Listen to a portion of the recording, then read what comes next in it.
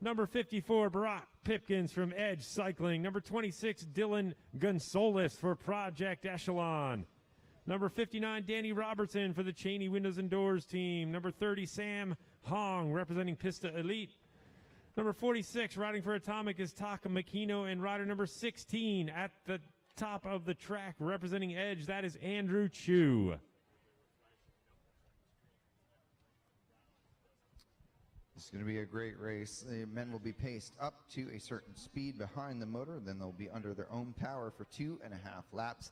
A lot of power in this race between any one of these men, but also different styles of riding within this entire formation. We'll see how those approaches play out over the next 5 laps.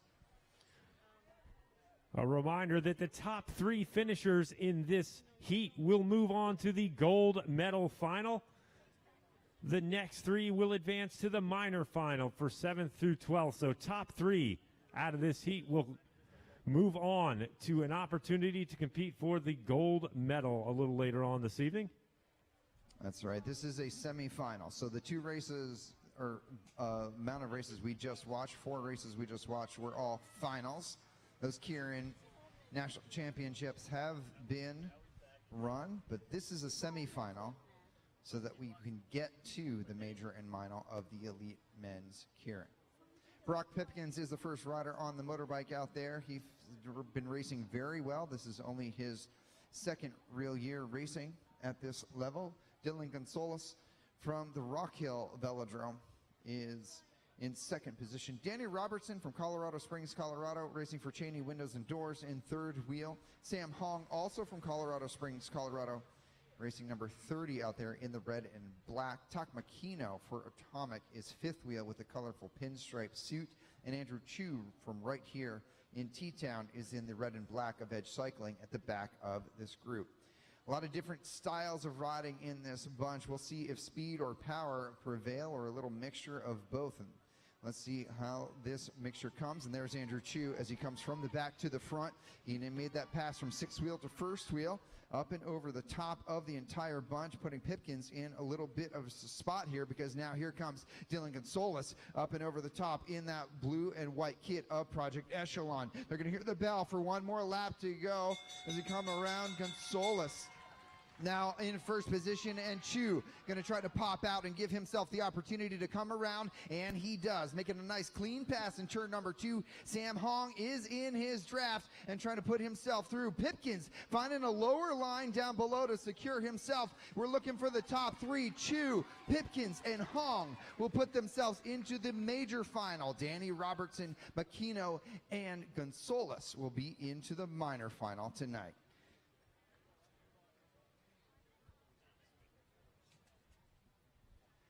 So the styles of ride that succeeded there were the speedy ones. Chu and Pipkins, both speedy riders. They have a very quick acceleration in them, and they were able to prevail. Do give them a nice round of applause as they come through.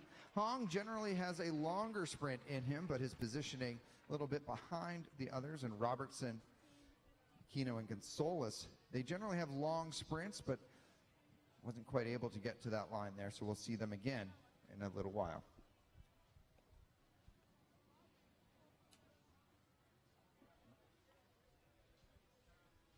All right, next up, heat number 2, same format. Top 3 riders will advance to the gold medal ride a little bit later. Bottom 3 riders advance to the minor final for 7th through 12th. Looks like we've got another full house of riders in the heat. 6 riders on the list, no scratches this evening.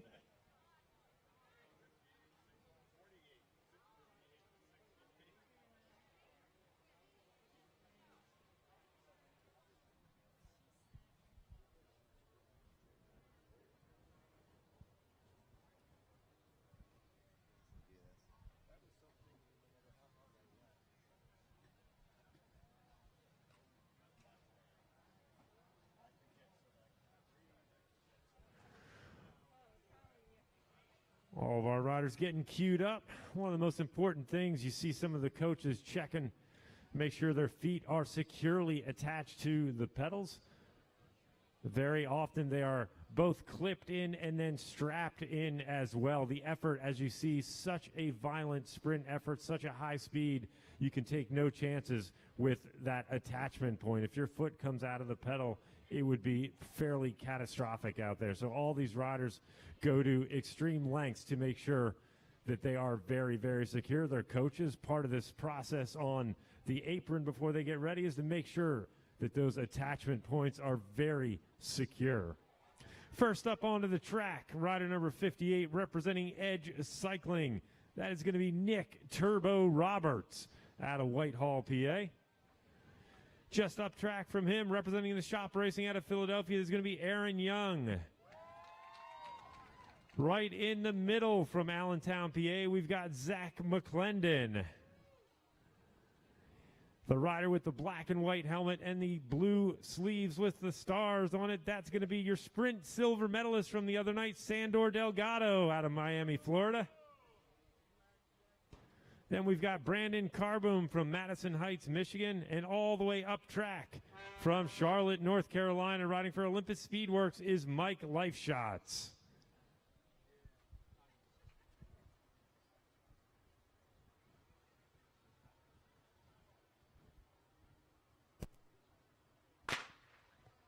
All right, we're rolling. It's Nick Roberts there in Edge Cycling kit behind the motorbike. Turbo is his nickname. He has a very quick finishing 200 in the legs. If he's in good position, he could be one to watch to get himself into those top 3 positions. Behind him, Aaron Young in the green, white, and black of the Shop Racing program. Aaron having a very good build-up to this tournament. He'll be looking for the top 3 wheels of the finish line. Zach McClendon in all black. Shown improvement over the past few weeks. He has been part of the U.S. development program for sprint cycling. He's had some good shows at our UCI sprint tournaments. Sandor Delgado carrying some very quick and good form into this race. He is 4th wheel right now. Delgado from Miami, Florida. He was telling me that their velodrome is close enough to the beach. That's how he wanted me to come down, so I love that. In behind him, you have Brandon Carboom, who is a Masters Team Sprint National Champion out of the Lexus Velodrome, and Michael Lifshots for Olympus Speedworks out of Charlotte, North Carolina. Motorcycle is now off the track. Our riders are under their own power. And Lifshots now coming into view there of your leader, Nick Roberts. Lifshots now holding even, and Aaron Young pulls up and out onto the hip of Nick Roberts to protect that territory.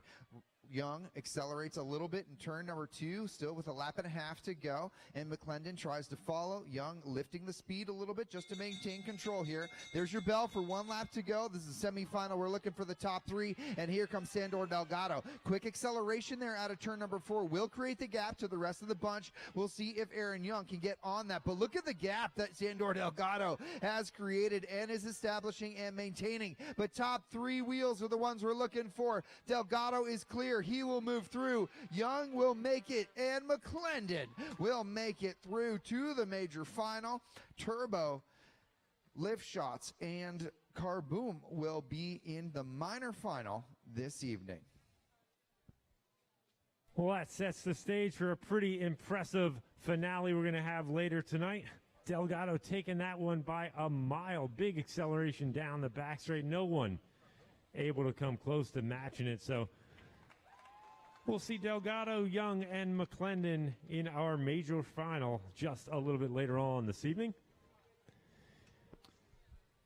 So looking at our result sheets here right now, from heat number 1, qualifying to the major final, you have Andrew Chu, Barack Pipkins, and Sam Hong. From heat 2, Sandor Delgado, Aaron Young, and Zach McClendon. Those 6 riders will be in the major final. In the minor final tonight, you'll have Danny Robertson, Tak Makino, Dylan Gonzalez, facing off against Nick Roberts, Michael Lifshots, and Brandon Carboom. Bill, I just also wanted to point out that the final 200 meters of heat number 1 It's a 10-4. So the final 200 meters of that first heat with Andrew Chu, Pipkins, and Hong, they completed the final 200 meters in 68.93 kilometers per hour. That's fast. Yeah, that's a little bit speedy. That translates roughly to about 42-ish miles an hour. So imagine doing that on tires that are maybe 21 millimeters wide and pumped up to about 180 pounds of pressure. Yeah, just about a centimeter of contact on the track, and they are going 42 miles an hour for 200 meters. I've driven cars that I can't push that fast. Some of my old clunker cars would barely click over 42 miles an hour. Andrew Chu is legitimately, and Sandor are legitimately faster than my car. Like if we had a drag race in the parking lot, Sandor and Andrew would beat my car. I guarantee it. We're going to test this out tonight.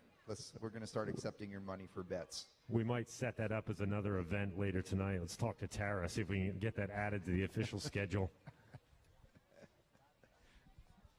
All right, up next, we are back to the junior portion of the program. This is our 11 to 12 junior girls scratch race omnium event number 3.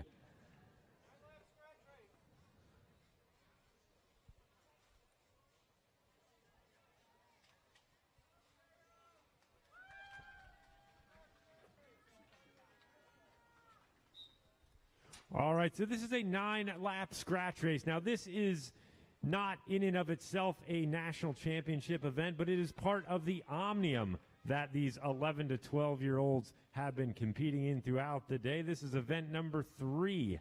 They did a couple races earlier on, and this is, I believe this is the final race? This is the final race in their omnium, so once we get the tabulations at the conclusion of this race, we'll be able to determine who our medalists will be and which young athletes we'll see on the podium a little bit later on. Anya Chen is leading this omnium for Virginia's Blue Ridge. She's won the first 2 events. She has 2 points in the omnium. Evie Alvarado has 5 points in the omnium. Let's see if it works better this way. Nope. All right, that gun means the race is officially on. So 3 kilometers, 9-lap scratch race. See which one of these riders is going to be the first one to make an aggressive little attack, start to spice things up. It has been some pretty aggressive racing from these riders earlier in the day. Anya Chen from Virginia's Blue Ridge, she's got a pretty nice little turn of speed. We've seen her really get those legs moving in the last couple races, winning most of those events by a pretty good margin. We'll see if Anya Chen can earn herself a 3rd win in a row that would secure her national championship. She is out there on one of the green Cannondales. We have a few green Cannondales. First wheel right now is going to be Isla Afan. Afan racing for the Team T-Town kit, rider number 254. The other green Cannondale is the Cannondale of Anya Chen. Evie Alvarado in second, Kavya Srinivasan in 3rd, Sophia Avery in 4th, Charlotte Westover in 5th, Isla Afan in 6th, Olivia Cordova in 7th, and Sarah Lynch in 8th, with Livia Roth in 9th. So that is the current standings of your junior girls 11 to 12 omnium event. Right now on the front, Isla Afan from Team T-Town kind of setting the pace. Staying down low, just in the middle of the sprinter's lane. That way she can only really has to look over her right shoulder to see if anyone's going to kind of come over the top of her, try and attack her up the pace a little bit. A little bit of a strategic move on her part with that positioning.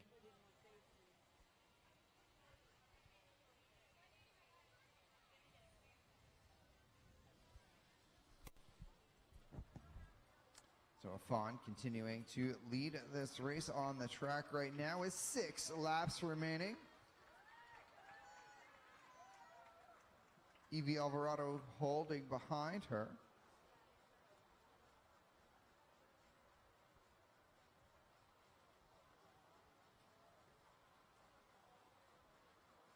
Anya Chen still third wheel as well, with Srinivasan in 4th. Now up above them, we'll have Sophia Avery. Avery has the green stripe on her helmet. She's up at the stayers line. As they come by, they're now going to see 5 laps to go. We're looking for maybe an attack at this point to see, because this could be an opportunity for some of the riders who maybe haven't sprinted well against Anya to get a chance to get away from her before the sprint comes. If I recall correct, Alvarado was fairly aggressive in some of our earlier races, put in a couple of good little probing attacks. I think Sarah Lynch as well, the Jerry Baker Jr. rider. I think they're biding their time right now, wait until just the right moment, a little bit late in the race. Westover back there in that orange helmet, also a chance for her to be aggressive again. We've seen her land on the podiums in some of our earlier races.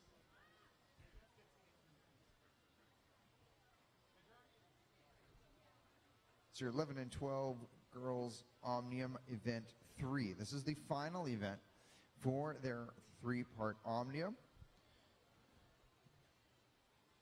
If you want to follow along with scoring, check out tracktiming.live. You can put the results that we have in the palm of your hand.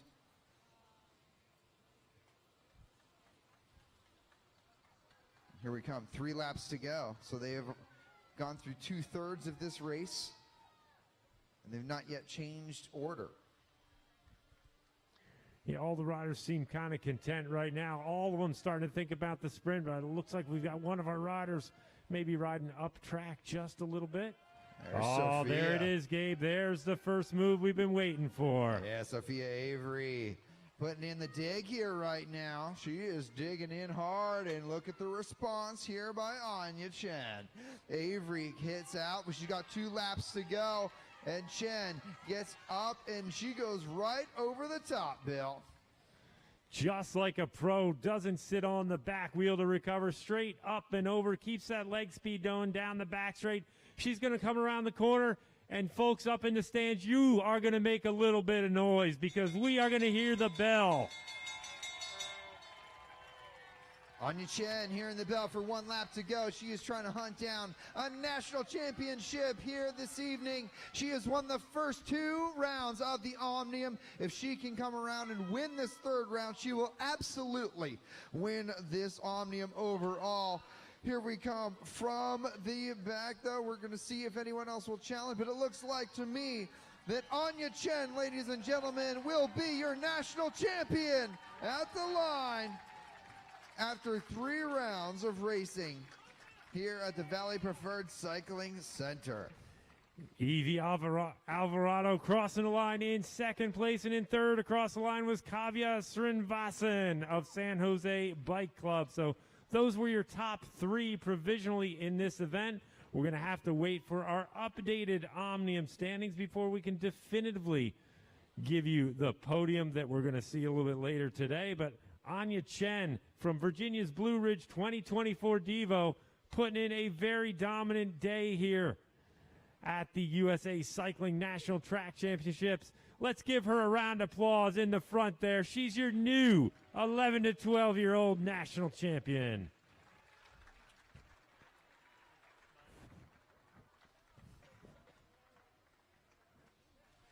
Nice ride there by Sophia Avery to get the action started. She accelerated over there between out of turn 2, I believe, and she got herself going, using that track banking to get herself up to speed. Nice to see her riding aggressively out here in this national championship event. I'll tell you, she's got a great initial turn of speed. Her jump, she just gets the gap really quickly, got the gap, extended it a little bit, but then that last half lap, Alvarado held it pretty close. So not sure if Alvarado was picking up a little speed or Chen was starting to kind of die out a little bit, but regardless, a pretty well-timed move. And that nice snappy acceleration doing her a favor, getting her off the front there and getting her a nice little win here in our 3-kilometer scratch race.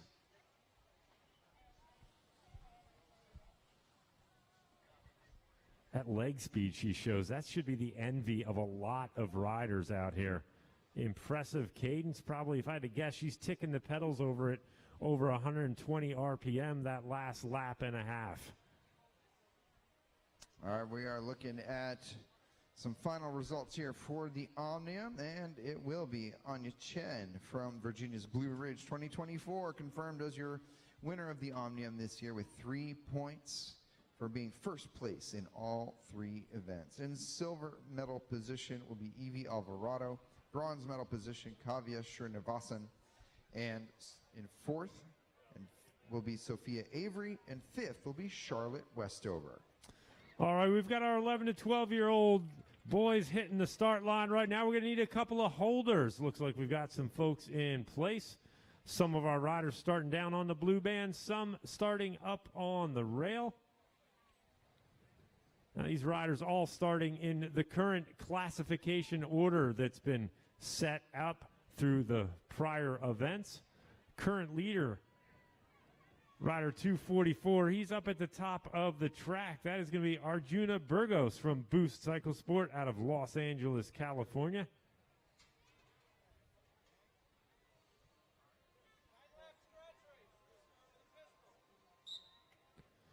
All right, neutral lap as always for these races starting here on the home straight. What our officials like to see is that all the riders get grouped together. Nice tight pack, no advantage, no disadvantage, everyone all together. They come out of turn 4. Everything looks clean and fair. Our officials will point the gun skyward, and that will signify the start of the race. And at that point, we will have 3 kilometers, 9-lap scratch race, the final event of this 11 to 12-year-old junior boys Omnium.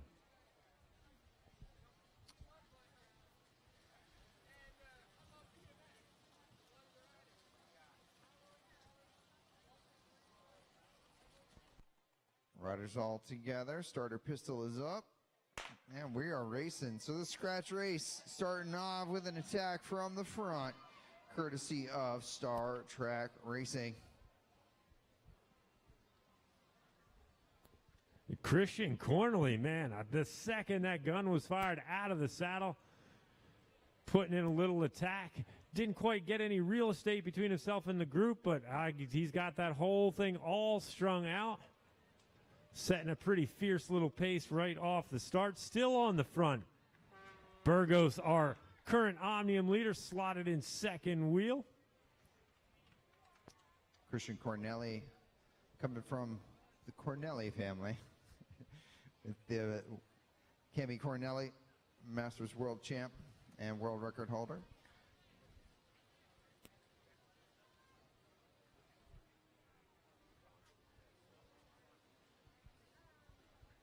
We have Quinn Pakonga from Midwest Devo in the mix right now. And Arjuna, there he is, accelerating one more time, number 252. That is Quinn Pakonga from Carmel, Indiana. Pakonga putting in a nice little dig, a little bit of a gap there off the third wheel. Riders kind of struggling to shut that down. Pakonga, one of the aggressive riders in some of our earlier events, earned himself a little spot on the boxes when we did our morning awards for the individual events. In second wheel is going to be Arjuna Burgos. Arjuna is the defending national champion in this event. Now 12 years old, this will be his final year in this age group before he bumps up to 13, 14, of course.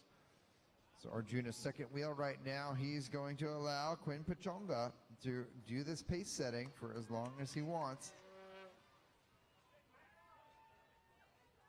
Ari Evans is third wheel. Evans having a very good omnium so far. He's been on the podium a number of times already for the first two stages of this three-part omnium. I'll tell you who's hiding out in there right now. Rider 242, Daniel Barrero from Team Star Trek. We saw him get some good results earlier. I anticipate him pulling out that sprint for this race. He's tucked in nice there, just kind of following the wheels, saving his energy. It's one of the things we talked about earlier. These omniums, got to be careful going too hard for the individual events because you're racing all day long. We started doing these events at 9 o'clock this morning. And granted, you get some little breaks between. Obviously, we had a break between sessions, but it's still a long day mentally to stay on your game out here. Yeah, it's hard to eat and stay hydrated as well for these tournament-style events. So great racing by all our kids out here today. Feel free to make some noise, T-Town, as these kids come around. It doesn't just have to be the last lap when you make some noise for our 11 and 12-year-old boys out here. They can hear you. Even if they're on the other side of the track, they can actually hear you. It's amazing, even though they're going quickly, that noise does come down into the velodrome. They can hear it, and they do appreciate it. So let's make some noise for our 11 to 12-year-old boys. Whether you have somebody in here or not, this is the time to help get these guys to a national championship ride. Don Smith from American Cycling League out of Detroit is on the front right now. He does a lot of mountain biking up there in Michigan, if I remember correctly. And he's also, of course, on that Lexus Velodrome. He's putting himself into the position, looking at, going to be 2 right now. And now we're at 1 lap to go with the bell. Don Smith is on the front. Arjuna Burgos in second position. You've got Ari Evans right behind in third. Can Smith hold on to this first position right now, or will Arjuna Burgos come up and around? And there's Evans with a huge surge out of tier number 2. Evans now into 3. Burgos responds. Does Burgos have enough time to come up and around? Evans with elbows out to the line, and Arjuna Burgos will take the final ride just ahead of Ari Evans from Star Trek Cycling. But your latest national champion will be Arjuna Burgos, ladies and gentlemen, from California. That might be one of the best finishes we see all night long. Evans taking the long run to the line. Almost pulled it off. He had such a head of steam. Burgos just getting by at the line. Really working for that win. Big round of applause for these young men pulling off a great bike race out here.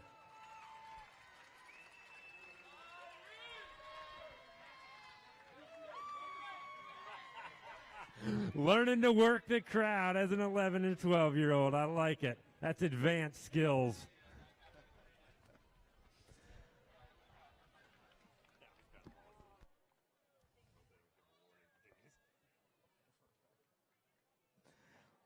Oh, man, I love the 11, 12-year-olds. They're awesome. I know. I'm going to have 2 in this race at once.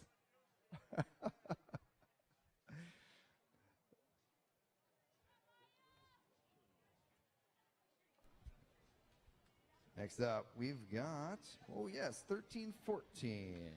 13-14's right at the top of the track on the boards. Your current leader, that is rider number 228, Emma Jimenez from American Cycling League Detroit out of Novi, Michigan. First rider down on the blue band.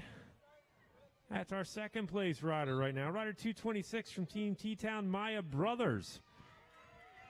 As our 13 to 14-year-old young ladies are off. Their final event as well, scratch race. This is 4 kilometers long, so that is 12 laps in length.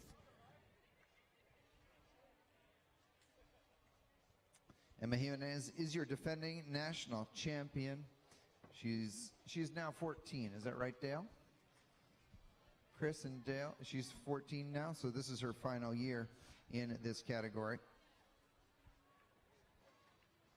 And we are underway. So Jimenez, you're defending national champion in this event. She's rider 228 out there representing the Lexus Velodrome. Maya Brothers has done a great job challenging Jimenez all day, while Jimenez has ended up successfully defending each of the events. Brothers has really given a nice challenge to Jimenez throughout this tournament, so it's been nice to see. And here we go, Maya Brothers, the first one to come down to that sprinter's lane in that Team T-Town kit. Brothers goes up track, and Jimenez is willing to collaborate with Maya Brothers.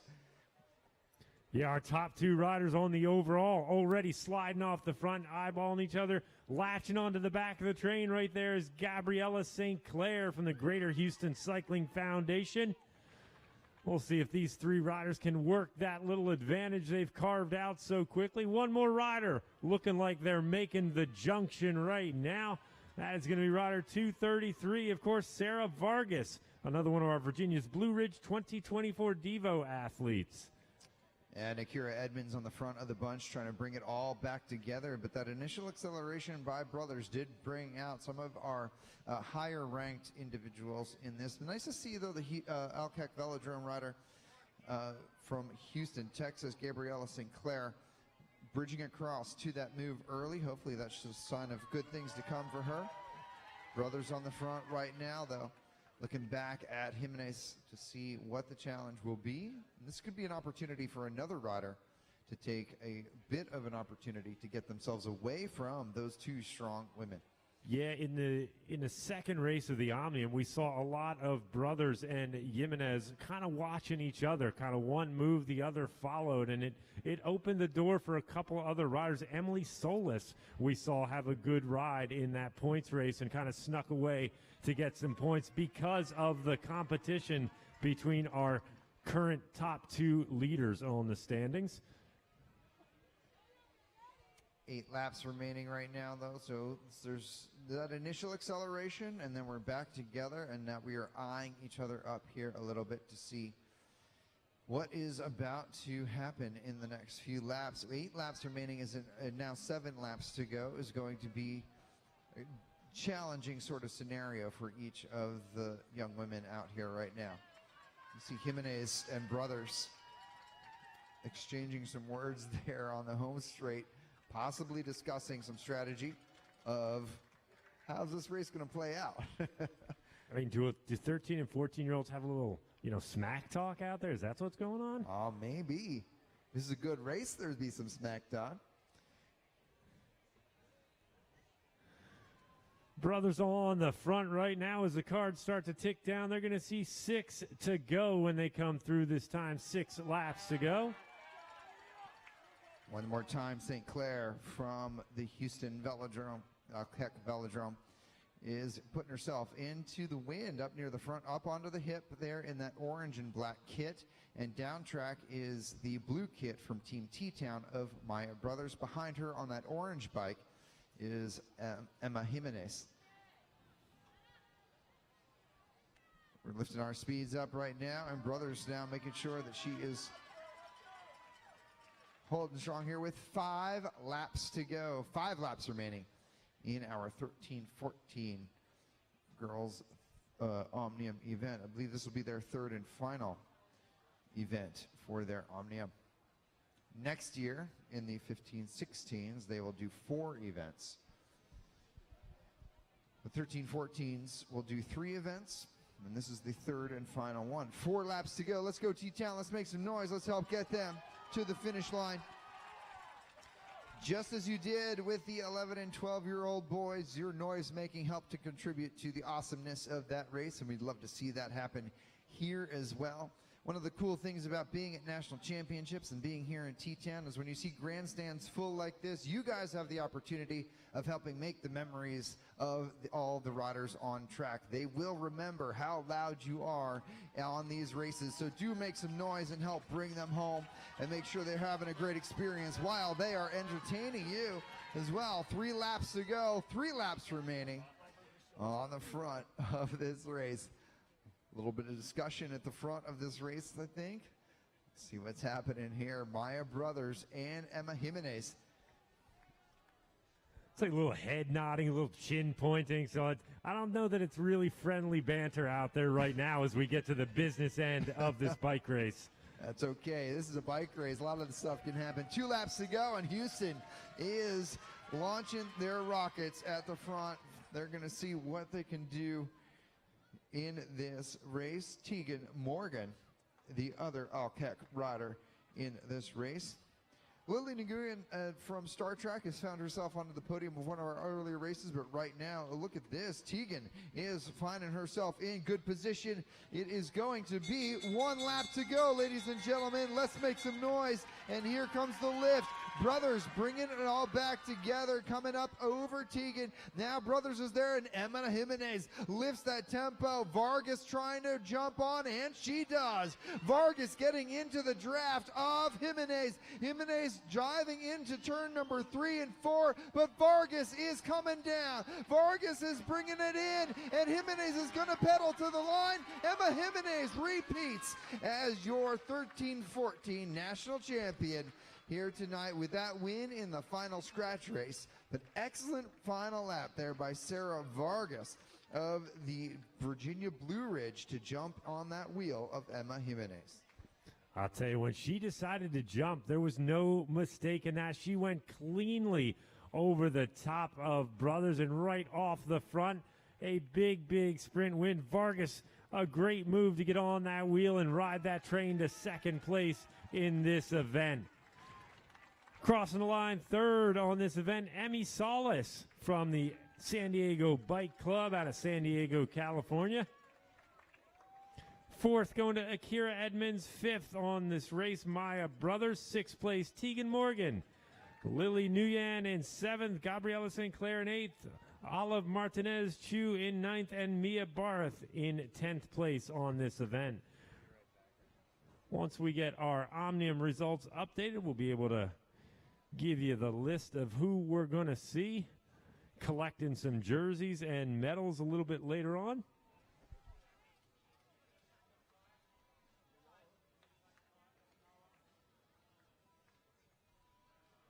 Right now, we've got our 13-14 junior men rolling to the line for their Omnium event number 3, and you can see we have got a huge group of riders. So we've got all of our holders in place. We're going to need a lot of them here on the home straight.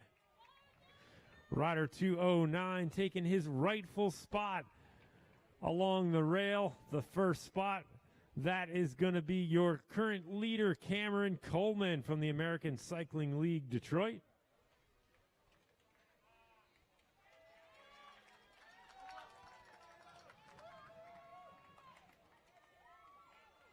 Rider 219, the first rider on the blue band side, riding for Team Star Trek. He's currently sitting in second. That is Mr. Noah Shumskis.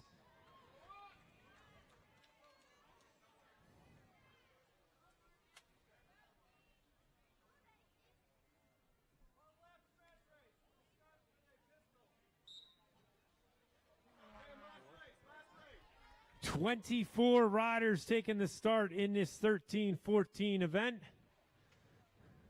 Without question, this is going to be one of the more aggressive events of the evening. We saw a lot of great racing by these riders early. Cash Adamski showing some good legs out there earlier.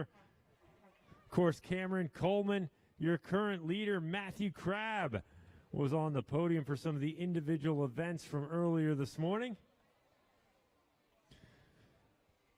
Anton Yernashev from Jerry Baker Jr. has been putting on a good show so far today. All right, gun is up. We are racing right off the bat. We've got a big attack. Gavin Newman from Portland, Oregon, lighting up the front of this field, catching a lot of riders off guard. Look at the gaps down the back straight. This pace is full gas. Full gas right off the start. Keirin Coleman is responding, though, and he is getting himself all the way up to that wheel, and he is going to participate with this late acceleration. We'll see if Newman is going to bring out a full breakaway or if he is just simply strung out the field here. An excellent aggressive style of riding there by Gavin Newman from East Portland Youth Cycling. Looks like we're coming back together, Bill, but I love seeing those aggressive jumps. And here he is again. He's not satisfied with one. He's got to go for two. He must think that there's a most aggressive rider award on tap tonight. Putting his nose out in the wind, trying to keep the energy high out here. Now, I don't believe he's in the top end of the standings right now, so clearly he's looking to try and shake things up, maybe try and ride himself into some contention in this final event. Newman currently ranked 13th in the Omnium right now, so he is really just focusing on this race and just trying to get himself a good result in this final scratch. Sometimes that's kind of fun, right? When you're out of contention in an Omnium or a stage race for one reason or another, gives you a little freedom to not really think about riding defensively to protect a spot or whatever. You can kind of just go out there and race your bike and just drop some big attack bombs out there. And honestly, that's what changes the dynamic for a lot of this event, even for some of the leaders on the classification right now. Yeah, it could be really good for some of these riders a little bit further down. Give themselves an opportunity to maybe jump on a podium step at the end of the night in separation, differential from, and here it is. Nice third attack here by our man from Portland. He really wants to get that red aggressive number for himself for this event, and Keirin is responding. Let's see if it pulls anybody else out and if we get any real splits in the field. Newman is my new favorite rider, though. That is awesome. Yeah, I love a good bit of aggressive riding. I tell you, he's consistent. Almost every move has come in the same spot as, hey, look, we're going to go ahead and do it again right now. A little less aggressive, not quite out of the saddle, but still out of turn 4, coming down track with a head of steam, trying to keep things moving, trying to keep things spicy, and all the rest of the riders on their toes. Which velodrome is Newman from? JB, all right. Very good job, JB. Teaching him well up there. He's from Portland. He drives up from Portland. Nice. 3 hours to get to the JB Velodrome. That's awesome commitment. Well, he's doing a very good job here in this race right now. Clearly knows how to ride the track, right? So like he's clearly very smooth on going up and down. He jumps at the right spot, using the track banking to help get him up to speed, to help establish a gap. And then when he is done with the effort, he's also smoothly going back up track. So nice job, JB, on helping get our next gen ready to race. Here's a lift here by Adamaski on the front. Adamaski from Lexus Velodrome. Keeping an eye on everyone out here, seeing what the next jump will be. He's got me on my toes. I'm waiting. I know he's going to accelerate again. He can't. He's clearly a guy who can't hold himself back from throwing down some big attacks. He's just got all that youthful energy out there. We'll see what he has in store here. Riders tired from some of those accelerations, courtesy of Mr. Newman. Out there right now trying to regroup, and Adamaski from Lexus Velodrome right now stuck on the first wheel. Daichi Yamashita is second wheel behind him. We have a Velo Shop rider from right here in T-Town.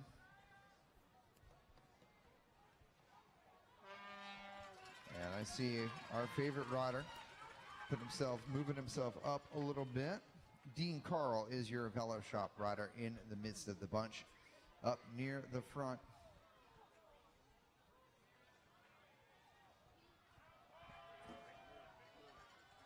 And a big move here. Nice job by Edge Cycling rider. It looks like Troy Sanders. We'll see if that is the right race. Could be Jackson as well. 218. It's going to be Jackson Sanders. I was almost right. His brother is in the next age group. But Jackson coming up and into the speed. And look at this, Bill. Rider 214 is going to be Ezil Hernandez. Well, these riders are coming around the final turn, and they're going to hear that magic sound of one lap to go. One lap remaining, and this is where all the marbles count right now. Sanders tried to make a jump on the field. He couldn't quite get there, but Hernandez is there. And look at this jump out of turn number 2 by your rider from Detroit. It is your leader of the Omnium, Keirin Coleman. Can he hold on to the line? Amansky is right next to him. So 2 riders from Detroit going 1 and 2 in T-Town tonight. Nice job, Detroit, representing well at national championships. That was a wonderful little 1-2 for the American Cycling League Detroit riders. Keirin Coleman and Cash Adamski putting on a little bit of a clinic there in the finale of this scratch race. Absolutely. Timing was perfect there by Coleman and Adamansky. Let's give these guys a nice round of applause, ladies and gentlemen.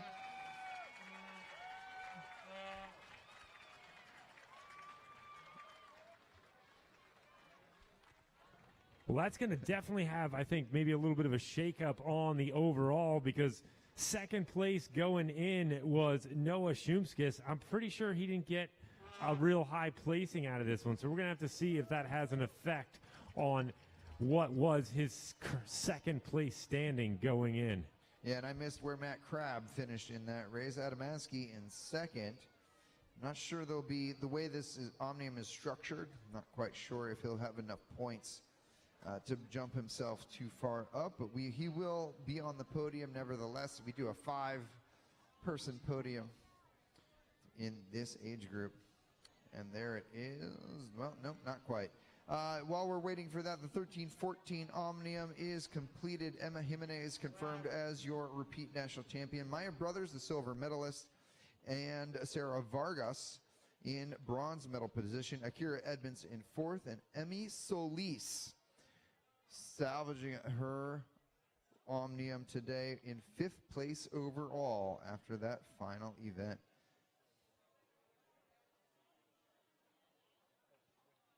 We will run podiums tonight, ladies and gentlemen, so don't go anywhere. We've got a lot of great things yet to come. Keirin Coleman, I'm seeing on my sheet, is now confirmed as your national champion in your 13-14 boys Omnium with 4 points. In silver medal position is Noah Shumskas. In bronze medal position is Cash Adamansky. And in 4th place is Matt Crabb. And rounding out in 5th place overall is Kai Afan. So congratulations to your top 5, and congratulations to everybody racing here today. Shout out to the most aggressive rider, Gavin Newman from East Portland Youth Cycling. Racing in front of the JB Velodrome, driving 3 hours each way to get there. Love hearing those stories. I don't love that you have to drive 3 hours, but I appreciate the commitment.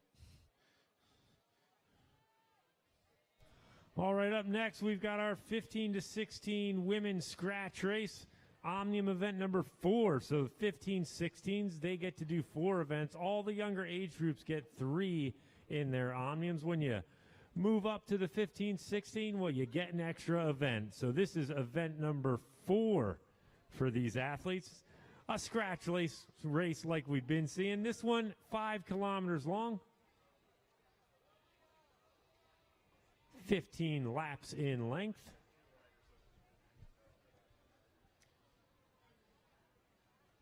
Is Leary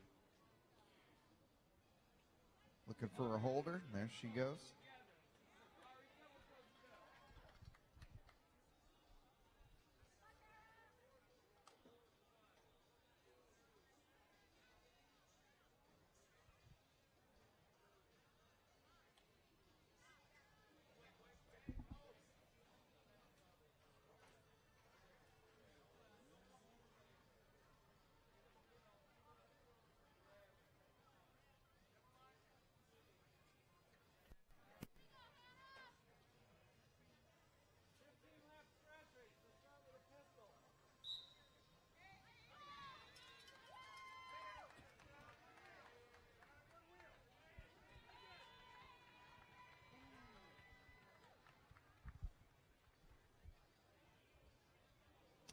15-16 young women on track for this scratch race, 4th event.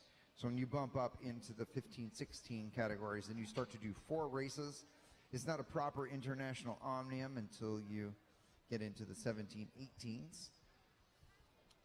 This is still a 4-part event, and this is the 4th part. We'll round out with a scratch race. First rider across the line at the end will take the win.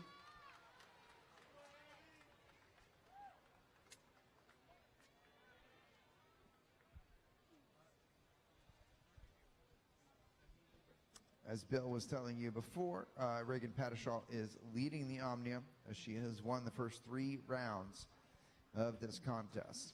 Let's see who's going to start the charge here, and it's going to be a Jerry Baker Jr., of course. Let's get some eyes on who this Jerry Baker Jr. is. It's going to be Leah Holzlander. Holzlander getting herself the first accelerations of the day.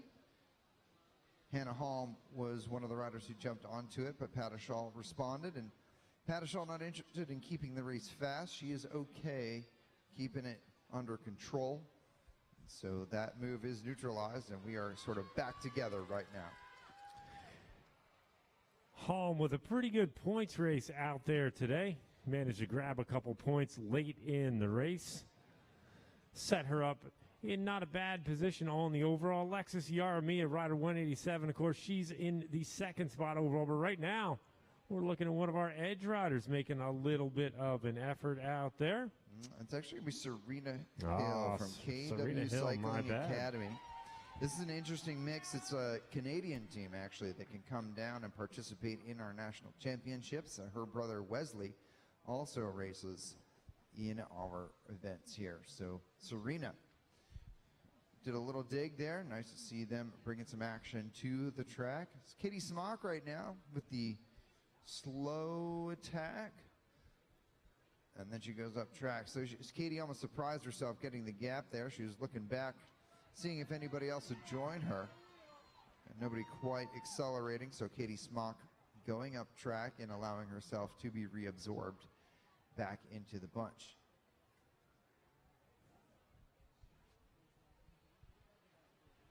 I like seeing these accelerations, Bill. It's nice to see that there are some riders who may be a little further down in the Omnium standings willing to take a bit of a flyer to see if they can get a breakaway opportunity. I believe this is one of the Mejia sisters.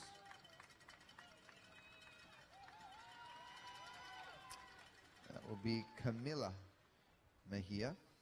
Yeah, I think at this stage of the Omnium, we're in the final event, right? We've already had 3 events, event number 4. So if you're kind of far down on points, you've got nothing to lose. You don't have a position necessarily to protect. You're not riding defensive necessarily. You may as well go all in this race, and that means riding a little bit aggressively, taking some chances you might not otherwise take, because that's really going to be your only opportunity. We watched Padishaw early. We talked about how dominant she was in some of the events, sweeping every single point sprint in the points race, but she did that in a style that was aggressive yet conservative. She did just enough to do what she needed to do to seal up the win, to take all the points, but didn't really put out much extra work because she knew as we got later into the day, into the early evening here for the final event, she was going to need a lot of that energy because she knew full well that there's going to be a lot of riders still in contention. So it's not easy street necessarily just because she's on top of the leaderboard. That's right. There's a lot to think about when you're doing these multi-part events. You can't just bury yourself initially. Serena Hill trying to lift the speed here a little bit, and Padishaw matching it down below. Padishaw really does not like to give up the first third of this race, always trying to keep everything under control, never taking any chances with anybody in these fields. And so Padishaw riding this very much like a sprint event in a way, right? She's like taking it from the front, keeping an eye on everybody, riding with her chin on her shoulder sometimes, just to use that peripheral vision to keep an eye on other riders. it's a distinct difference between like a rider like Jennifer Valente, for example, who will float near a back sometimes and just watch everybody do their thing, and then Jennifer will move up to the front when she wants to do something else. Whereas Padishaw's, again, just treating this like a sprint or Keirin in that fashion.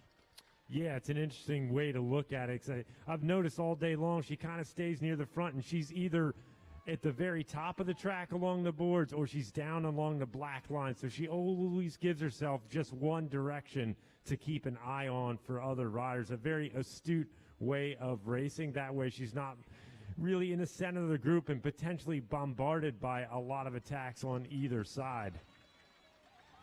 Rider 186 right there, Leah Hulslander, another one of our Jerry Baker Jr. riders leading things through. They saw 5 to go on our lap counter that time, so started with 15 laps. We're down to 5, the final little bit of the race, kind of like what we like to call the business end of the bike race, because this is when it starts to get serious. You know, once you're inside of those last 4 laps or so, once that pace starts to lift towards the finish, well, it's going to be on the entire way. So we're just moments away from seeing the move that makes this pace jump to single file for these riders for the last few laps. Yeah, this is the final third of the race now. We're really final quarter of the race. And we're going to be looking for the setup for the final sprint. The sprint in T-Town, generally about a lap and a half.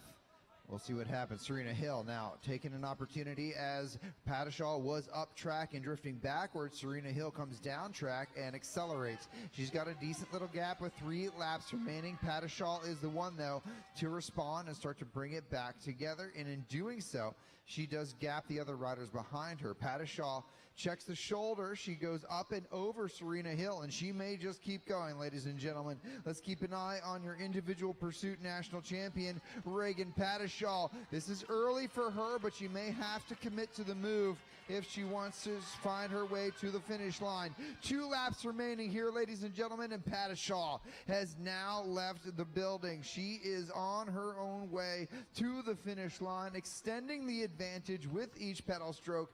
As she comes around out of turn number 4, she will hear the bell for 1 lap to go for Reagan Padishaw, and the final lap of our 4-part 15-16 Omnium is about to get underway as we see Padishaw now a half a lap advantage over the field. Padishaw checking that left shoulder for the final time as she comes into turn number 3. The blue shoes are dancing tonight as she comes out of turn 4. Ladies and gentlemen, please welcome your latest national champion, Reagan Padishaw.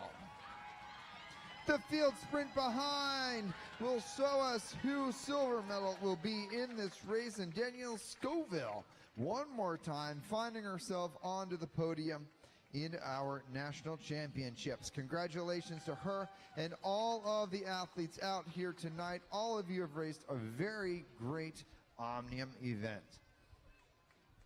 We waited all day for Padishaw to turn on the afterburners like that. We knew it was in her. She did just what she needed and not a bit more until she decided, you know what, I'm going to put on a little bit of a show in the finale. No reason to save any more energy. So right there, our very own Reagan Padishaw from here in Bridesville, PA, going to put on another national championship jersey this evening.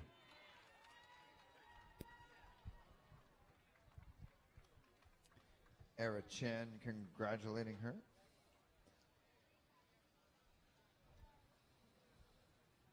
Nice to see the different teams and the different girls from different parts of the country getting to chat with each other a little bit on these little brief moments where they get to sort of just finally relax, right? The competition is over. You have about a minute or 2 on the apron here until you're having to go down to the infield, back to your own little world.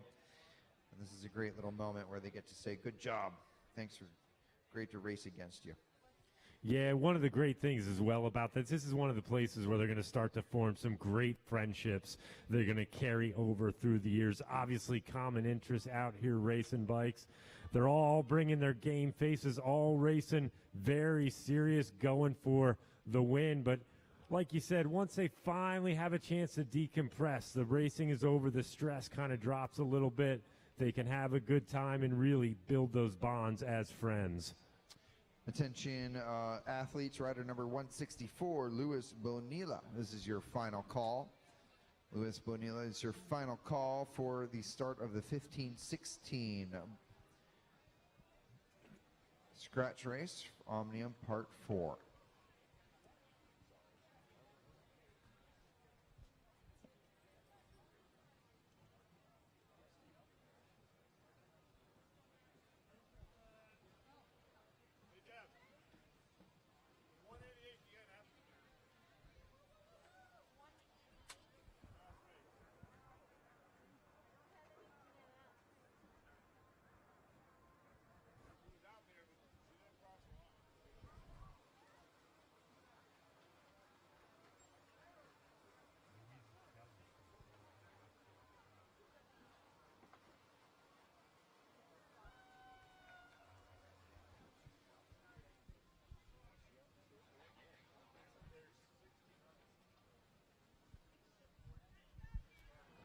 On deck right now, our 15-16 men's scratch race, their final Omnium event.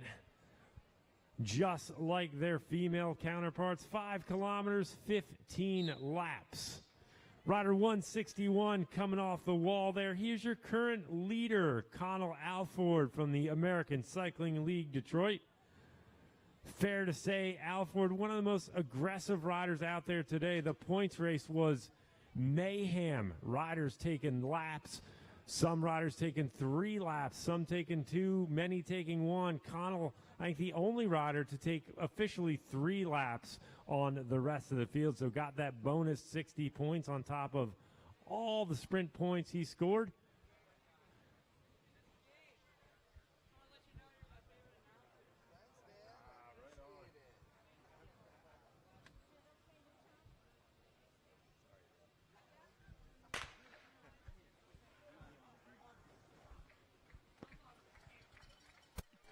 We are underway.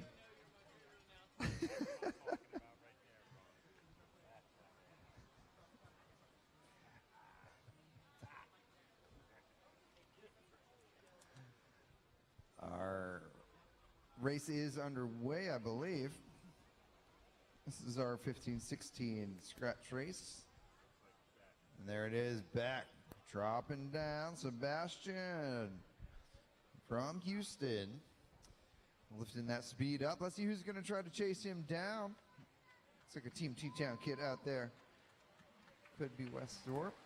That's going to be Calvin Brakovics from Team T-Town trying to bring it back, and Connell Alford will quickly bring that back. Matt Peters is in that mix with Enzo Edmonds for Star Trek Elite with the white helmet, and Otis Engel on the blue state bicycle. So those guys are there. Sebastian Beck jumping into the draft there as best he can. And Engel reintegrating into the front with Grayson Hawk jumping onto his wheel. So this race started a little slow for the first 2 turns, and then Sebastian jump-started it, and everybody followed suit. It's going to be Troy Sanders of Edge Cycling down in the sprinter's lane. Troy Sanders, another one of those riders that benefited from some of the chaos of that points race, got with the leaders in the second half of that points race and got quite a few points to kind of catapult himself up inside, I believe, the top 10 right now on the Omnium. So some very astute riding by that young man early in the points race. Right now, we've got the most aggressive guy on the track. Looks like Connell Alford back on the attack. Well, Alford knows that he has to get rid of Enzo Edmonds. Edmonds has challenged him. Edmonds won the elimination. He's in 3rd, though, in some of the other races. So I do think that Alford overall would be safe, but Alford not going to leave anything to chance. And he is going to do his best to get rid of Enzo Edmonds. This is Grayson Hawk, though, jumping across to Alford right now. Nice move here by Grayson. Yeah, Grayson Hawk showing some great form. He kind of looked like he struggled a little bit in some of the endurance events earlier, but Hawk looking like maybe he ate his Wheaties during the break. He's now closed that gap down, sitting comfortably on Connell's wheel. Those 2 riders with Nice little bit of real estate. Jaden Lee leading the charge in the field with Enzo Edmonds hot on his wheels. Matt Peters and Grayson Hawk, the next two riders in line, and Sanders rolling through as well. But I'll tell you, our two leaders, they're rolling out to a nice little gap right now. Looks like Otis Engel sensing the danger. The Gotham cyclist rider making a big effort out of turn 2, trying to shut this thing down. This could be a completely different race from what we've seen earlier in the day. And if Enzo and Jaden are left behind, there's some more horsepower in the back, though, still. I'm surprised to see this bunch letting this gap open up as much as it has been opened, because Alford is now established around a half a track advantage. Hawk trying to hold on, and Hawk pulls the parachute, unable to stay onto the wheel. Hawk's going to try to get onto Otis Engel's wheel and hang on for as long as he can, but Connell Alford now by himself. Engel and Hawk are now in chase. Yeah, I tell you, a lot of strength still back in the field, but this is what we've talked about all day. This is a long game to play. It's a big endurance event. 4 events. Fatigue is bound to set in at one point or another, and it looks like it is definitively set in for everybody except Connell Alford with 6 laps to go. Still got Otis Engel off the front here, not getting any more help from Grayson Hawk. Hawk taking a look back, seeing what's going on. Those two riders, training partners, friends, they spend a lot of time on the bike together. They know each other. They can read the body language. Engel sitting up. Hawk going to continue the effort all of the sudden down the back straight, but right now looks like a little bit of a losing battle. A half a lap advantage nearly to Connell in the front. Connell Alford now is going to be looking at possibly lapping the field in a 5K event if he's able to continue to hold on. We are looking at 5 laps to go for the field as Connell comes into turn 4. He should see 4 laps to go right now. And so Connell Alford doing an amazing ride here. There's no actual omnium benefit for doing this. He's just sort of showing us what he's got at this point in time as he lifts that tempo, and we're coming into what will be his final kilometer. At the front of the field, you're seeing Otis Engel and I think it's Gallagher, Merritt Gallagher from JB Velodrome, separating themselves from the front. And here we're seeing 3 laps to go. 1 kilometer left, Bill, for Connell Alford. I'll tell you, Connell's just on autopilot right now. He knows he's pretty much got this one in the bag as he's now on the same straightaway as some of the stragglers that are just off the back of the field. Merritt Gallagher from Jerry Baker Jr.'s leading the rest of the group. Taking a look back, Jaden Lee not too willing to help, nor is Matt Peters. And here's a nice Padraig Leary is jumping away from the bunch just as Connell Alford is making contact. So this is going to be a little bit of a complication in scoring here if this stands. So Connell Alford is your leader of the race.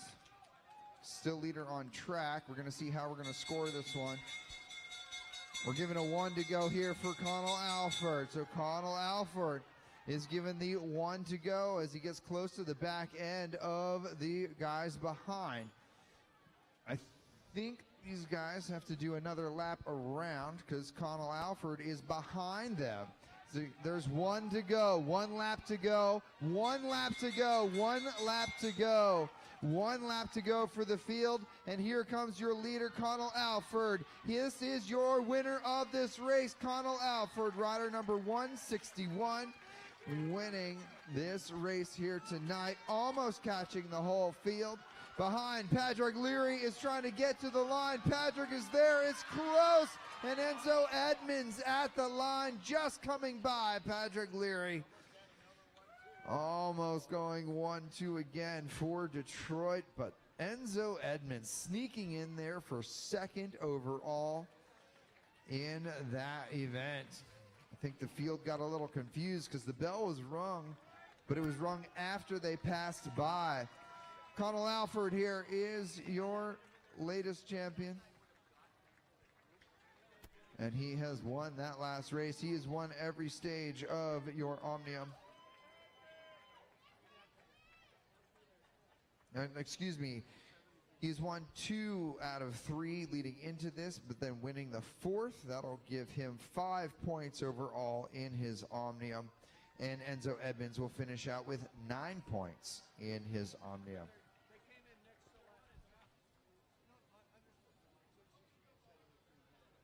So just a refresher, Connell Alford almost caught the back of the bunch.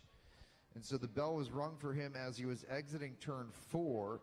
The bunch had just passed the start-finish line, and so some of them thought that the bell had been rung for them, but it had been rung for Alford, who was behind them. So the way that was scored was correct. It's unfortunate, but sometimes you just have to sort of have that situational awareness as a rider out there on the track.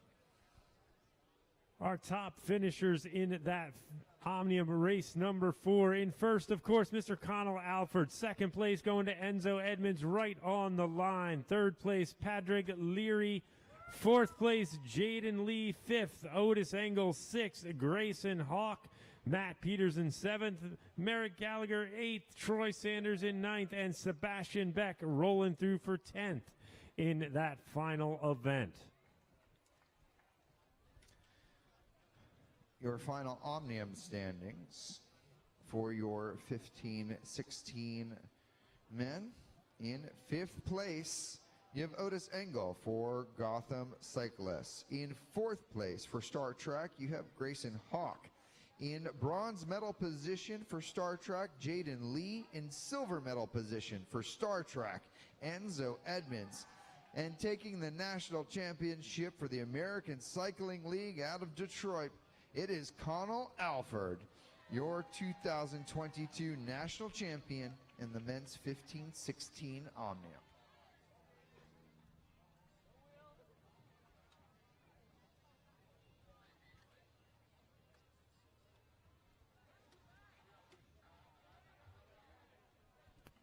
All right, now on the home straight, getting queued up. We're now to our 17-18 junior men. This is the points race. This is a standalone championship event.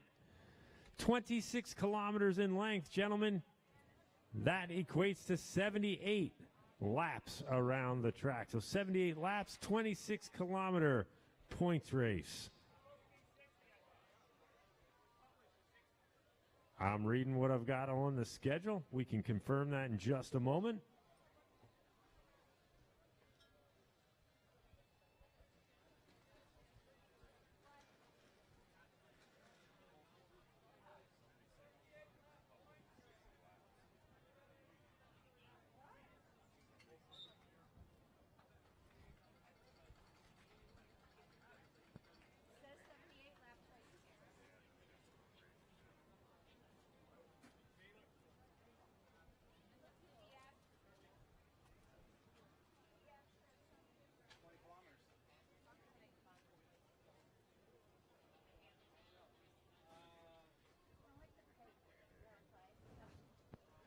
All right, well, this race is going to be here a bit, and I just wanted to remind you all the Shangy's Craft Beer Handlebar is open right now. We have food available over at the Shangy's Craft Beer Handlebar as well.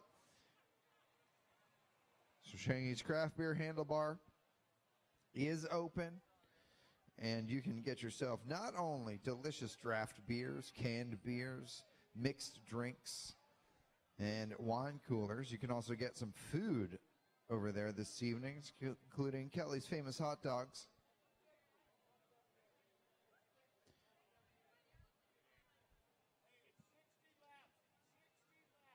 Okay, 60 laps now. We're changing this race, 60 laps. 60 laps, gentlemen. You'll do 60 laps. There'll be 10 sprints total, not 13. I did that. No, I didn't. So 60 laps.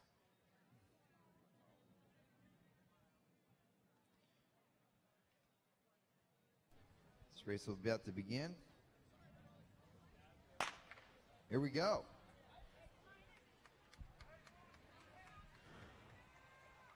All right. Our young men racing for 60 laps. They're going to have 10 sprints throughout that for the points race finals. Kelly Olkers leading them on through. Right now we've got our Piedmont rider, Preston I, swinging up out of turn number 3. So, Gabe, this is a points race. We've got 10 total sprints. The sprints break down 5, 3, 2, and 1. Final sprint is worth double points. So that one's always a little extra value, a little extra bang for your buck. And it's amazing how many times that final sprint makes a pretty big impact on the overall standings. I think we've probably seen it 2 or 3 times throughout the week here where that's seen some lead exchanges through that final sprint. All the sprints, very important though. Consistency is the key. So you essentially have 9 intermediate sprints that will be run every 6 laps. So every 6 laps you'll have that bell rung for your sprints. First 4 riders across the line go get 5, 3, 2, and 1 points respectively. And then that final sprint at the line when it says 0 on the counter and the bell rung at 1 to go, that final sprint at the line, as Bill just said, is worth 10, 6, 4, and 2. Double the points means double the spread, and that double spread can oftentimes change significant overall results. This is a 17-18 event, so these guys are just one step away from the elite ranks. Jonah Hover in this race so far having an amazing national championships where he has won, I think he's won every race he's entered so far. So he's got individual pursuit, omnium, and some others. Action on the track, Luke Fetzer. Off to the races right now. Fetzer is a very strong endurance athlete. And there's your bell for the first intermediate sprint. So Fetzer anticipating that well, but that red and black kit of Jonah Hover there to respond to it as Hover comes into the draft there of Fetzer. Let's see if he can make that pass. Fetzer still first wheel as he come out of turn number 3 into 4. Now Jonah starting to make that pass. Fetzer down in the sprint lane. Hover comes over the top, and Hover will get 5 maximum points. You did not see Preston I there on his right. He was looking left down at Luke Fetzer. I believe Amara also jumping in there for a point. Bill, did you see the finish order of that in total? I saw it was Hover, Fetzer, I, and Amara. Correct. That's how it came down. So those 4 riders officially on the board with the first sprint.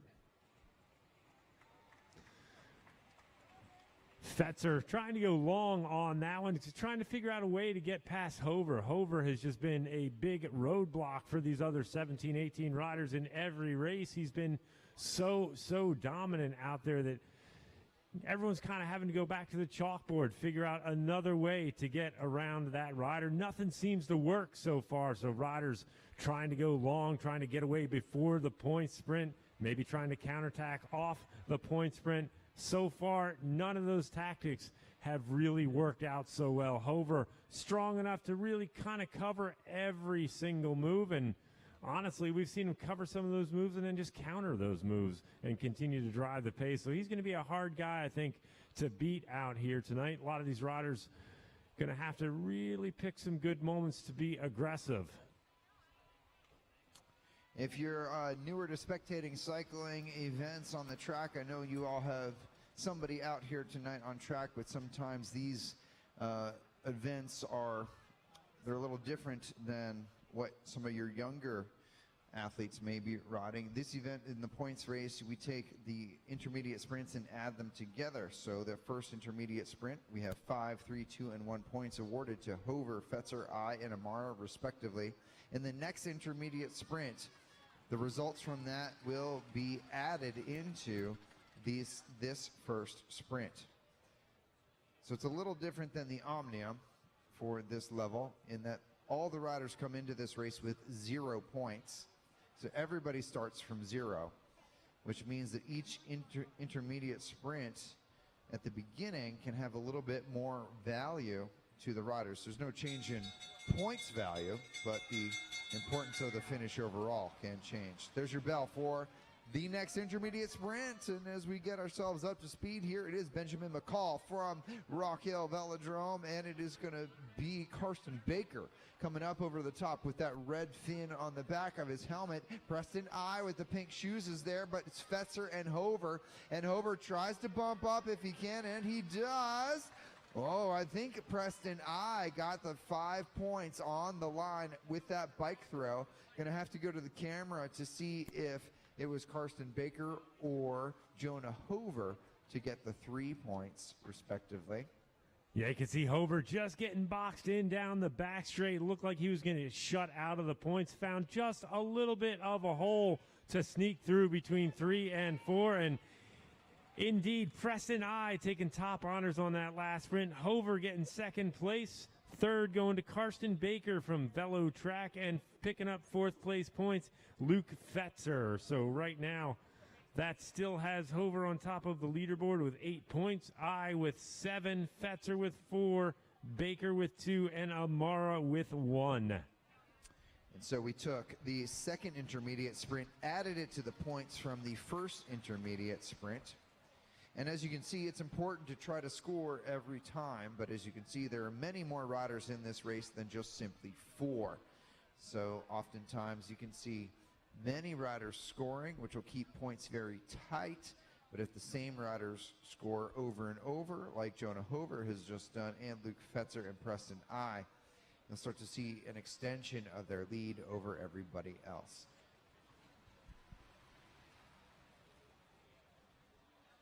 Hover undefeated so far in his national championships, and so far he's off to a good start. He has been a factor in the first 2 intermediate sprints. He won the first one. He was second place in the second one. That gives him 8 points total, but he is only 1 point ahead of Preston I. Preston I wearing the green and white kit of the Piedmont program. Bill, who is Preston I's coach?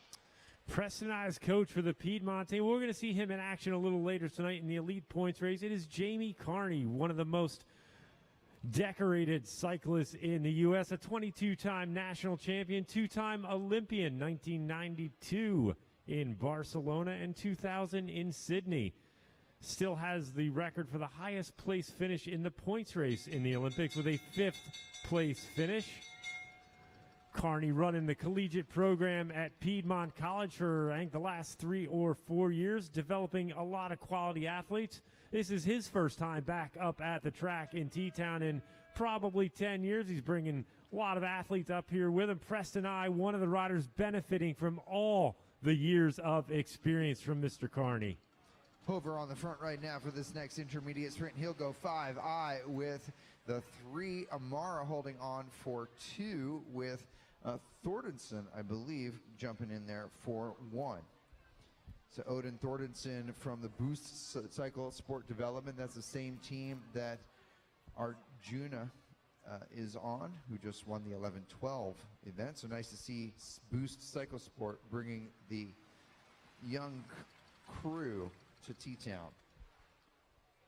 Let's remember, too, Preston I gave Hover a great run in the elimination early today. Took him all the way to the line in that race. Hover just getting the best of I. So I clearly has a good set of legs underneath him right now. Very fit, very speedy, and he's getting some very sage advice from one of the best tacticians out there. So he could prove to be the biggest bit of competition out here right now this evening to young Mr. Hover.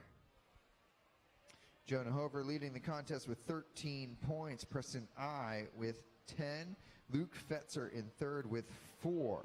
Matt Amara in 4th with 3. Karsten Baker with 2. David Magidson from Jerry Baker Jr. is jumping in that last sprint for 1 point.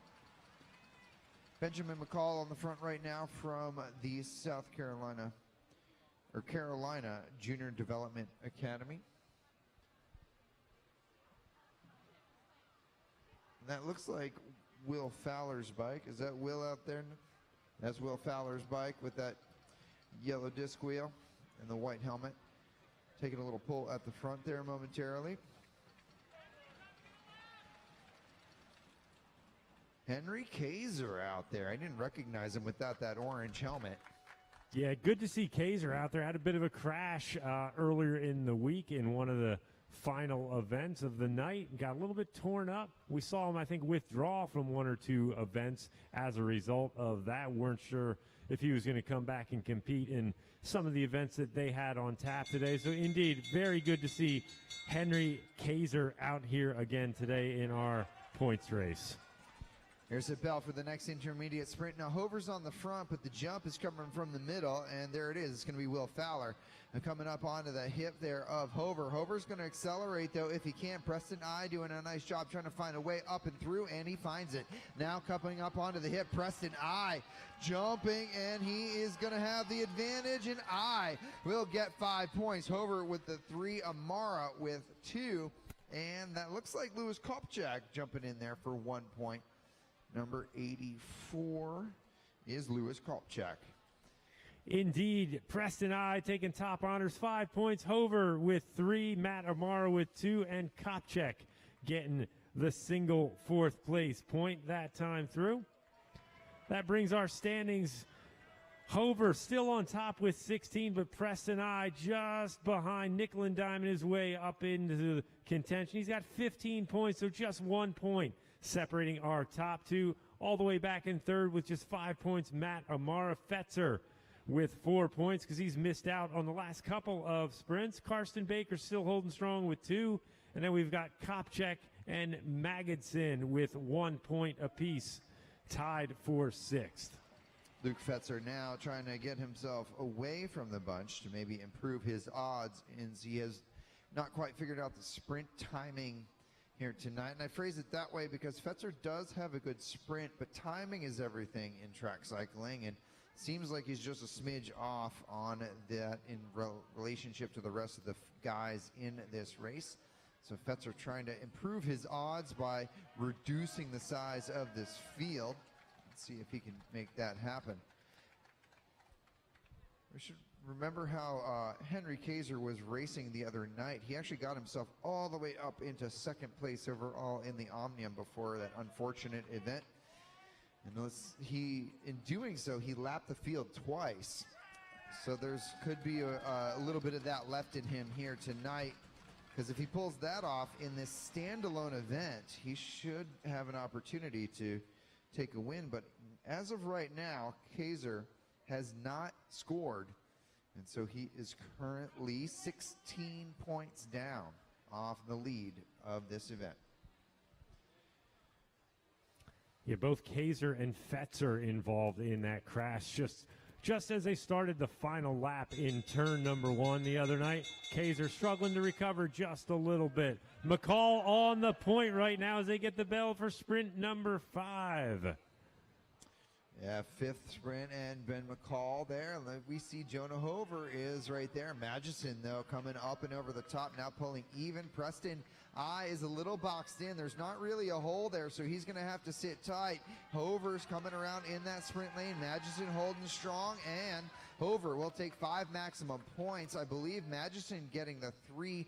I think Preston I got 2 and Amara with 1, but Amara got the 2 and I only got 1, so that's going to be very good for Jonah Hover in this overall. And now this is going to work in Jonah's favor as well, I think, but we've got Luke Fetzer being the aggressor here, trying to counter that attack, and he has drawn out those riders who just scored in that last intermediate sprint.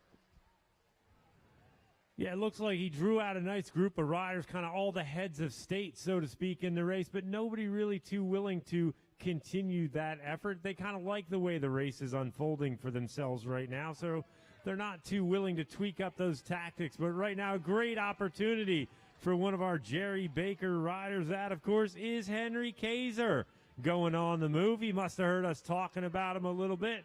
Decided to take a little turn off the front. Keirin with a nice gap off the front, and none other than Jonah Hover being forced on the chase right now. This is a good strategy for Keirin. It's sort of his signature move at this point.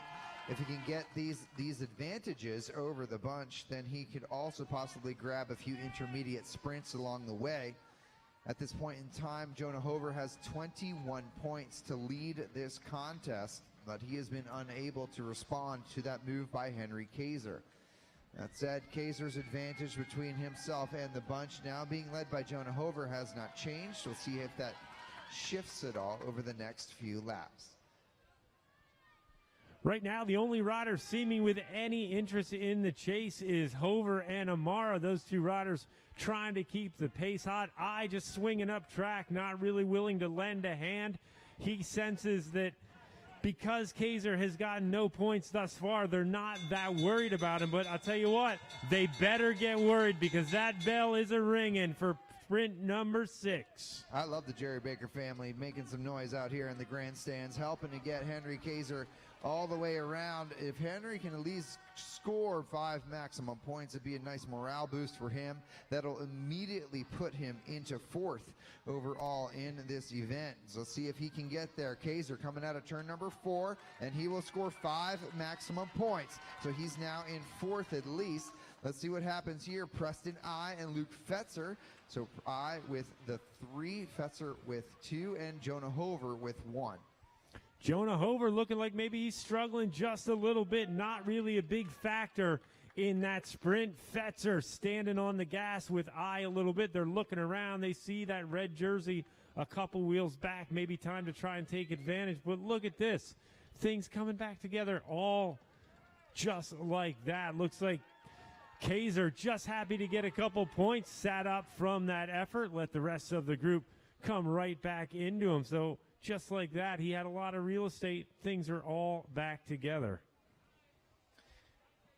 Keiser into 5th after that last sprint because Luke Fetzer did score. And so we've got 22 to Hover, 19 to I, 7 to Amara, 6 to Fetzer, 5 to Keiser, 4 for Magidson, and 1 for Lewis Kopchak.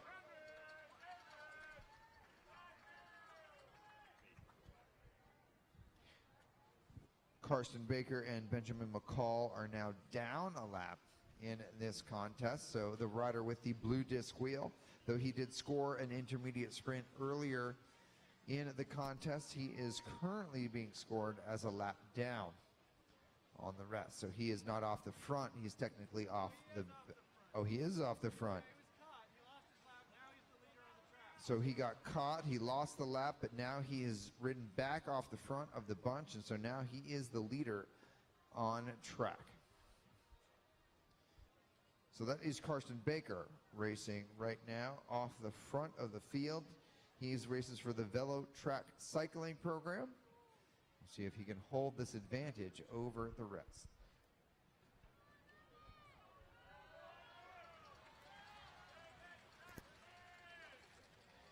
So Will Fowler bringing that back together, and Baker going to reintegrate. Well, maybe not. Well, let's see what happens. And Fowler going to jump back into the bunch here at the front. Amara, though, paying attention. Swinging up track, looking down track. We're looking at just 19 laps to go. There is your next intermediate sprint bell. Thordenson trying to get there, and here's the lift by Luke Fetzer. Preston I trying to chase. Look at this. Jonah Hover finds those wheels, and he is going to follow Preston I off the front, but Luke Fetzer showing he's figured out this timing as he comes out of turn number 4. Can Hover get there? And he does. Jonah Hover goes 5. Fetzer with 3. Preston with 2. I'm not sure who got the 1. Itali Malakoff getting 1 point in that race. So Jerry Baker getting onto the board again. Looks like this race may come back together. Just judging from the front.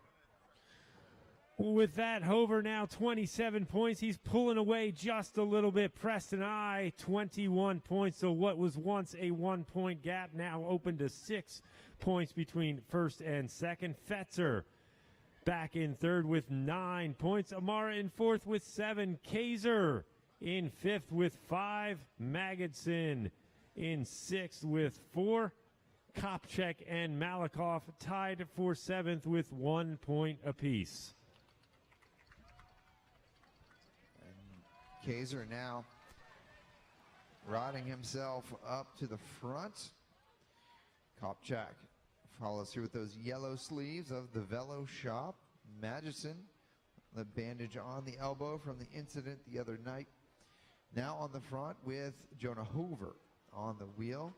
Preston I with the pink shoes will go up track with Jonah Hover, and Amara follows suit, and everybody else also now going up track.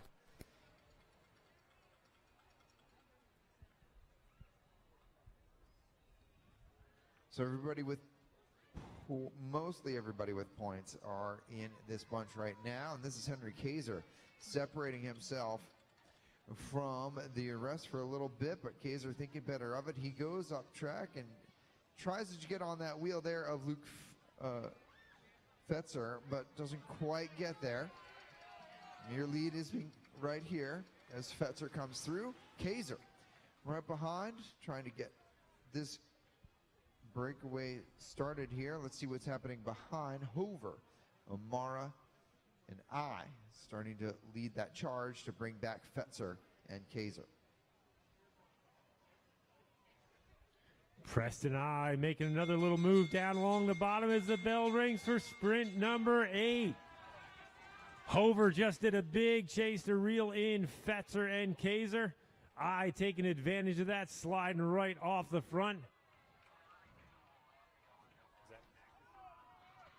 So we have Preston I, Magnuson, Kopchak, Jonah Hover, and Amara. The top 5 coming through to the line. I's going for it. Magnuson, I'm not sure if he got that at the line. I think Preston I did hold on for 5. Magnuson with a nice surge there, late for 3. Hover with 2. We'll see who got that 4th place point. You see that acceleration, Bill. Preston I indeed getting that first place points. Magnuson getting second. Hover sneaking in for 2 points, and Kopchak getting that single point. So 29 points on the leaderboard, 26 for Preston, closing that down a little bit. Fetzer and Amara and Magnuson all with 9, 7, and 7. As we're getting into this point in the race, we only have 2 more intermediate sprints left, and so, or excuse me, 1 more intermediate and then 1 final sprint. We only have 3 points separating the top 2 riders. Jonah Hover with 29, Preston I with 26, and so Hover with only 3 points between himself and second place needs to continue to score in these contests. The young man with the pink shoes has been dancing his way closer to the top of this race. With that last sprint, with the double spread in points, that could factor in. Now, right now, Henry Keirin coming off the front. Keirin anticipating this. It's a little early for it, but we'll see what happens. Luke Fetzer going to drop down, and Hover will respond. Hover needs to keep an eye, though, on 76, and I needs to figure out how to keep himself hidden as well. Very good tactics there by your man in green and white so far this evening, sitting in second place. Henry Keirin coming out of turn number 4. He's your leader right now, maintaining the advantage over the field. Keirin making it look easy with 8 laps to go. Keirin standing on those pedals, so he could make this another opportunity for him to get 5 maximum points and potentially pull himself back into 4th or 5th place.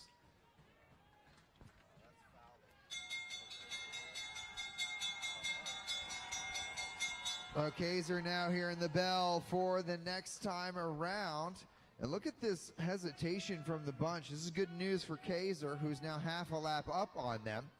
And these riders all looking at each other. Hover trying to figure out where Preston is. And there's Preston up and over the top. Hover looking sluggish on the acceleration there. This could be good news for Preston. Keirin coming out of turn number 4, and he will get 5 maximum points to give him 10 overall. Preston I checks the shoulder. Preston will get 3. Jonah Hover with 2. Lois Kopchak with 1.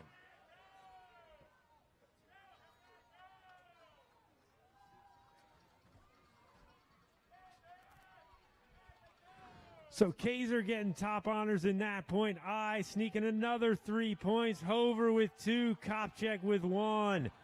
We've still got a 2-point gap at the top of the standings between Hover, the leader, and Preston I in second, 31-29.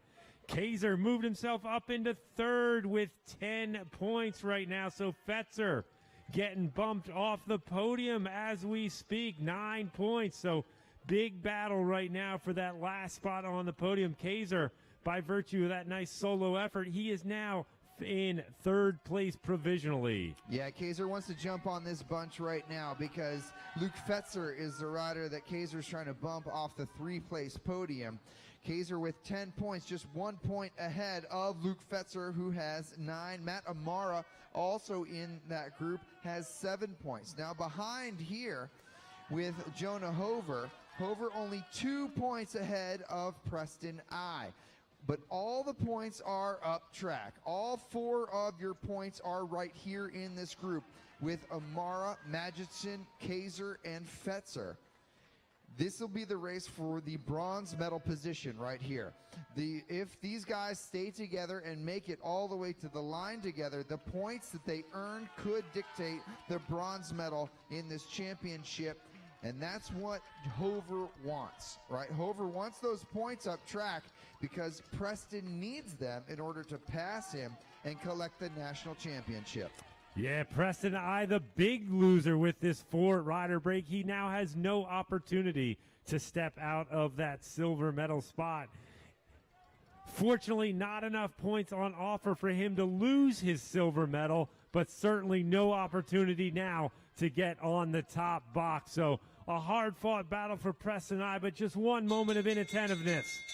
This is your last lap, ladies and gentlemen, the final sprint around this track, and this is your bronze medal race. The sprint at the front will dictate bronze medal in the national championship. This is your bunch behind, no points for these guys because all 4 positions are up track. The national championship could be locked up for Hover. Let's focus on this sprint. Fetzer coming around. Fetzer wants the bronze, and Fetzer will take the 10 points at the finish line. Magidson with the 6, Amara with 4, and Kaiser with 2 on that finishing kick.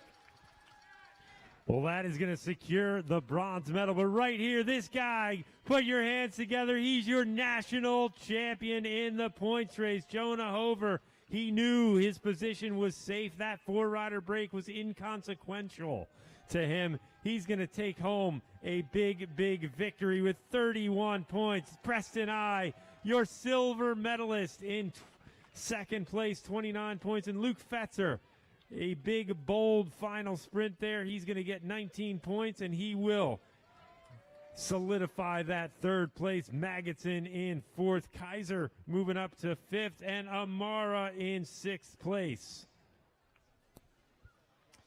Nice to see Jonah Hover racing well in that tactically he knew that Preston I was coming ever closer to him. Here's Jonah Hover one more time coming by us in the red and black.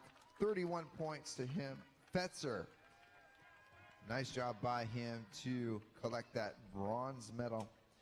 Jerry Baker Jr.'s, though, you guys had a good race out there. You should be very proud of your young men. 4th and 5th in this national championship event. Nothing to be ashamed of.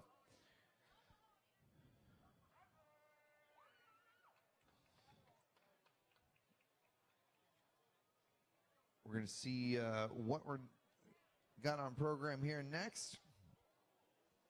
Looking at our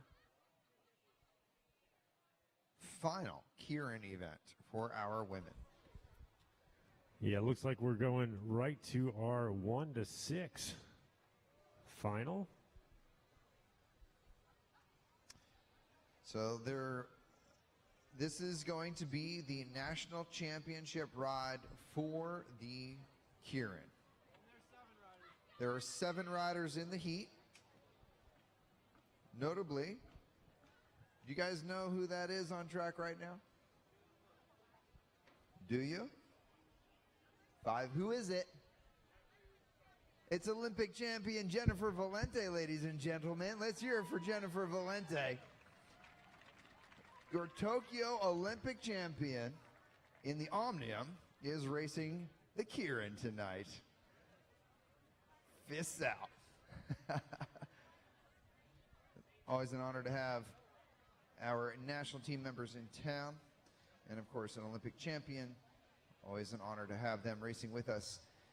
This is going to be an interesting race, Bill, because we have defending champion Mandy Marquardt going to line up right next to Jennifer Valente on the starting line. Marquardt there in the Team Novo Nordisk kit next to Jennifer Valente in the Virginia's Blue Ridge 2024 kit. Lisa Nutter will be third wheel. Annalise Ostrich will be in the green and white kit. Jennifer Wagner from Houston, Texas in the striped kit of Atomic Racing. Stephanie Lawrence of Star Trek will be up track, and Emily Schellberg finding herself in this event. 7 women. This is our final national championship on the line. The first rider to cross the line will be your national champion in the Elite Keirin.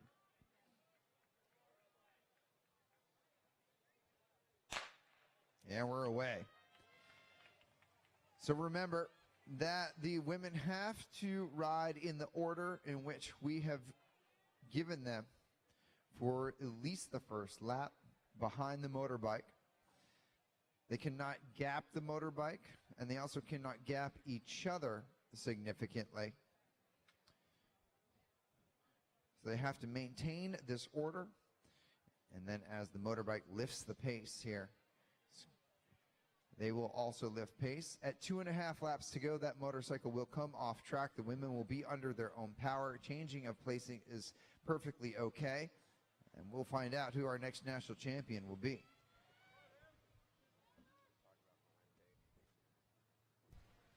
This is one of the first times in my memory for sure that I can remember an Olympic champion coming to do the national championships events. Usually when you've kind of reached the pinnacle of that kind of sport, the national championships might not have as much importance to you, right? So good to see Jennifer coming here supporting it. She knows that she's going to help support the next generation, and she realizes that winning a national title is actually a very important thing to really promote the sport. So great to see her make the trip out here, kind of interrupting some of her training. You know, just because the Olympics have passed doesn't mean she gets a break. She's got her eyes set on the next round of the game. So training very important.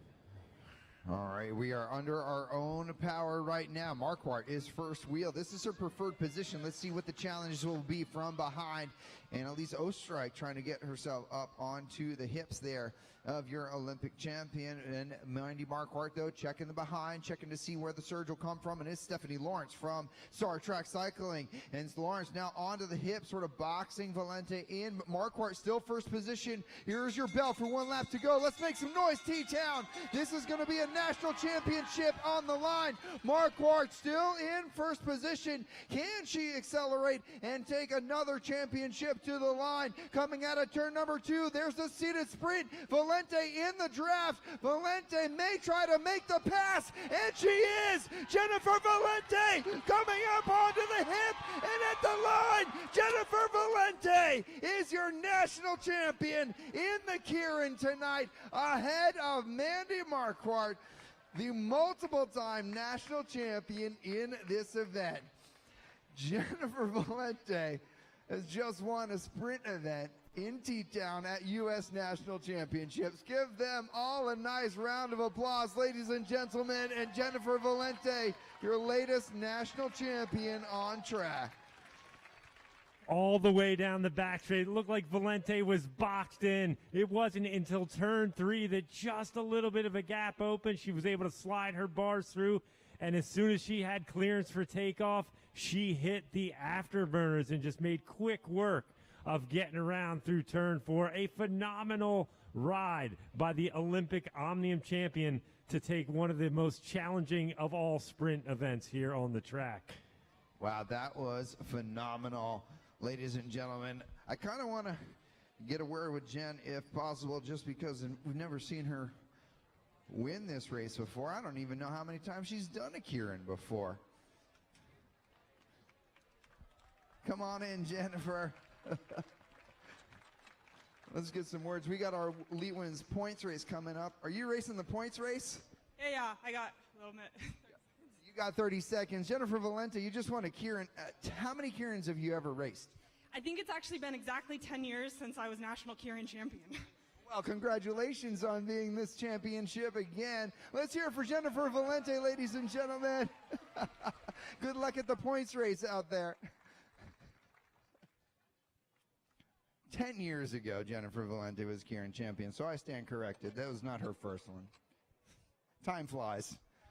We're about to see her in the points race coming up. Good opener for Jennifer in that Keirin.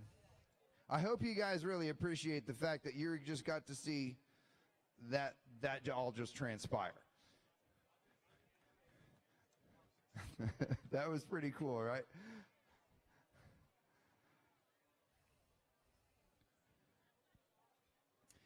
Our points race coming up.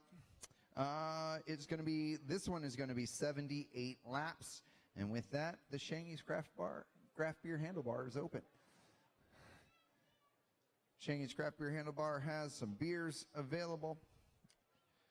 We have draft beers, canned beers. We have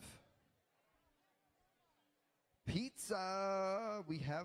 I'm being told. So go get yourself something delicious to eat and something to drink. And I think I've seen some bags of kettle corn out there. And don't forget, while you're out there getting your kettle corn, grab yourself some national championship t-shirts, because you don't want to go home without some memorabilia from this national championship event. So championship t-shirts available in the plaza right where kettle corn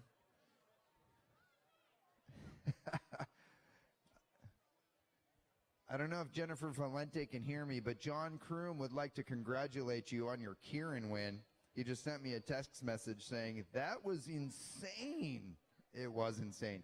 If you guys don't know who John Kroom is, he was four-time national champion in events here in T-Town, and then he went on to win his 5th national championship in Detroit in the Madison at Lexus Velodrome last year.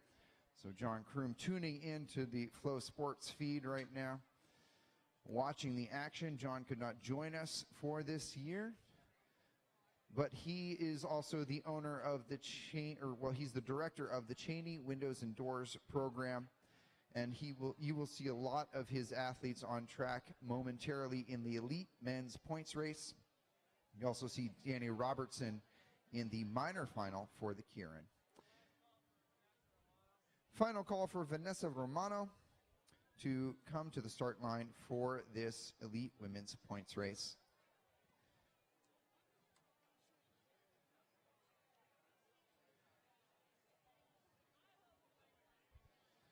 That was insane.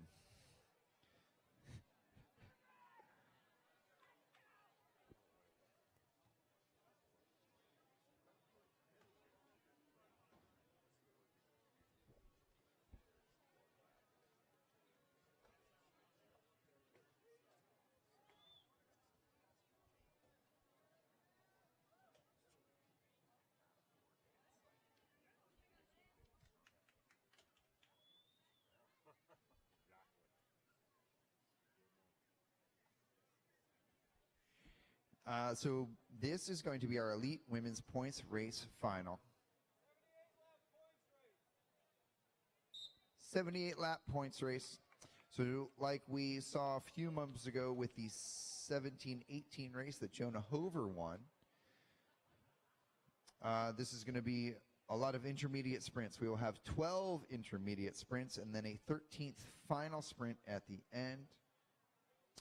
Oh, and then we also have our 17-18 women mixed into this race with Chloe Patrick of Sirius Cycling. So I think technically that's going to be scored separately from this race or something? Correct. They're just going to have her ride with this event as the kind of double it down with the 17-18s, but she will be scored separately. Okay. And looking at this, Chloe Patrick will be the only 17-18 in here. I actually expect Chloe Patrick to race pretty well in this overall, so I'm just going to forget the whole 17-18 designation for her to start, and we'll just see how this race plays out. If you remember, so the points race is the final event of the International Omnium. To be a very good Omnium rider, you have to be a good points race rider, and I've said it a million times, and I'm sorry if you're sick of me saying this, but Jennifer Valente is the current Olympic gold medalist in the Omnium because she's pretty good at a points race, Bill. So we're going to be looking for her to do quite well in this. If we're being honest, I think she's pretty good at everything, Gabe. I mean, let's be real here. She just won a Keirin, one of the most chaotic sprinting events that there is on the track. Yeah, I think though, if you ever watch Jennifer Valente in like those Nations Cups or World Cups or World Championship events or Olympic events, calm, zen. That's how Jennifer approaches these sprint situations. Those sprint speeds at the Olympic level are comparable to Keirin speeds. And Jennifer's always just zen-like, focused on the end result and always finds the way through. She knows those holes will open, and she is able to punch her way through them once they appear. Let's see who else is in this race, though, Bill, because we have a lot of great women out here tonight. Starting at the top of our list and working our way on down. Haley Bates for Levine Law Group CCB. She's rider 101. Jessica Chong racing for Bike Works, presented by Fred Bean's cycling team.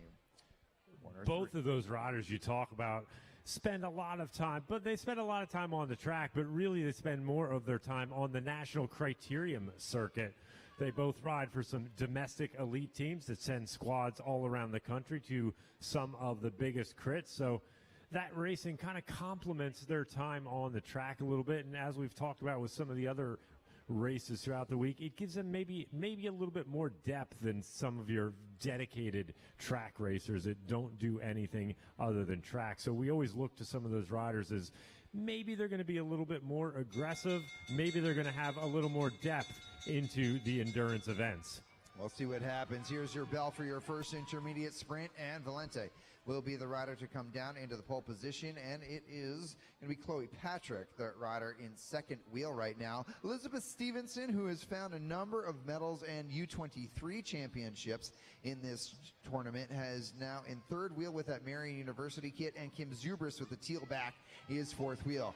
Valente, Patrick, Stevenson, and Zubris will be your first four riders to score in this elite women's points race final.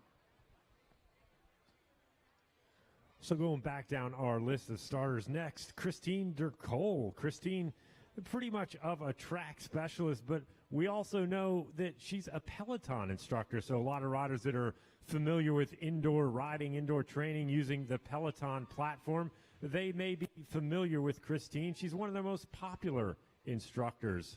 That's right. Do we have any I am, I can, I will, I do fans out here tonight? There you are. Thank you all for coming out and supporting Christine and, of course, our entire racing night here.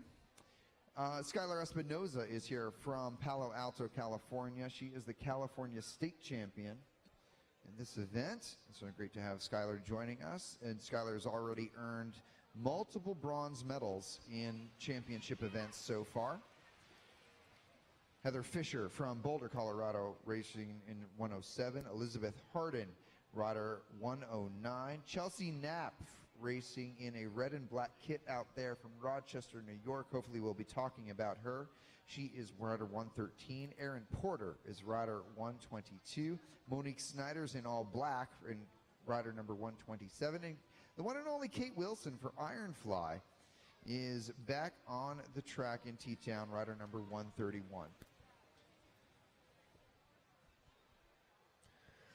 Well, right now, Chloe Patrick having a great ride out there. Serious cycling. She got 3 points on the board. She's our junior rider, I believe. Yeah, Chloe Patrick is in the 17-18 age group, but we had already planned on mixing that race into this event, but with that, they had to also race the elite distance, and so Patrick ended up being the only rider from the 17-18 event to take to the start line.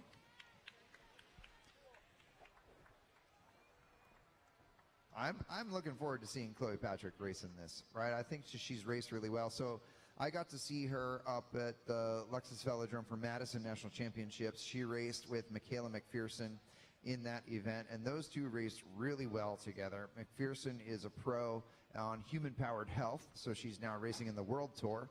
And McPherson and Patrick, they had no problem racing for that elite Madison title.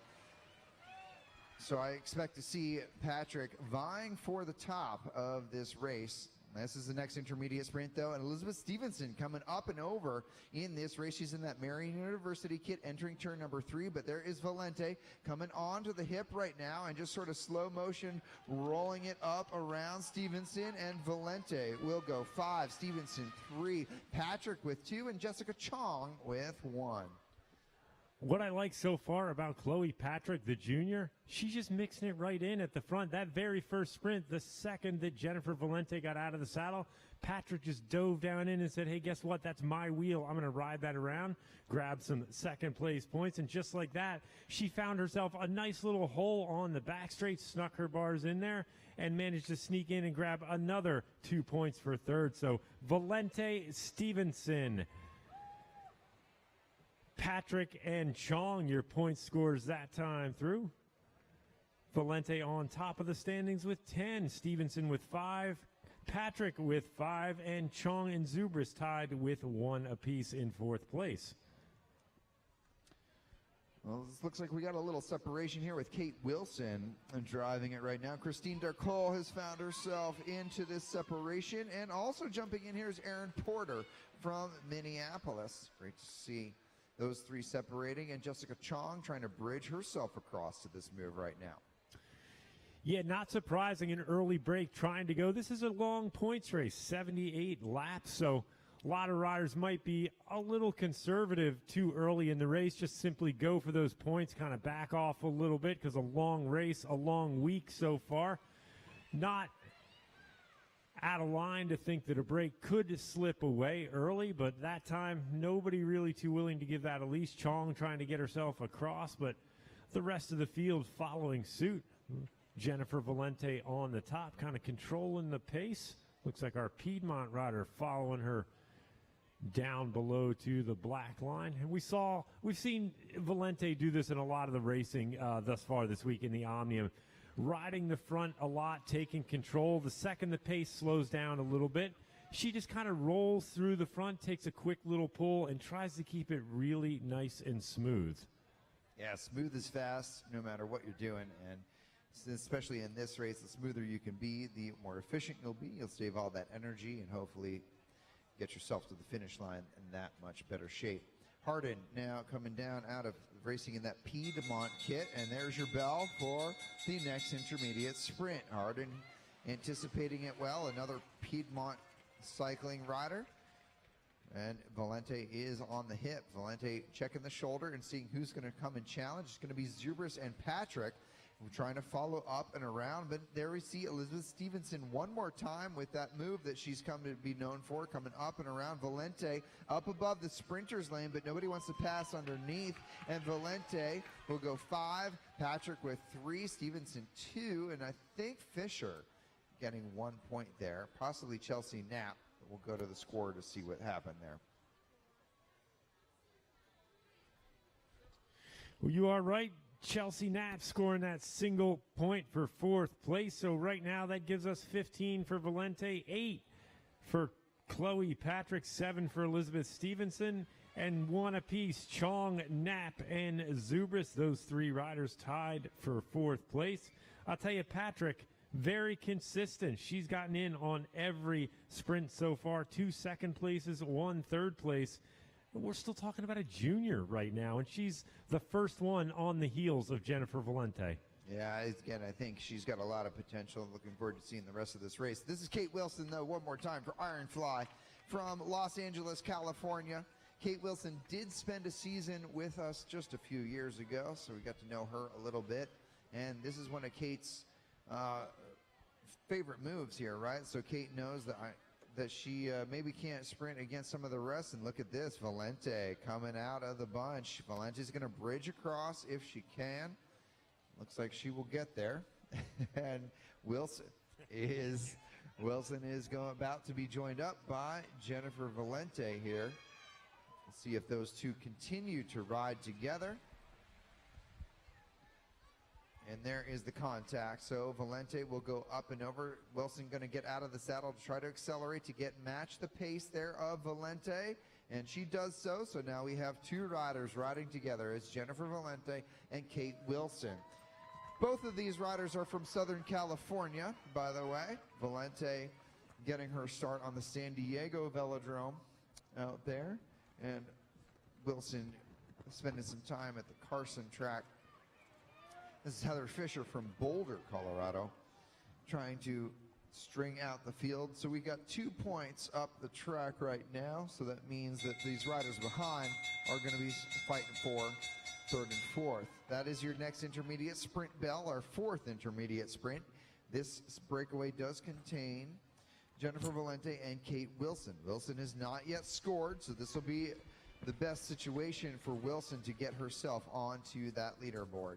I don't expect Valente to just necessarily give Wilson the 5. We'll see what happens, and we're going to look at this. So Valente will come up and around. Valente will get 5. Wilson with the 3. Let's see what the field will do. With it is Chloe Patrick coming out of turn number 4. And Patrick, your young junior, is going to come to the line. Patrick will get 2, and Haley Bates will get 1. So without that dynamic of focus on Valente in the bunch, you saw a different type of sprint there. You saw Patrick sort of leading it, and then Bates able to follow. First time Bates was able to get herself into the scoring position that last time around. And you didn't see a lot of other riders sort of surging and pulling themselves into contention either. Oftentimes riders will use a strong rider like an Olympic champion to dictate when they sprint. And without that guide, they sort of get a little lost out there for some reason. So we'll see what happens, though, Bill. Where I'm seeing 2 riders away. I'm seeing a little bit of an attempt here by the field to create a chase. I haven't quite figured it out yet, though. One of the things I really like about what's going on right now is Kate Wilson is really having a great ride, but she is benefiting quite a bit from Jennifer Valente's presence up there. Valente obviously not holding back. She's willing to work, taking some nice pulls. But you notice she's riding whatever pace Wilson can ride out there. So she's not jumping that pace up. She's not attacking her. She's not gapping her. Even for that last point sprint, she did just enough to edge ahead of the young rider. So clearly she's willing to work with Wilson and maintain that gap. So that's going to be a big payoff for Wilson as she's going to be able to rack up a bunch of points. She's already got herself up in a 4th place spot right now with 3 points. And I'll tell you, the field not too cooperative back there as we're almost at a half a lap advantage right now for our 2 leaders. I guess I'm a little surprised the field isn't chasing this a little bit harder, knowing that there's still some opportunities to move themselves through. Because also what's going to happen here is Patrick may risk losing that silver medal position, and then Elizabeth Stevenson is going to have a harder time securing bronze medal if Wilson ends up with a 20-point bonus for catching a lap. There's your next intermediate sprint bell for 5 laps. It's going to be Wilson and Valente. Hearing it first, they are, I call it 60% of the way around this track. Almost coming into the same straightaway as the bunch right now. Valente looking across the track, trying to judge when she wants her sprint to begin. These riders now coming into their sprint lap. Valente and Wilson coming out of turn 4. Looks like Valente will go 5. Wilson will get the 3. And so Valente will go to 25. Wilson will go to 6. We'll see what happens behind. If Stevenson scores here, that will extend her advantage, but I'm seeing Chloe Patrick and Zubris scoring. Patrick with the 2, Zubris with 1. I think that's the first time we've seen, that's the second time Zubris has scored. So Patrick will get 12 points, and now Zubris will have 2, lifting her up to around 6th place. Well, the big change is Kate Wilson is probably going to move up into the 3rd place spot right now with that 3rd in the sprint. Just waiting for our results to update, and indeed they have. Stevenson still going to hold on to 3rd place right now. Kate Wilson just 1 point behind in 4th place with 6 points. Chloe Patrick with 12. And, of course, Valente with 5, a perfect 5 for 5 on the sprint so far this evening. But our 2 leaders now definitively on the same straightaway. I don't think it's going to be too much longer, Gabe, before they make the catch and run up on the back of our group here.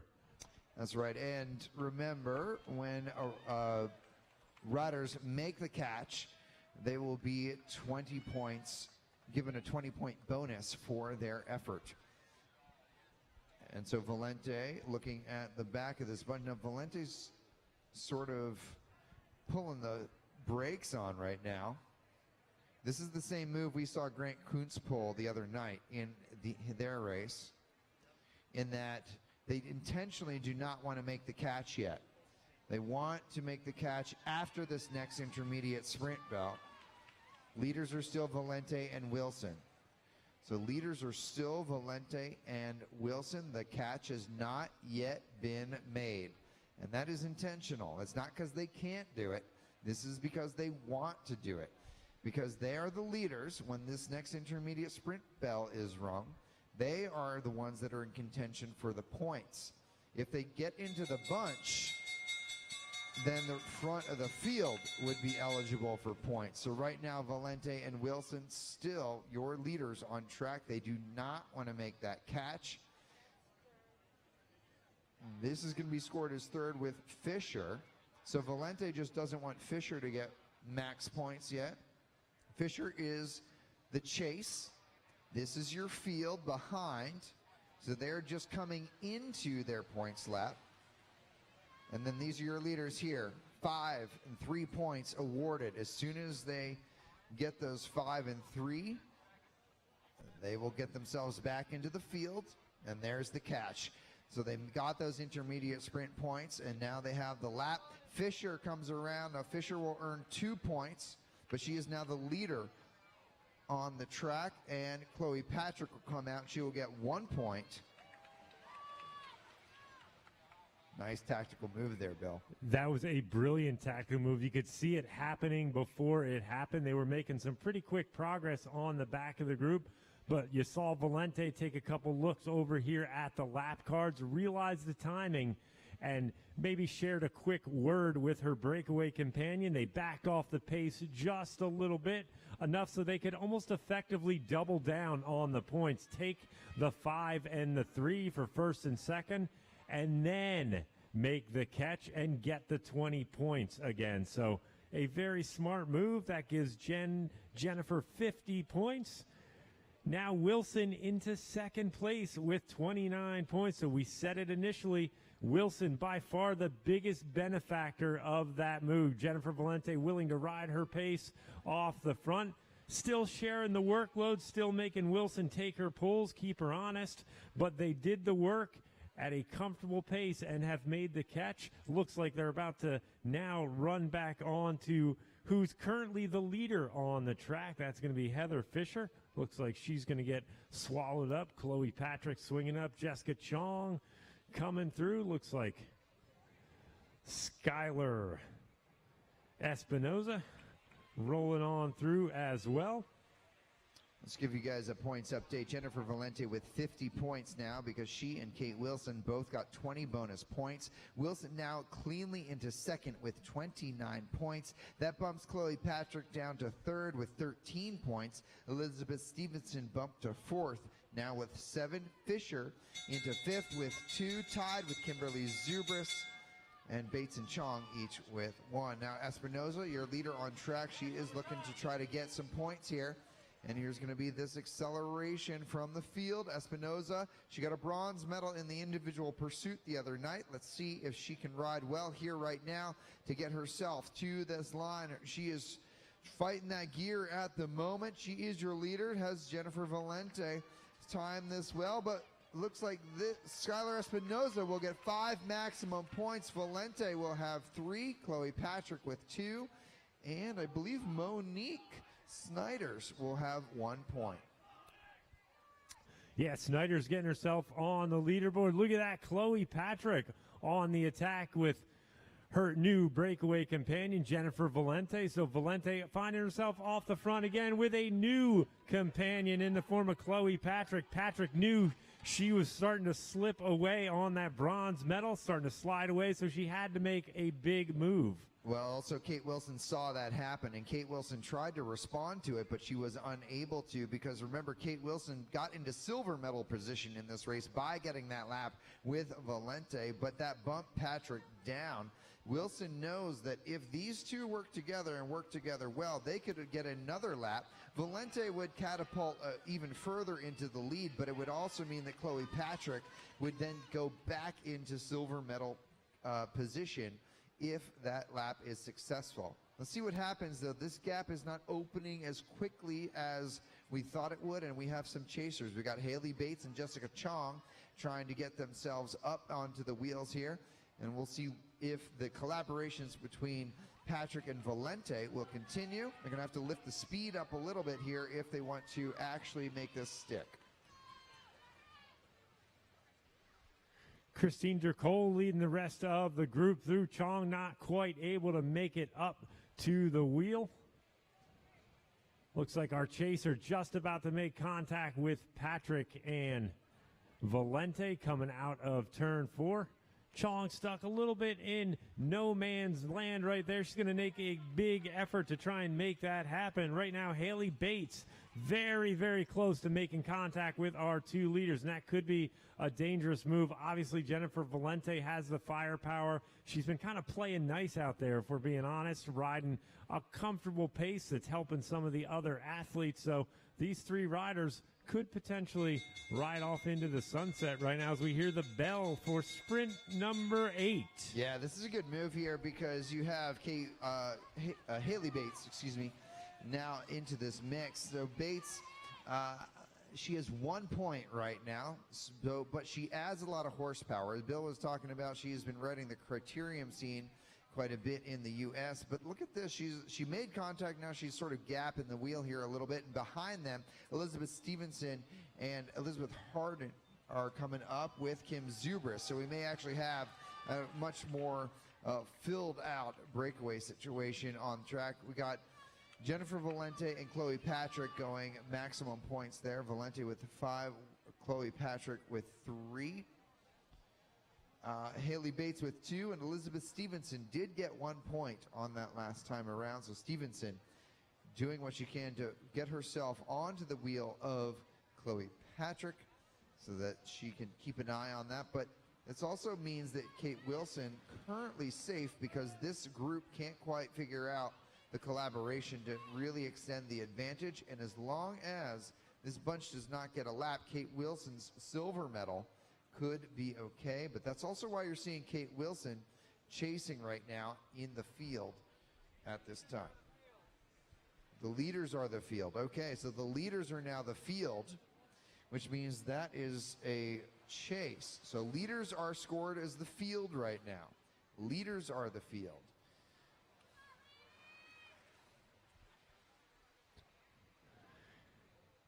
Haley Bates back on the front on the back straight, and indeed the group is kind of split in half. So by virtue of that, this first group we see coming in between turns 3 and 4, that is indeed our field in the race. Stevenson swinging up. Looks like Harden rolling through with Valente. Zubris making the catch. Patrick and, of course, Bates again on the back of the train. Our chase being led right now in the field. Rider 131, of course, Kate Wilson. And with that, 107 is down a lap at this point, as she's now been caught by the field. So she is permitted to work with this bunch here. But Fisher from Boulder, Colorado, losing a lap just now as she is caught by the field. This is the chase. Now, Bill, I'm starting to see more of a gap opening up between the leaders that are the field and then your chase group here on the track. As that gap opens up, that becomes really bad news for Kate Wilson. Wilson in that white jersey with the bands on it at the front of the field right now.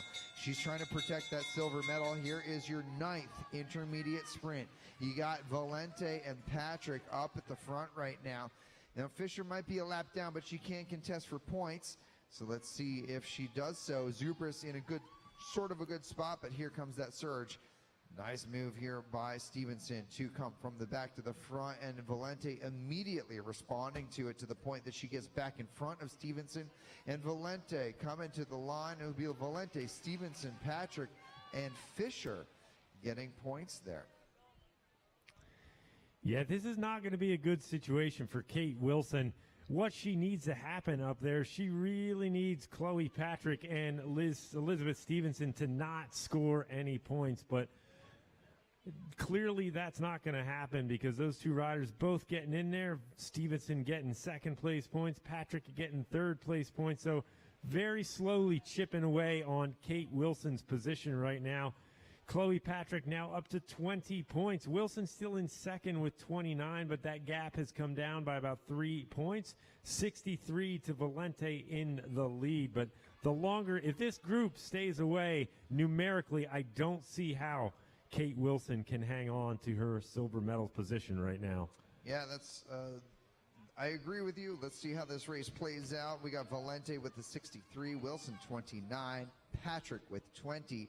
So I think we're going to start to focus on that Patrick and Stevenson matchup here, because Patrick with the 20, Stevenson with 11 seems like a lot, but if Stevenson can start to contest further up in these intermediate sprints, perhaps if all things go really well for her, she may be able to get a little bit closer to it.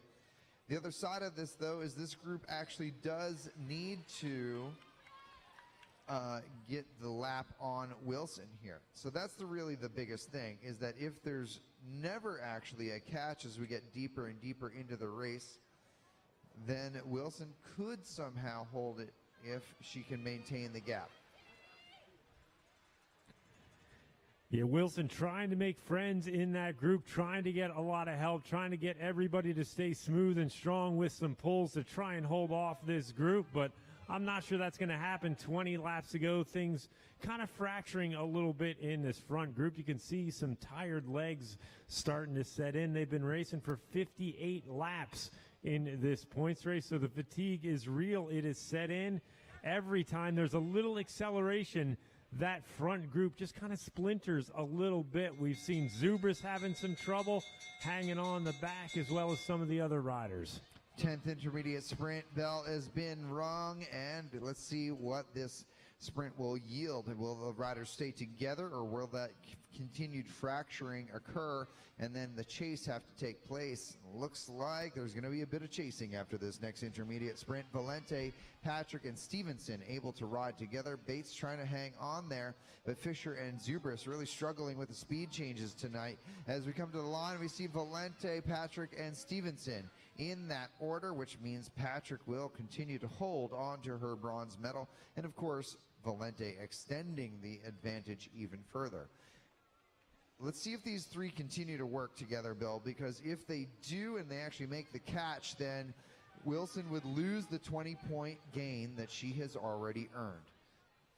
Yeah, Wilson's race will effectively be over for the silver medal if these three can stay organized and make that catch. Wilson out of the saddle. She knows what's happening. She's trying desperately to drive that pace. You can see her looking around, trying to solicit some help, but I think this group is just kind of running out of steam a little bit. These three leaders working so well together. Stevenson, Patrick, and Valente, very, very smooth, very strong, and clearly gaining inch by inch on that group. Yeah, I'm a little surprised that that group isn't working a little bit more aggressively together just to stay ahead of this group, because all of those women in that chase will lose 20 points if they are caught. So there is motivation by all of them, not just Wilson, to stay ahead of the trio hunting them down. They are within 100 meters of the back of this right now.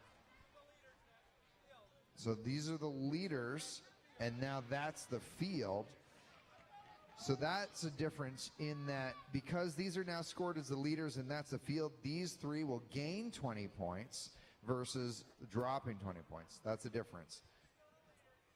So The you know leaders- exactly what's going to happen with the timing of this. It's going to happen just like when Valente lapped the field with Wilson. They're going to get real close to the tail end of this group. They're going to check the lap cards. They're going to time it to pick up a couple of points before they make the catch. So they're going to do that little double down maneuver again and basically make themselves untouchable. That's right, but then also it'll make the leaders behind them, right? So Bates and Zubris and Fisher will become the leaders on the track. And I think Valente has no motivation to actually make the catch.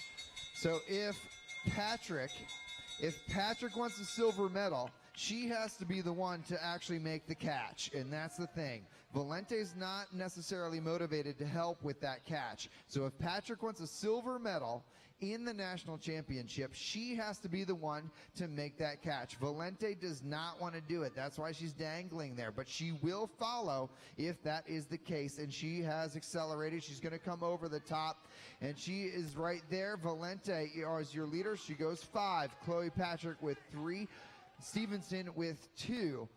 Now, if Chloe Patrick wants the silver medal, she should jump across to that bunch, but I'm not her coach. I'm just a guy watching a bike race right now. What do I know? I'm not so sure she needs to actually jump across that gap because every acceleration for those point sprints by Valente, it literally cuts 3 or 4 seconds off the gap. So they are just about 4 or 5 seconds behind the field right now. So I think, Gabe, the catch is imminent.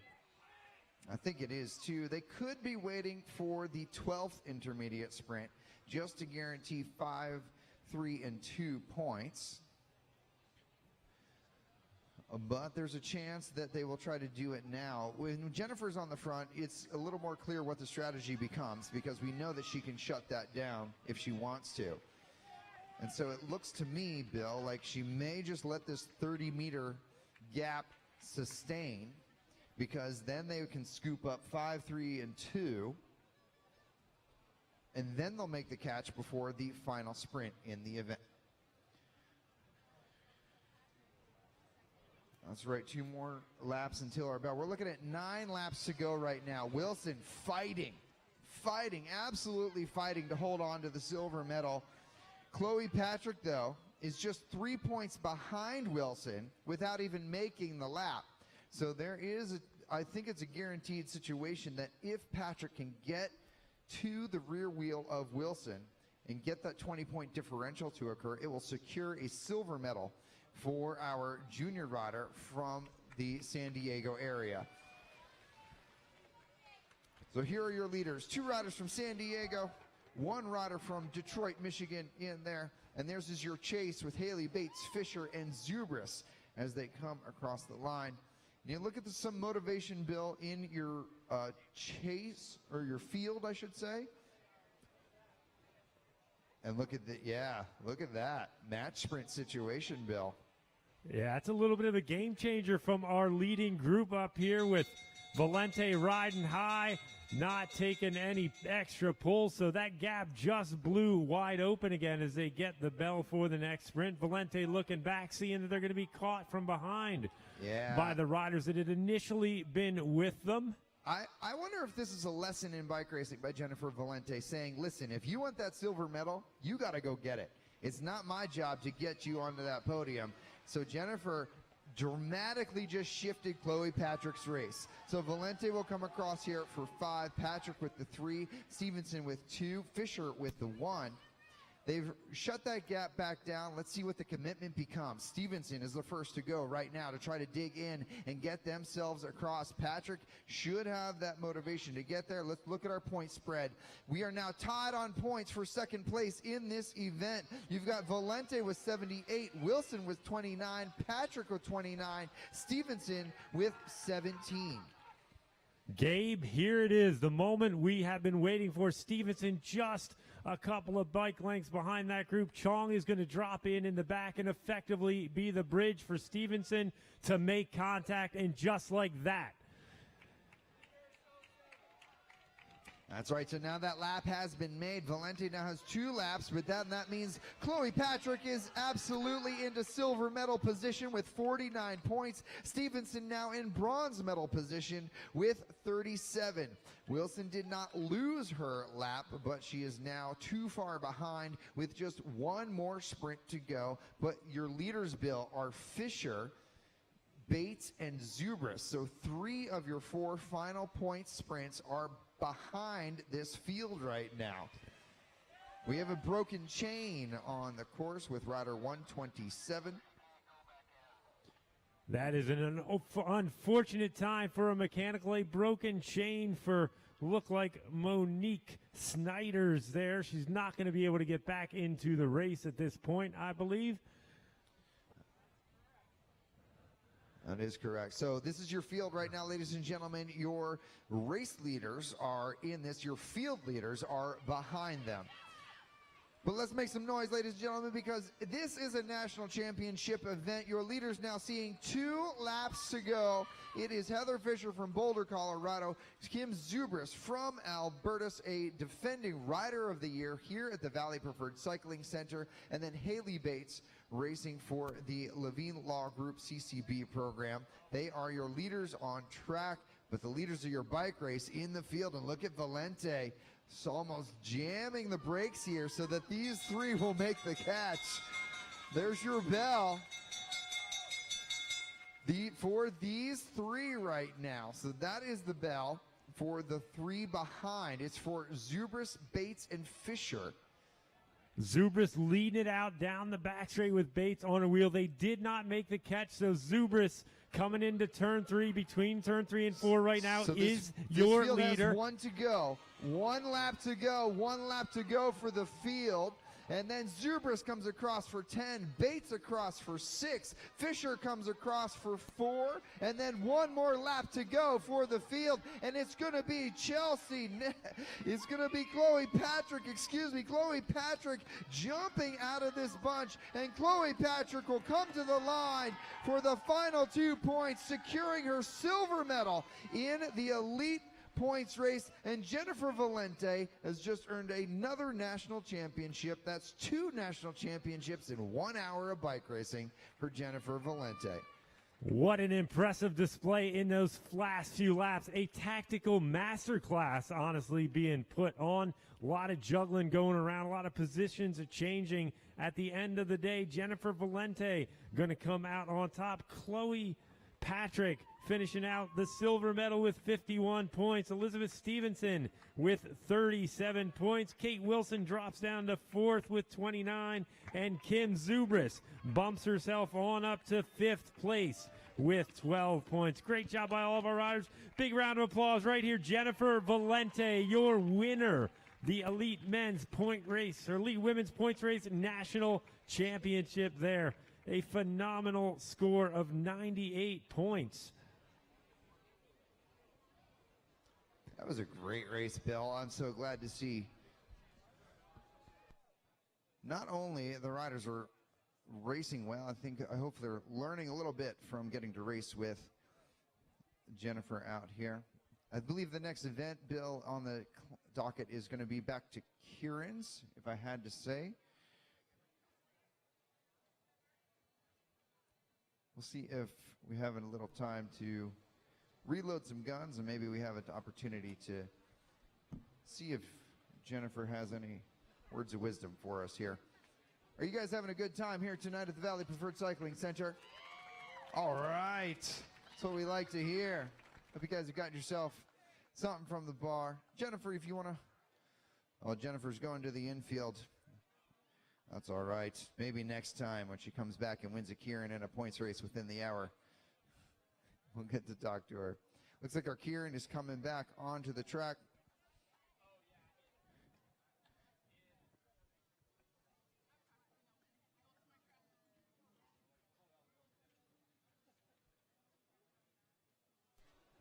Well, we're getting the table set here for our Elite Men's Keirin. This is going to be the minor final. That means it is the final for 7th through 12th place. Looks like we've got 6 riders on tap for this minor final. Robertson, Roberts, Life Shots, Gonzalez, Carbum, and Makino are the riders we're going to be looking at. We'll identify them for you when they get up onto the track so you can make sure you're cheering for your fan favorite out here.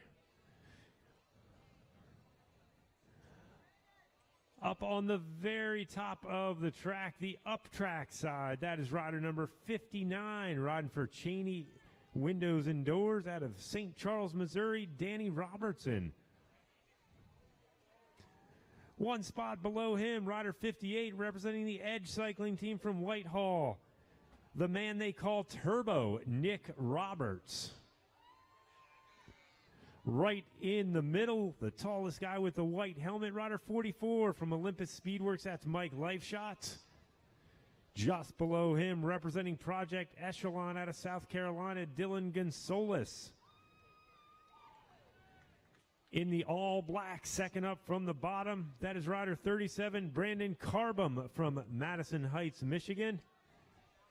And all the way at the bottom of the track in the colorful pinstripe skin suit from Houston, Texas, in the Atomic team, that is Tak Makino. Once again, this is the minor final, so they are going for 7th through 12th place. Got our moto coming around turn 4. As soon as he gets on past him, the riders will be released and slot in behind him, starting with Makino on the wheel. Tak Makino, two-time Rider of the Year at the Alcock Velodrome in Houston. Now switching over to the sprint side of cycling with his efforts. He told me he got a little bored during the pandemic and he decided that he would change his discipline completely. And we'll see where it's going for him. He's in the minor final of U.S. National Championships right now. But right behind him, Carbum from Madison Heights, Michigan, essentially the Detroit Velodrome. He is a national champion for Masters in the team sprint.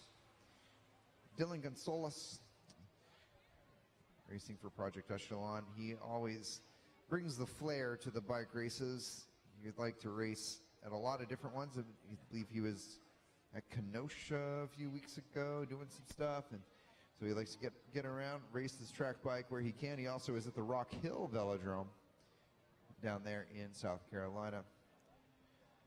Lift Shots from Charlotte, also at the Rock Hill Velodrome. Turbo is from right here. And then the great Danny Robertson from Colorado Springs, Colorado, back on the Cheney Windows and Doors program. Robertson used to be the man to beat in sprints, but then he became a firefighter. But he's now back in action. Let's see how he rolls here tonight. Motorbike is off track. Makino first wheel, Carbum coming up onto the hip there. And Makino and Carbum creating that wall at the front. Makino checking through, and he sees Robertson coming up and over the top. Robertson from worst to first in just a few meters, and he checks the shoulder one more time, and Robertson potentially going to commit to this sprint. It's very early for Robertson, but he has such a gap, he might just have to go for it. There is your bell for one lap to go. Robertson now out of the saddle. He's got to go. When in doubt, you lead it out, and there he goes. He's going to try to just dig to get himself there, because here comes the surge from the field. Dylan Gonzalez trying to come over the top to get into it, but Danny Robertson, ladies and gentlemen, is riding like the Danny we know, and to the line, Robertson secures 7th in this tournament overall by winning the minor final. Nate Roberts sliding through there for 8th place, a fine finish for him. And in 9th place, Dylan Gonzalez for Project Echelon, hanging on, but a big acceleration very early from Danny Robertson, sealing the deal for the win in the minor final.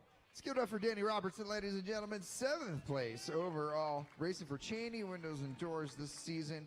Nice job by Turbo, as Bill just said, and Gonzalez rounding out the top 3 of that field. Nice to see Danny Robertson getting himself a win. You know what I mean? Like, Danny Robertson's been off of our scene for a little while, doing real life stuff, saving lives and all that good things. And now he's back racing bikes. Yeah, he seemed to have a little bit of an up and down week here. Had some really good rides, had some really not so good rides. So his consistency maybe not where it used to be back in his sprinting heyday.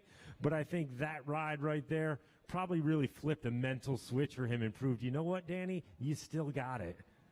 Yeah, I agree. When he came up and over the top like that, he created such a gap that nobody could come close to it. And I'm going to say that, you know, Roberts, Gonzalez, Makino, Life Shots, and Carbon are no slouches themselves. So the fact that Danny able to hold that for as long as he did, it's quite the show of return to form. On the track right now, we've got our major final. This is for 1 through 6, and of course that means it is for the gold medal, the honors of being the 2022 National Keirin Champion. The riders we have out here on track from the bottom up. Rider 54, Barack Pipkins. Rider 19, Sandor Delgado. Number 68, Aaron Young. Number 16, Andrew Chu. Number 48, Zach McClendon. And all the way up track, that's rider number 30, Sam Hong. Is waiting on our moto. Trusty old Bob Bice at the helm. And our riders are off. This is a national championship ride, ladies and gentlemen, and there are a number of you in the stands here tonight, so I'm going to ask you guys to be stomping on those grandstands, especially when we get to that one to go, because just like in the other rides, these riders can hear you, and they do appreciate you getting involved and making as much noise as possible. Let's look at the riders on track right now. We got Barack Pipkins in the first position, new rider to the track, and he has done such a phenomenal job getting himself into these finals of national championships. Behind him, Sandor Delgado has shown some tremendous rides throughout the week in this tournament. He is very much looking forward a national championship right now. Behind him, Aaron Young in the white kit, thinking he might be in the best form of his career right now, hoping to find himself the opportunity. He's indeed to change his tactics, though, from the semifinals. And then Andrew Chu, a very, very quick finishing sprinter in the mix in fourth wheel. Zach McClendon in the all black, a powerful sprinter, long sprinter, and Sam Hong, also a powerful long sprinter. Next time around on the back straight, the motorbike will pull off. We will be within 2.5 laps to go. This is the time when you guys can start to wind it up a little bit for me, if you can. I'm going to be talking about the ride, but you guys are going to be getting involved. Let's hear it, T-Town. Let's make some noise. This is national championships on the line here. Pipkins is first wheel. Delgado now pulling onto the hip, and Chu has made the pass. Hong is trying to get into the draft, but Chu now in first position, and McClendon coming onto the hip. This time, Pipkins fighting for a wheel, but here comes the push one more time. Let's make some noise, T-Town. 1 lap to go as we've got Andrew Chu in the sprint lane, and Delgado comes over the top. Sandor Delgado is putting himself into pole position right now. Can Aaron Young or Chu get themselves up and around in the final few meters? Chu comes onto the hip. Chu making the pass in turn number 4. Andrew Chu is coming to the line, and Andrew Chu is your national champion in the Keirin here tonight. Andrew Chu is an amazing ride. Pipkins in second at the line ahead of Delgado. But Andrew Chu, ladies and gentlemen, a local rider, has won his first elite national title here this evening. Give him a nice round of applause.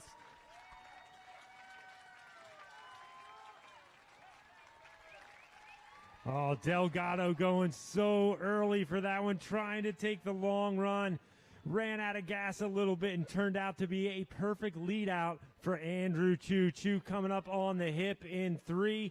Took him a little time to get by, but he got it done in those last 70 meters. What a great ride by Andrew Chu.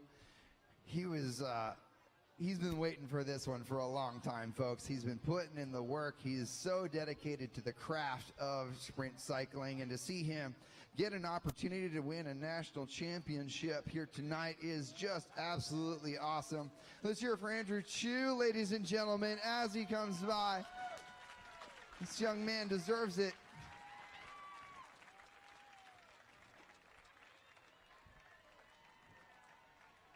We'll see if we can get some words with Andrew as we're trying to get the next event queued up in staging. So if we have the time, of course, then we will have some words with our latest national champion.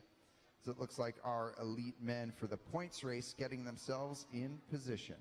Brock Pipkins, notable podium finisher there. This is only his second year racing, and he's now a medalist in the elite Keirin.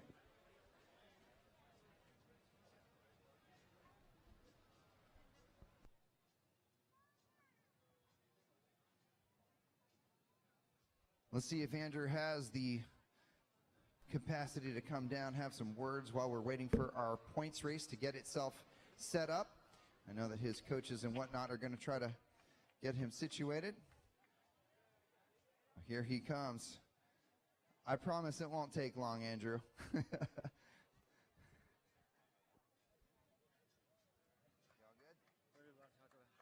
Oh, I don't know. Maybe some time to think. This is Andrew Chu, ladies and gentlemen, your latest national champion here in T-Town, right there.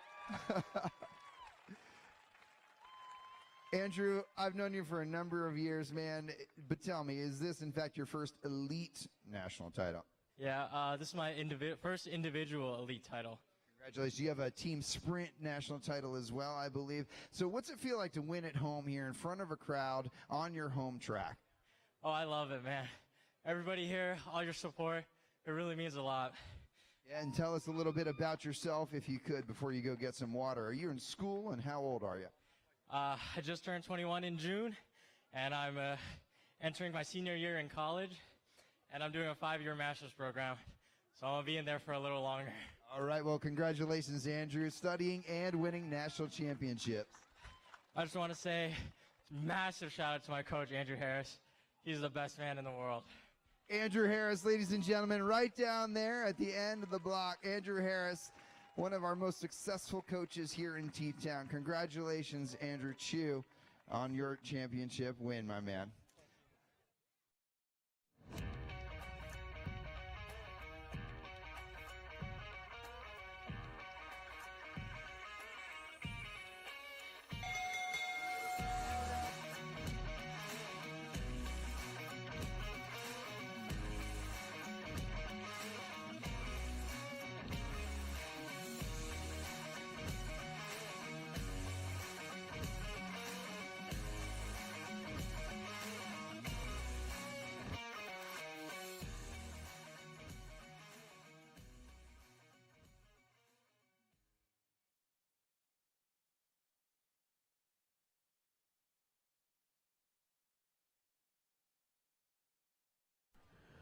All right, next up on the docket, I believe this is our final event of the night, Gabe. Yeah, I checked the schedule. I think I'm right. Doesn't happen often, but I think I am. This is going to be our elite men's points race, a standalone national championship event, 40 kilometers in length. What? That is 120 times around our little concrete crater here. Whoa. A total of 20 sprints. So a lot of opportunities out there. Of course, 19 of those are intermediate. Sprint number 20, the final sprint worth double points. Checking over the start sheet, looks like we've got 27 riders taking the start. So pretty good sized group. Several riders who've already won some national titles. We saw Eddie Huntsman take out a title today in the elimination. Grant Kuntz, of course, taking out a couple of titles. You notice top tubes have numbers taped to them, some of them, so because there's so many sprints, it's hard to keep track. Yeah, that gets tricky. It might work for the first 5, 6, even 7 sprints, but at that point, you're kind of out of your mind. Your heart rate's through the roof. You're cross-eyed. You're drooling on your stem. The last thing you want to think about is when is that bell going to ring next?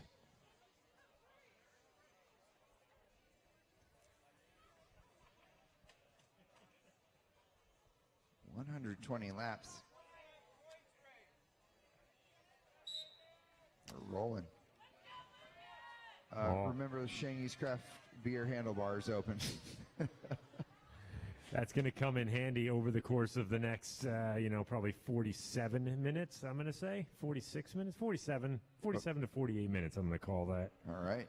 That's your bet. I think that I'll go under. I'll go under you on 47 minutes. All right, I'll take that. I'll take that bet. Okay. What are we betting? We'll bet a beer. How's that? Okay. You down? We'll shake on it. All right. How much beer? My reputation precedes me, apparently. All right, so I'm thinking under 47. You think over. Let's see how these guys roll. It's a time check. 8:10 is the time. 8:10. Oh, God, I hope I win. Well, nobody in too big of a hurry. I can't imagine anyone's going to attack right from the gun in a 120-lap points race. The one word that might describe that move would be suicide. Smolko. Suicide, Smolko, they both start with an S. If he ever gets his upgrade to Friday night, well, then I will rescind my statement because I think you're on the mark with that. Just like that, we've got one rider on the attack. Looks like Brendan Rim from Wildlife in Generation in second wheel. Brendan, probably one of the few guys I could say would be willing to take this dare. Yeah, Wesley Hill is a rider from Ontario, Canada, actually. There's this weird little loophole in participation of this event for some of our Canadian riders, and Wesley is part of that. So Wesley Hill, one of our Canadians racing with us, and Brendan Ream, one of America's best criterium racers off the front right now, races for Wildlife Pro Generations here. Patton Sims following. Patton is the collegiate national champion in the points race. Yeah, Patton's been riding well all week long, kind of not really on the podium, but just really nipping at the heels of a pretty big ride. So maybe tonight's his night to kind of break out. Eddie Huntsman, feeling spry from that elimination race win earlier today. Yeah, Huntsman winning the elimination earlier today. So he is on some good form. Look at this, Bill. He's trying to help me out. That's what I like to see. Sims is chasing right now, motivated, attacking from low on the track. Here's your first intermediate sprint, Bill. Eddie Huntsman out of the gate. He is hitting it hard, and Patton Sims with Lance Abshire is in chase. Brendan Ream and the bunch all behind.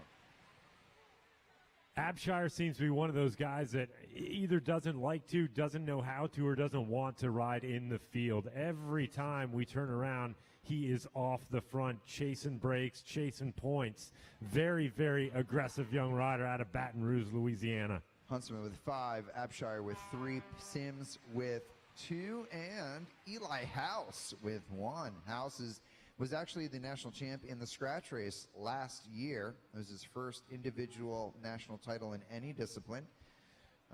He had a little bit of struggle this year with that event, but look at him right now, showing some good legs to get himself across to our Louisiana and California boys.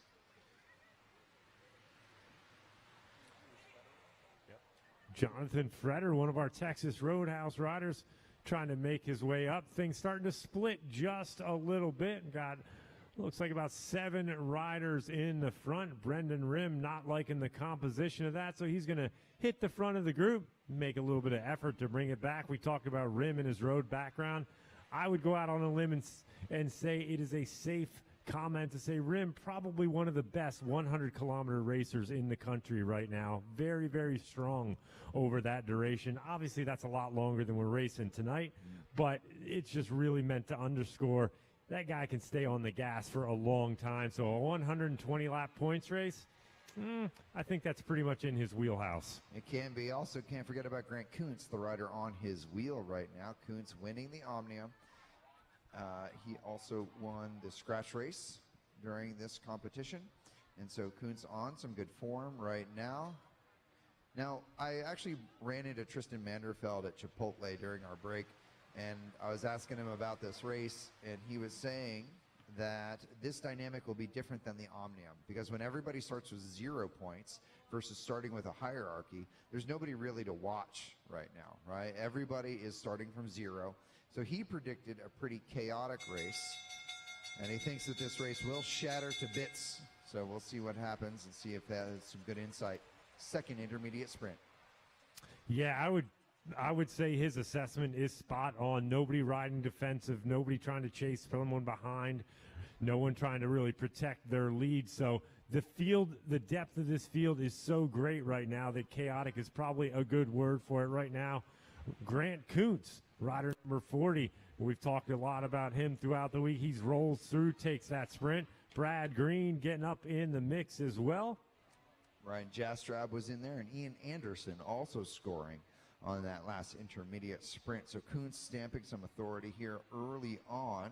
Now, if you'll notice, Huntsman was in that separation, as is Abshire, but he did not score. Excuse me, that is not Ian Anderson. That is Dan Brewer. So Brewer, number 10, scoring on that last time. Brewer has actually won a UCI points race here in T-Town in I think it was last year, actually, in 21. So he's got some opportunities here for a national championship ride tonight. Abshire on the front, leading the crew through. Almost don't want to scare them with how many laps are on the counter because we're still in the triple digits, so we're going to leave that go for now. We're not even going to bring that up. Yeah, it's amazing that we'll have 3 intermediate sprints before we even clear to double digits. Huntsman at the front, racing in the Butcher Box Pro Cycling kit this season. Ryan Jastrab up at the front. He is really looking for a good result. He's just been always close to the top step. And tonight, Ryan Jastrab will be looking for that confirmation of his ability. Yeah, we actually talked off mic about Jastrab a little bit the other day. We talked about the U23 National Criterium Championships a couple weeks ago, how he had a little bit of a solemn look on his face on the podium because, once again, he was not on the top step. And I've long ago lost count of how many second and third places that talented young rider has had this year. Just that win just seems to be a little bit elusive. But when you're on the podium as much as he is, it's just a whisker away. It's just knocking on the door of a very, very big ride. Eli House and Tristan Manderfeld at the front right now, challenging for these points. Manderfeld wants to get on the board, and he will. Manderfeld with 5. House, I think House held on for 3, but Ian Anderson may have gotten in front of him there. And Spencer Segerbrook, a rider that we've spoken about in the Omnium points race, also factoring in that. Oh, actually, excuse me. So let's actually look at the scoreboard. We have Manderfeld in 5, House with 3, Anderson with 2, and Eddie Huntsman scored again for 1. Huntsman is the first rider to score twice in this race. He now has 6 points and leads the event. Grant Kuntz in second with 5 points. Manderfeld with 5. Eli House with 4. All right, so I guess House and Huntsman have scored twice. Abshire with 3. Brad Green with 3. Ian Anderson with 2. Along with Jastrab and Sims and Dan Brewer with 1. Well, only 3 sprints thus far, 3 different winners. So that's got a lot of people very evenly matched on the leaderboard.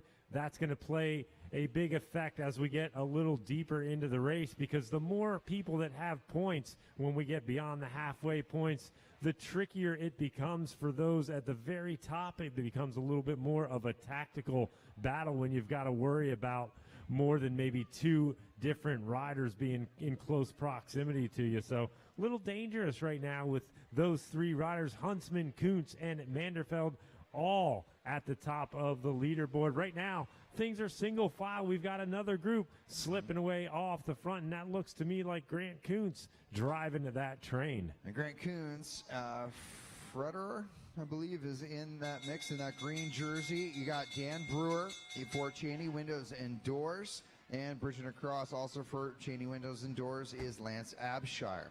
So you've got very strong riders in this separation. Kuntz, definitely the rider to watch in this one. He is very good form, but look at the speed at which Abshire is trying to get himself across. If he successfully makes contact, that would be very good for himself. So it's going to go Kuntz, Frederer, Brewer, and Abshire, with Abshire a little bit in arrears. Aaron Beebe in chase behind. And then you have the field looking at each other. Yeah, I think Beebe's going to get stuck in no man's land out there. Abshire just about to make contact. These lead three, they're not slowing down to wait for anybody right now. So Abshire fighting tooth and nail to get on. Beebe head down, showing those physical signs that he's kind of starting to hit the wall with that chase a little bit. Frederer, very accomplished rider on the road. Nice to see him here on the track competing for these national championships. Now he sees Abshire and he opts to go behind him. Creates a wee bit of pedal strokes for them to get there, but Abshire doing a nice job riding up and down the track. And now that 4 quartet is all confirmed. Kuntz, Brewer, Abshire, and Frederer. Behind them, you have a chase of Cheney Windows and Doors riders and the field, the much reduced field.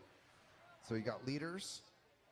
I think this would be scored as a field, and then that would be a chase across the track. So your 4 leaders are getting very close to a group of chase riders, and then your field is behind them. We are looking at 4 intermediate sprints down. Grant Kuntz is winning this competition with 10 points. Eddie Huntsman in second with 6. Tristan Manderfeld in third with 5. And Abshire in fourth with 4, tied with Eli House. Brewer, who is also in this mix, with 3. There's a bell. Jonathan Frederer also having 3 points coming into this next intermediate sprint bell. Now these guys have caught a group. We'll see how we're going to score this, but looking at the front, Kuntz has Brewer on the wheel. Let's see who's going to come up and around if they can. Kuntz on the first position right now, exiting turn number 4, and you'll have Kuntz, Brewer, Abshire, and Frederer scoring in that order in this race. As they came through that group, a couple riders smartly attached to the back, Wesley Hill and Jamie Carney, taking the free ride because this could be their ticket to get back on terms with the front of the race. They were in that group that was dropped. They're now not quite a half a lap ahead of the field right now, but that could be the opportunity for a couple riders to get back on terms, Carney and Hill, because those front runners, we've got Frederer on the front right now, driving things. We've got the KW cycling rider in second place. He knows he's just going to kind of flick his elbow, kind of stay out of the way a little bit as he's just trying to take advantage of these 4 leaders to see if he can't get back on terms. Interesting to see Frederer sort of dropping the wheel there momentarily in front of him. So Frederer, either his track skills aren't quite polished or he's suffering a little bit. One of those 2 things, we'll figure it out. But let's look at the scoreboard. We got Grant Kuntz with 15 points. Abshire now into silver medal position with 6. Dan Brewer tied with 6 points with Eddie Huntsman. Manderfeld with 5. Frederer with 4. And that will constitute your breakaway situation. Remember, all of our results are at tracktiming.live. Tracktiming.live is where you can get all of the results for this event. Shout out to John Hughes for still being out there right now, racing his bike, coming to T-Town, going around this track many times until he's told he's not. So Hughes battling it out there. Number 32 coming out of turn number 4 right now. The commentator at Lexus Velodrome showing us how to do it. There's your bell for the next intermediate sprint. This will be your 6th intermediate sprint.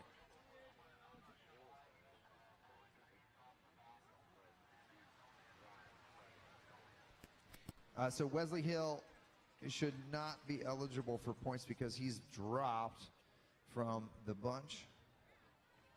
And John Hughes now removed.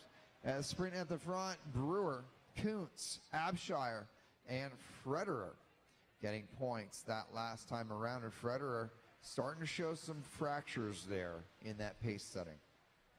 Yeah, we talked to Freder a little bit the other day, and he had a little bit of a struggle, kind of gave up in that elimination race, just was going a little bit deep, realizing he couldn't quite close the gap, so sat up a little early, but he's looking pretty smooth right now. This is kind of Freder's wheelhouse, nice and steady, not too many big accelerations out of that front group. They're going fast, but in terms of actual effort, they're probably going around 90% or so. So just underneath their threshold heart rate. So it's hard, but it's controllable. So Freder able to settle in, able to contribute, able to kind of get some recovery between his pulls. So I think he's going to be safe in this group right now. He's doing a great job contributing, grabbing some points.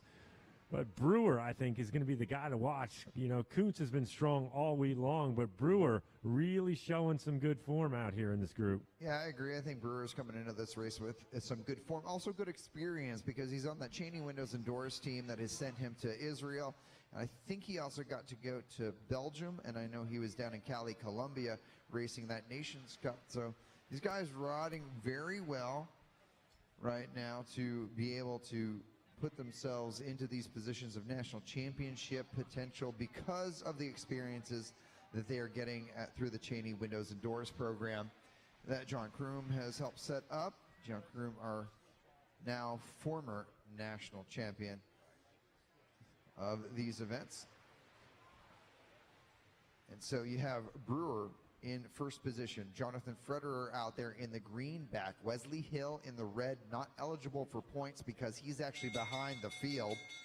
And then you have Lance Abshire right now with the carbon helmet, rider at number 2, and Grant Kuntz is the blue and black. Just a couple of laps ago, our leaders were almost a half a lap up. They were within about 2 seconds of being a full half lap up, but now that gap's starting to come back down a little bit. Meanwhile, Kuntz turning on the afterburners. He knows he needs to participate in these sprints. Abshire rolling through, Brewer rolling through, and Freder. Those 4 riders all going to get the points on that sprint. Eddie Huntsman at the head of affairs right here. Eddie got caught off guard in one of the Omnium races. We watched him on the back foot all day long. He was aggressive early, missed the move when it matters, and just got put in chase mode all day. Kind of looks like he's in a little bit of a similar position. He's obviously got great form, been on the podium a lot this week, collected a jersey today, has to be a little bit frustrated that this group slipped up the road without him. Grant Kuntz winning that last intermediate sprint. He has 23 points. Dan Brewer in second with 13 points. Lance Abshire has 11 points. Jonathan Frederer with 6 points after a lot of bike pedaling to give only 6 points at this point in time. He's just pulled even with Eddie Huntsman after being off the front for 4 intermediate sprints. Yeah, that's a pretty tough way to get just a handful of sprints, but these riders still working together. They're bringing that gap back out just a little bit. Again, I'm not sure they're going any faster necessarily. I think it's just a little chaotic back in the field. The field will get a little bit of momentum, but as you can see right now, one rider swings up out of the turn. The next rider doesn't really come through full force. Brendan Rim kind of looking up track a little bit. Rider 28, you have a warning. You cannot lead this group. Rider 28, you have a warning because you cannot lead this group. You can stay on it, but you can't lead it. So Wesley Hill can stay in the group, but he cannot lead it. There's your next intermediate sprint bell. Next intermediate sprint bell, and we'll see what's happening behind. Spencer Segabrook trying to start to get himself across and away from this bunch. Segabrook, a very good time trialist. And we'll see if he can get himself half a track with Grant Kuntz on the front of this freight train. Kuntz coming across for 5, Abshire with 3, Brewer with 2, and Frederer with 1. Is it me, or is Freder just kind of sitting last wheel, not really contesting those points too much? He's kind of consistently been just kind of rolling through at the back of the group. We see him now. Yeah. He's swinging up track to let the rider that comes off the front in front of him. That is a sign of fatigue. Yeah, Frederer definitely skipping pulls, although as we say that, he's going to start to rotate in with Abshire. Wesley Hill trying to get himself back onto the back end of that. That's a hard ride for Mr. Wesley Hill. Sometimes riders with really good fitness just find themselves in bad spots at the wrong time, and that's how he's ended up here. So remember, Wesley, you cannot lead this group. You can be in it, but you cannot lead it. Rider 28, you cannot lead this group.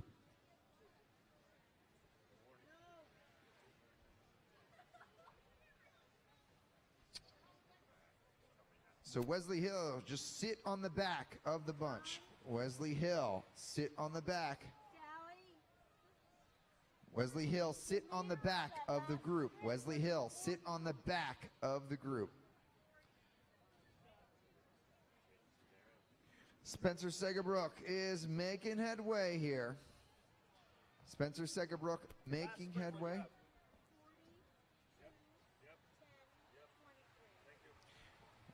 So here are your leaders coming through. Wesley Hill, sit on the back of the group. Wesley Hill, sit on the back of this group. The problem here is Wesley Hill had been dropped from the field. As the breakaway made their way around, they scooped up Wesley. So Wesley having the opportunity to kind of gain back his ground to get back to the field. But in doing so, because he's a dropped rider and these are the leaders, he is not allowed to contribute to the pacemaking. Kuntz on the front right now. Let's see if he drops down the speed a little bit just so they don't make the catch too soon. Looks like he's calculated it so it'll be enough time here. Kuntz checking through the armpit, and Kuntz with 5, Abshire with 3, Brewer with 2, and Frederer with 1. One more time. Now these guys will make the catch, and all that does is just bring Wesley Hill back into the race. And so now Wesley Hill can pull through as much as he wants now that he's back in the field. Yeah, problem solved for Wesley. We're not going to have to yell at him anymore for at least a little while. So your leader is now Spencer Segerbrook, but Segerbrook has sat up, and so he will be caught here momentarily.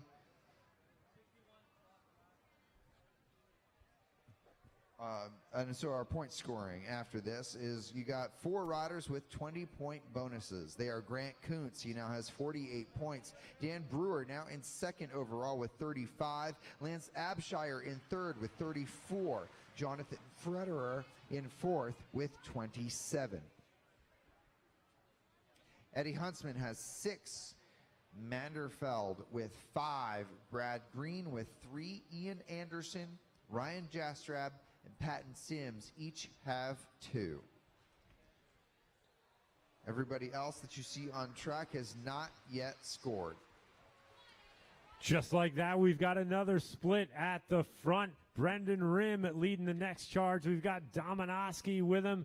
Looks like Lance Abshire at the back of the group. We've got another one of the Cheney doors and windows rider. Looks like maybe Frederer again trying to get back up on the wheel.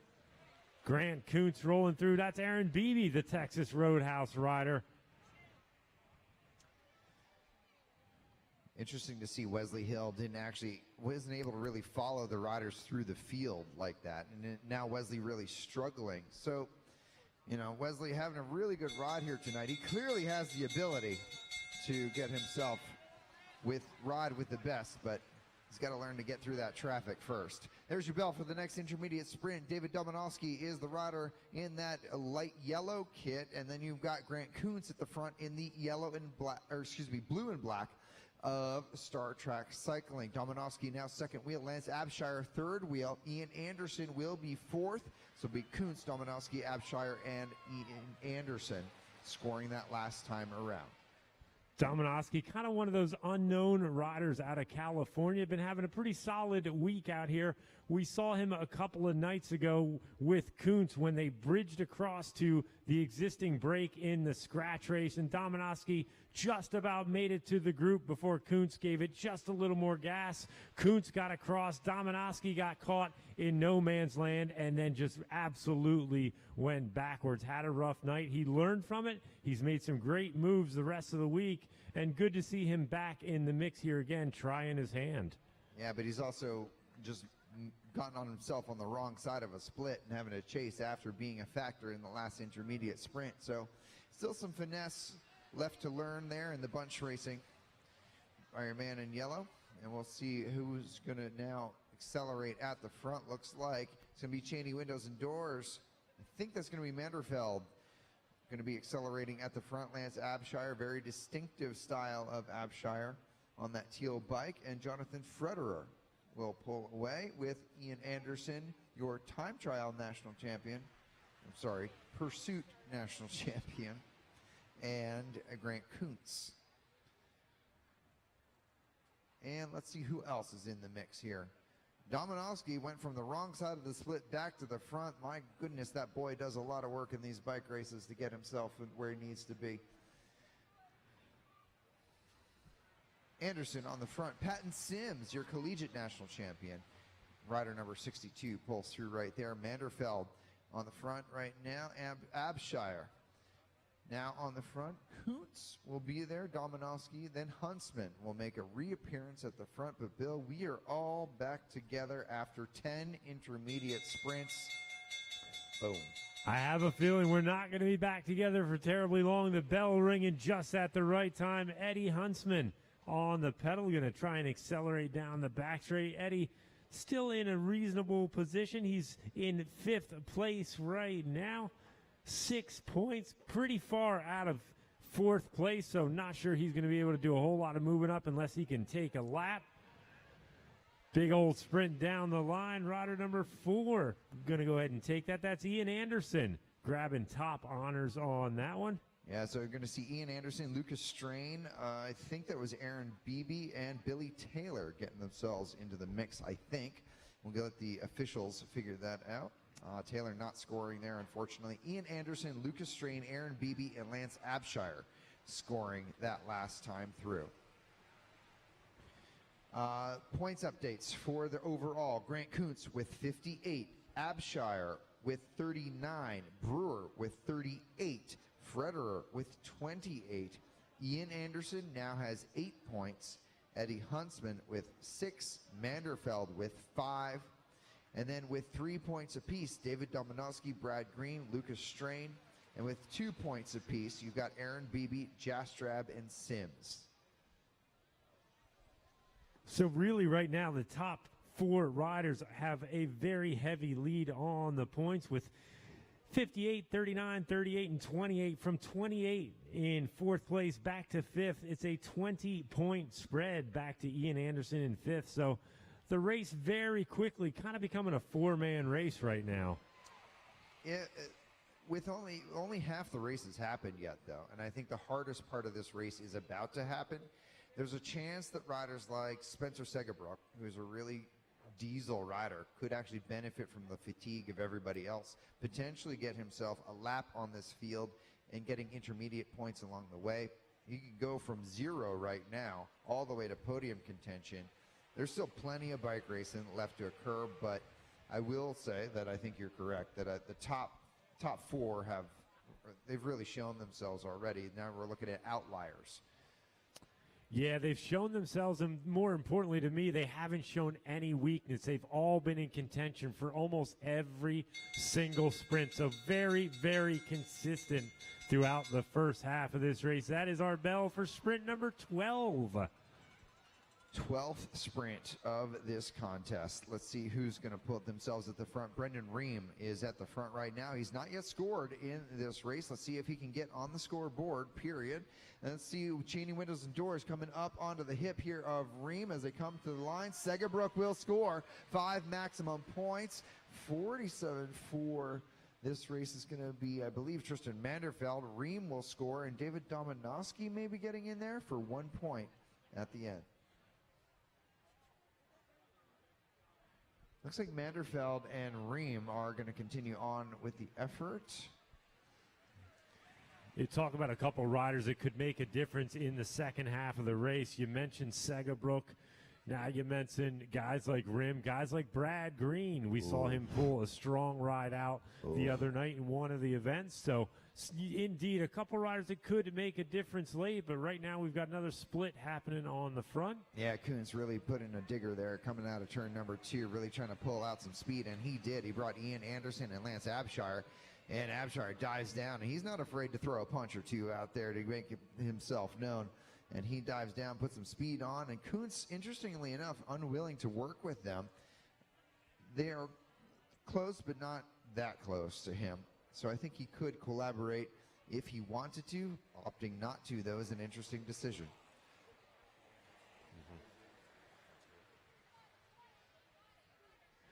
Right now, Anderson and Beebe finding themselves off the front with a little bit of a gap, a little stalemate in the field. This is sort of an interesting point in a race where it's like just about to crack, right? You're seeing like these really strong guys go 1-2s off the front, testing each other. And then before you know it, I don't know, this could go a few different ways. You have the experience here, but I think that I'm wondering if this race is going to turn into something where all of a sudden you're going to have a little group off the front with these 1-2 strong guys testing each other.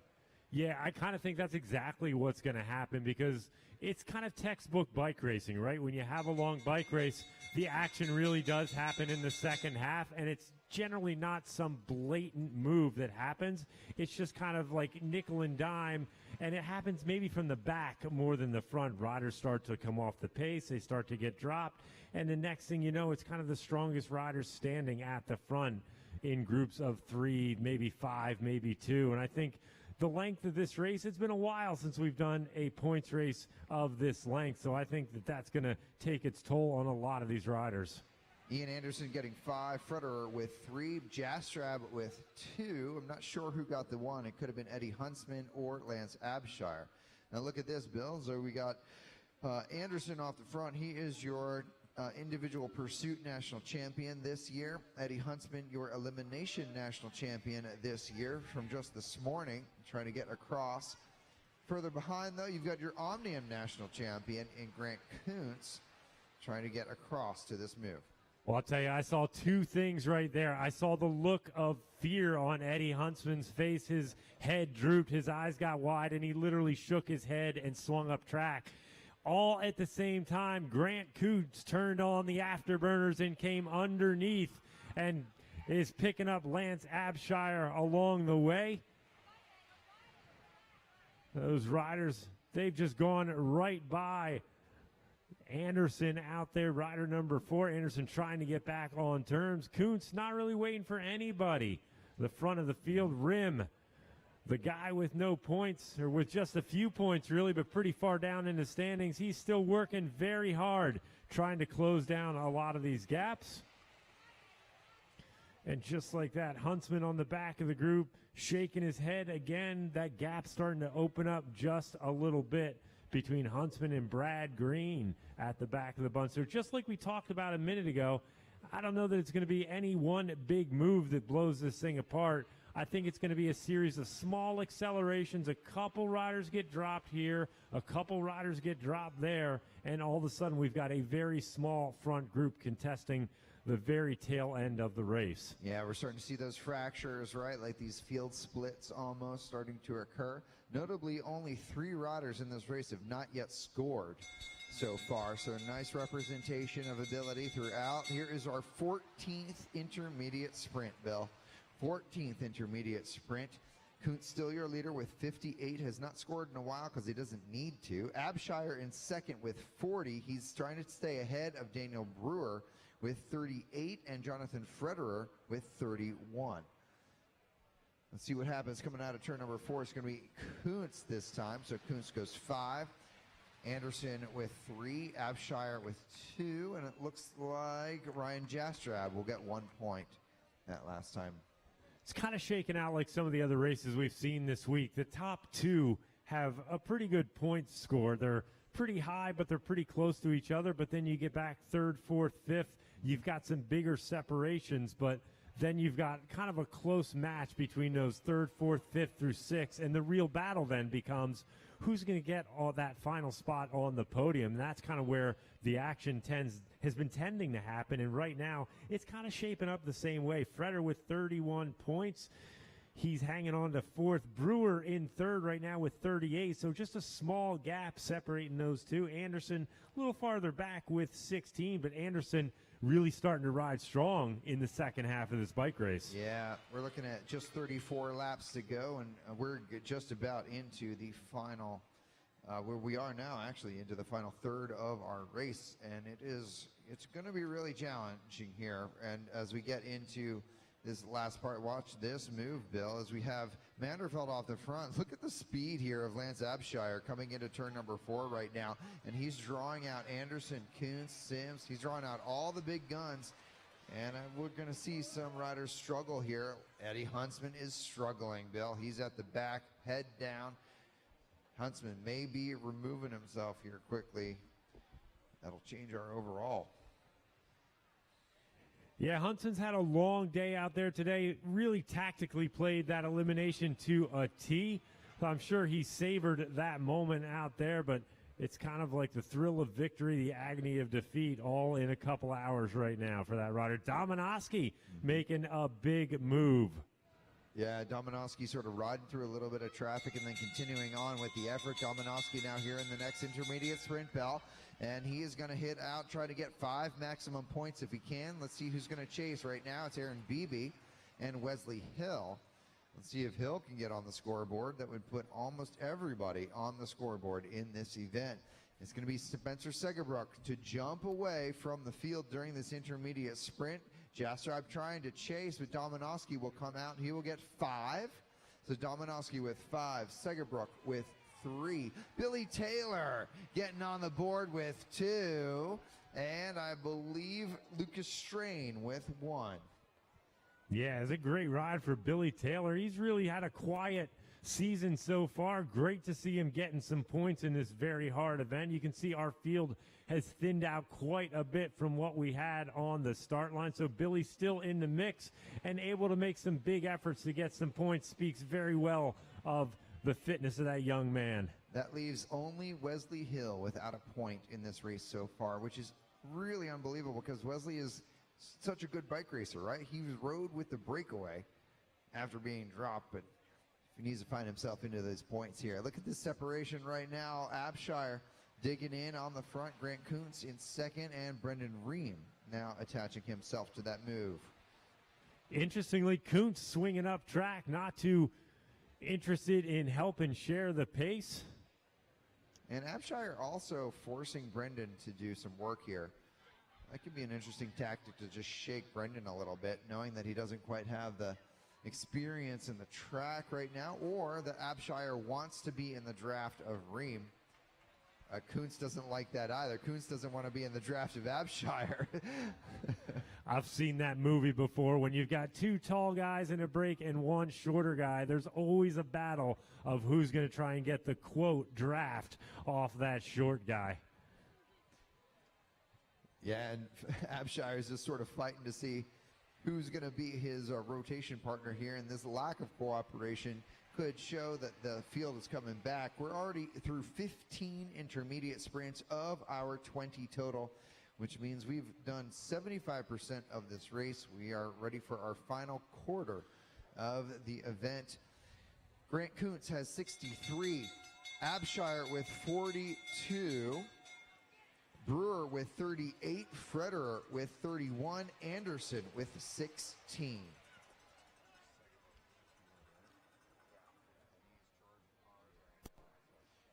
Segerbrook charging hard right now out of the field, looking to try to get himself some points. At the front, you get Abshire, rider number 2. Kuntz going to come up onto the hip there in turn number 4. Coming out of turn number 4, you're going to have Grant Kuntz, Abshire, Segerbrook going to grab 2 points, and Brendan Ream will get 1 point there for Wildlife Generations.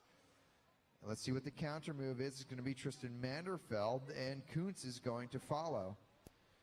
Eddie Huntsman coming out of this race right now. Well, that's a shame to see that young rider pull out. Hopefully some lessons learned for him. He's been a little bit aggressive early on in the race, and I do think that might be coming back to haunt him when crunch time comes. So Yeah, I agree. Well, let's see what's happening on track right now. You got Tristan Manderfeld hitting out by himself. And look at this, everyone up at the rail. And only Spencer Segerbrook, also riding in the Cheney Windows and Doors team, is the one to respond. So you have Manderfeld riding solo right now ahead of the rest of the field. Segerbrook tried to jump away, but he could not. Brad Green tried to follow. Anderson is there. Wesley Hill has found himself into this separation. I just want Wesley to score a point. That's all I want. Yeah, I think Wesley caught the memo that we were putting out there, so he's desperate to get that point, to not be the lonely guy in the corner of the classroom there with nothing to show for himself. Manderfeld has 7 points in this race. He is in 8th place overall. If he gets 5 maximum points, that would put him up above Segerbrook into 6th place. Let's see what happens though. Abshire accelerating from the field. You're going to have Aaron Beebe responding. Patton Sims, who was dangling off the back just a few laps ago, now responding and putting himself onto that chase bunch. Looking across the track for Manderfeld, so that gap is dwindling, and Manderfeld just hoping for this 17th intermediate sprint bell to be rung. So can I go ahead at this point and say that we've actually ridden more than 100 laps at this point? We've ridden 101 laps so far, and we still have 19 on the counter. I think you're going to win. All right, well, the bell being rung for Tristan Manderfeld over there in turn number 3 right now. He's going to be coming out of turn number 4. Manderfeld coming out of 4. He is the leader right now, and he will get 5 maximum points. Now you got Ian Anderson, Jastrab, and Kuntz up there. They're going to score 3, 2, and 1 respectively. I think Kuntz right now not really going all out for these sprints, just content to maybe nickel and dime his way when he can, when there's an opportunity, when it's, quote, easy. He's got such a commanding lead right now that it may be a good time for him to actually get a little bit of recovery in, because the race is going to get a little bit harder. Once we get down inside those last 20 laps, the throttle's going to go wide open, because all these guys, they're very good endurance specialists. They know it's like a sprinter getting inside the last lap and a half. They can go all out no matter what. Yep. You get these endurance riders down with inside of about 20 laps to go, well, the throttle is going to open, and I guarantee you it will not back off till the end. Manderfeld has the advantage, but Brendan Ream is the one with the legs left right now at this point in the race. As Bill was just talking about, that is the show. Billy Taylor showing us some good form right now, jumping away from the bunch. He draws out Jonathan Frederer and Segerbrook, Anderson, and Wesley Hill. Oh my goodness, this is great to see. Now Manderfeld has the advantage. He comes out of 4. He's got coming across the start-finish line. Now Brendan Ream getting closer and closer to Manderfeld. We could have 2. Lucas Strain and Dan Brewer, the 2 at the front of the bunch. Remember, the Brewer is actually still in bronze medal position ahead of Jonathan Frederer. Brewer hasn't scored since the 9th intermediate sprint. We're coming into the 18th. And nevertheless, Brewer still bronze medalist in this event. Yeah, the problem for Freder is he's only scored once in that interim as well, so he's not taken advantage of any opportunity to kind of get back on terms. So Freder still lingering back there with 31 points, a 7-point disadvantage for him into the bronze medal spot. Getting a little late, I think, for that to happen, but we've got the bell going right now for sprint number 18. Sprint 18, you got Manderfeld and Brendan Ream off the front right now. The chase will be Frederer, Abshire, Kuntz, and Segerbrook. We'll see what the chase will be behind by Dan Brewer. He's not going to have enough time to get up and make contact. Let's look and see at the front. Manderfeld goes 5, Ream with 3, Abshire with 2, and Segerbrook with 1. Kuntz does not score that time, leaving him at 69 points. Overall, Abshire now at 45 points. Oh, no, now he's at 47 points in the event. Brewer at 38, Frederer 31, Anderson 19. Manderfeld now to 17 points in 6th place, looking at possibly jumping to 5th place if he can score again.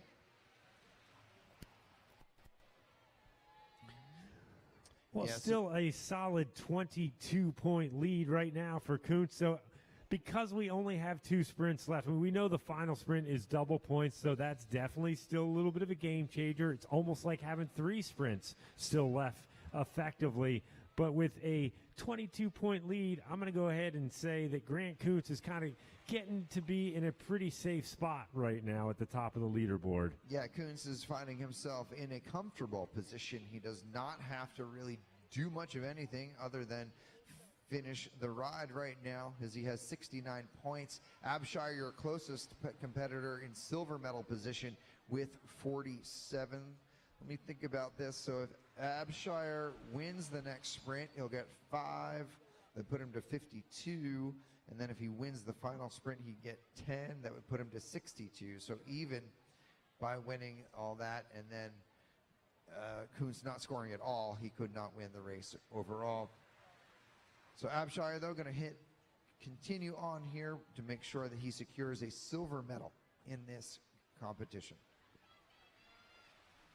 Worth noting, out of that 7-rider group, 4 riders from the Cheney Doors and Windows team. It's almost like they had their own little team time trial. A couple other friends crashed the party out there. This will be our 19th sprint, ladies and gentlemen, 19th sprint of this competition. Let's see who is going to challenge for points at the front. I'm looking at Abshire digging in right now. He wants those 5 maximums. Let's see if Dan Brewer is going to give it to him or not. And let's, more importantly, see if Brewer can challenge Abshire. Coming out of turn number 4, Abshire, he goes 5, Brewer with 3, Segerbrook with 2, and Kuntz scores 1 more time, earning 70 points. Kuntz is winding up. Let's see if Kuntz wants to keep this pressure on. We only have 1 more sprint in this competition with just 2 kilometers left in racing. Actually, underneath that now, we're looking at 5 laps to go. Kuntz checking the shoulder. Brewer's there. Abshire's there. Brendan Ream brings it back together. And I believe that is Manderfeld who's going to drop down and keep the pressure on. Segerbrook tries to follow. Let's see what the rest of these gentlemen decide to do.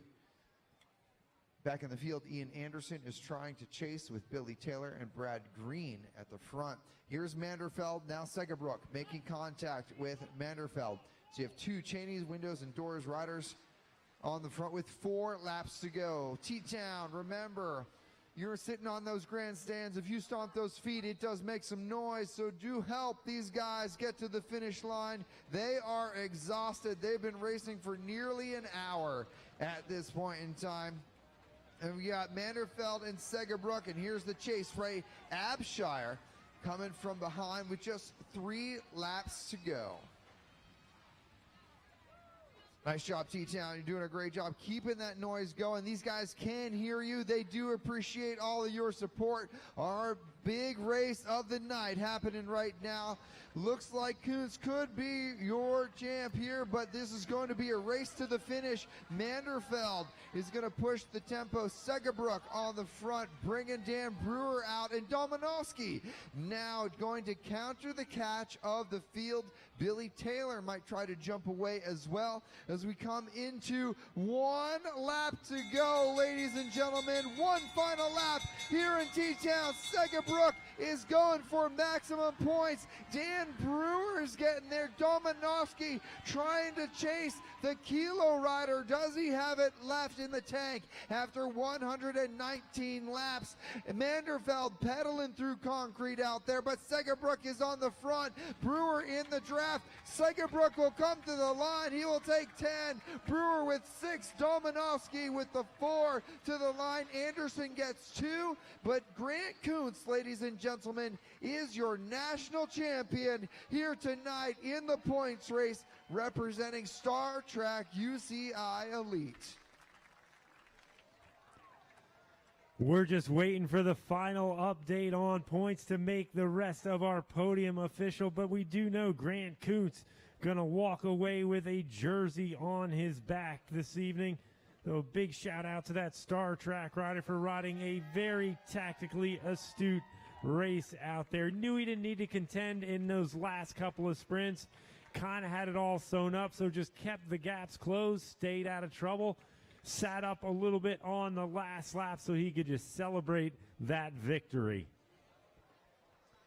Great riding out there by all of the men who have made it to the finish. There are your final results, Bill. All right, final results are in. Grant Coots with a total of 70 points is going to be your new national champion.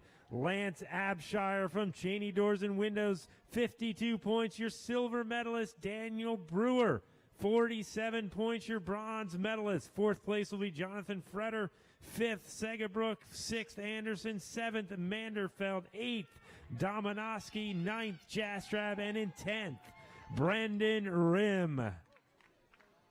A great job by all of our riders putting on a wonderful show. 120 laps done and dusted in just about 50 minutes time. That's the last race event of our evening, but we're going to be here for a little while again. We want you to come on down trackside and join us because it's time to award some medals and award some national championship jerseys at the Podium Awards presentation area.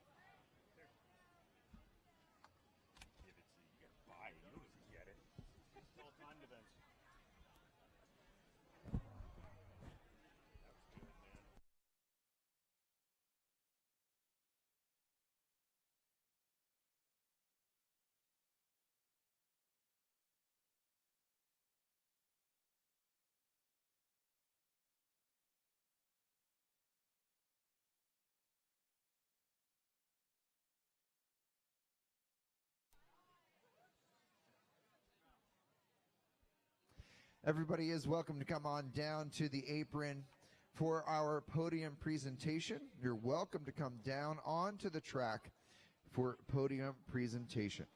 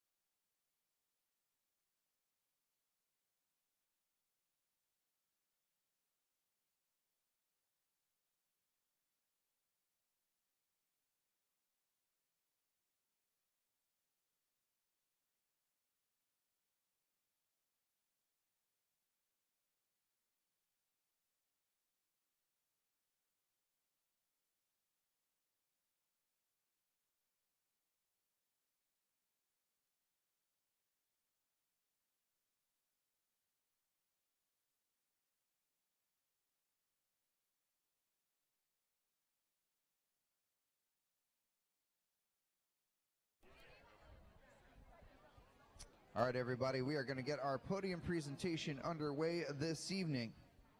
We're going to go through the races as they happen, which means we start off with our 11-12 girls scratch race final Omnium 3. In 5th place from Macungie, Pennsylvania, representing Team T-Town, please welcome Isla Afan.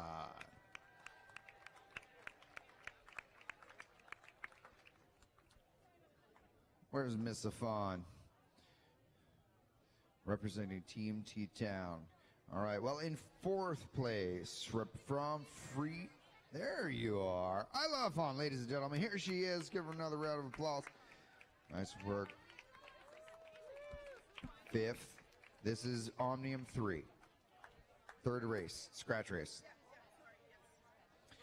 Fremont, California, racing for CBRE Racing, Sophia Avery. 4th place. From San Jose, California, representing the San Jose Bicycle Club, please welcome Kavya Srinivasa.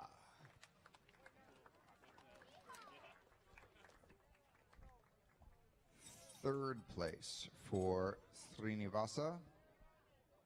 There we go.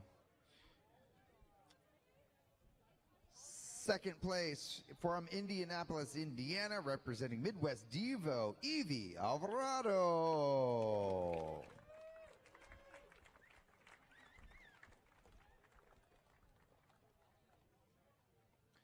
And from Del Mar, California, representing Virginia's Blue Ridge 2024 Devo program, please welcome Anya Chen.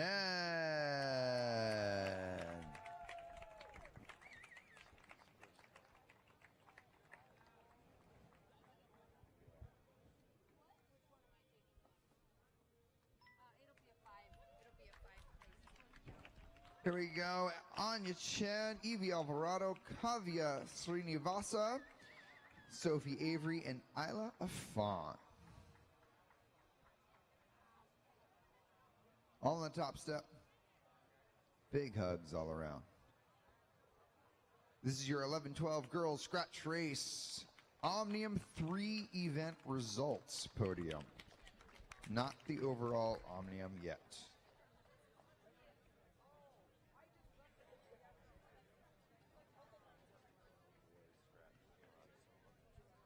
All right, next up, our 11 to 12-year-old boys scratch race final Omnium 3.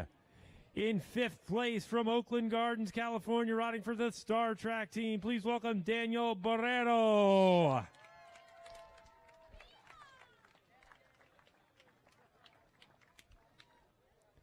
In 4th place, also riding for the Star Track team out of Brooklyn, New York, this is Lucien Merckx-Bobet.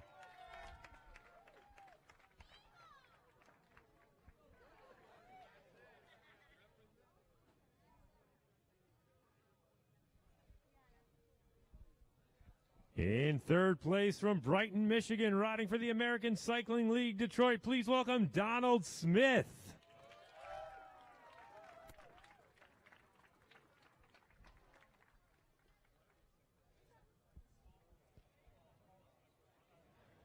From New York, riding for Star Track, your 2nd place finisher, this is Ari Ebens.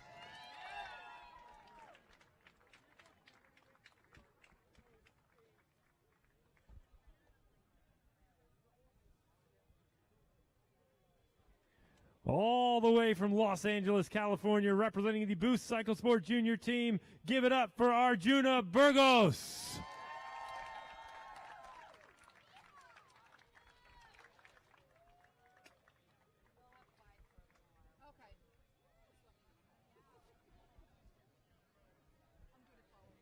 All right, one more time for your 11 to 12 scratch Omnium 3 podium. Barrero, Bobet, Smith, Ebens, and Burgos.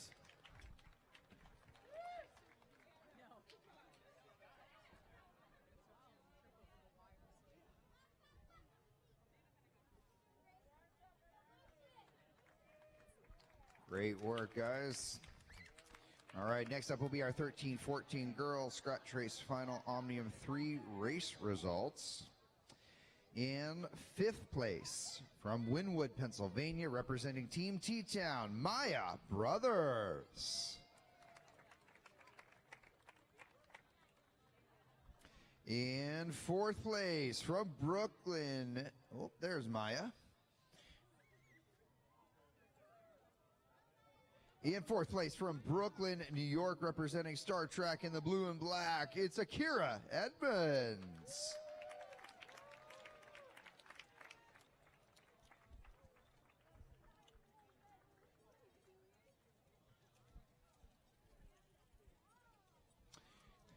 From San Diego, California, representing SDBC, powered by Bonocci Law Group. Please welcome in 3rd place, Emmy Solis.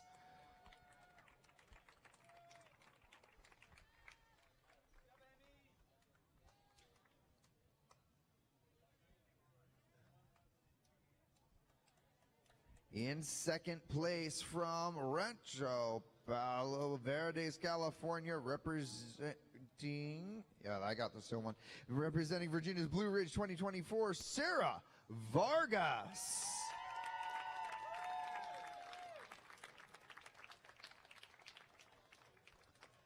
Second place finish for Vargas in that last race. And taking the win in the last race from Novi, Michigan, representing the American Cycling League from Detroit, Emma Jimenez.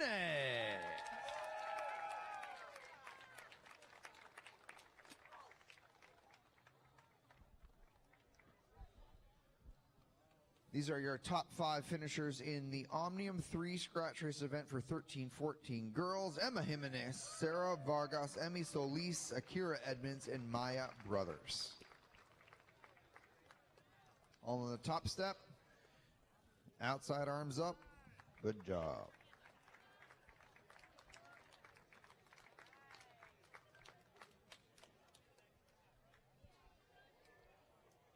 All right, next up, we've got our 13 to 14-year-old men's Scratch Race 2 final Omnium 3 event. In 5th place from Buford, Georgia, he rides for Mission Devo Cycling, presented by Tyler Perry Studios. This is Matthew Crabb.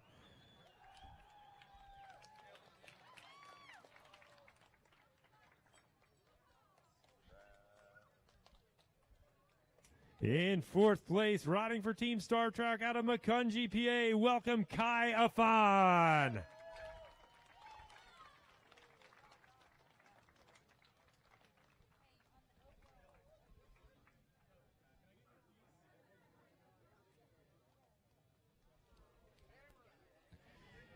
In 3rd place, all the way from San Diego, California, and the San Diego Bike Club, presented by Bonici Law Group, please welcome Aaron Wang.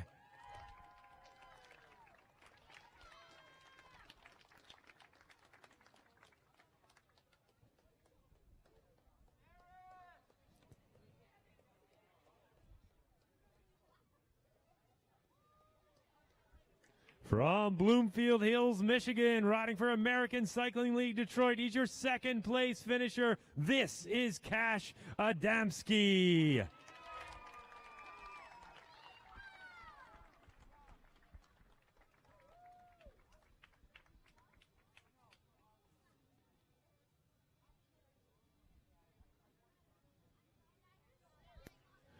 From Detroit, Michigan, also riding for the American Cycling League Detroit, give it up for Cameron Coleman.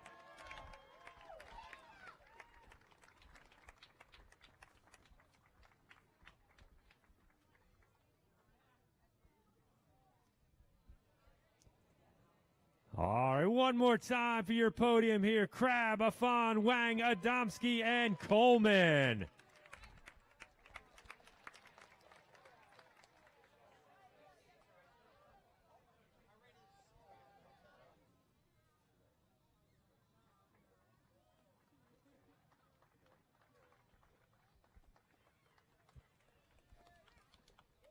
Next up, our 15-16 girls scratch race Omnium 4 race results. From San Diego, California, representing SDBC, please welcome in 5th place, Sophia Rossi. Sophia Rossi, 5th place, result in the 15-16 scratch race final. From Indianapolis, Indiana, representing Virginia's Blue Ridge 2024 Devo, let's welcome 4th place finisher Katie Smock.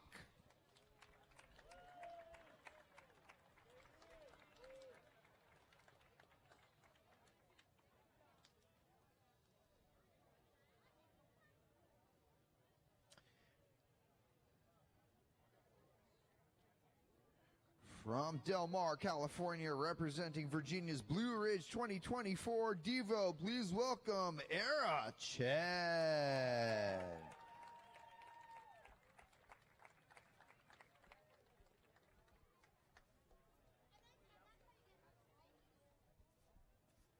From Lake Stevens, Washington, she races for Jerry Baker Jr.'s. Please welcome Danielle Scoville to 2nd place.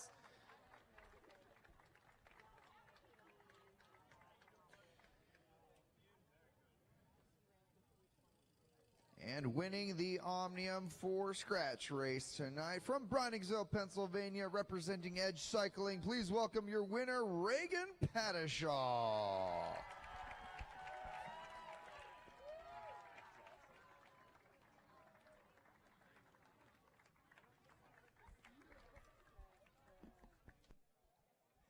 Reagan Padishaw with the win. Daniel Scoville in 2nd. Era Chen in 3rd. Katie Smock in 4th. And Sophia Rossi in 5th. This is your 15-16 girls scratch race Omnium 4 event.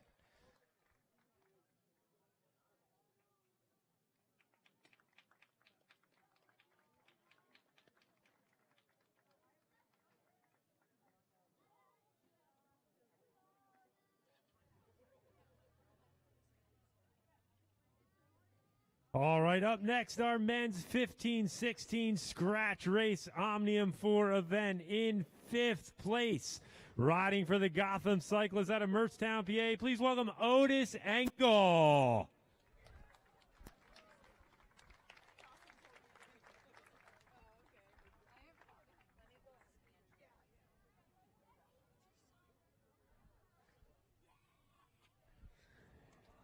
In 4th place from Fresh Meadows, New York, riding for Star Track Cycling, this is Jaden Lee.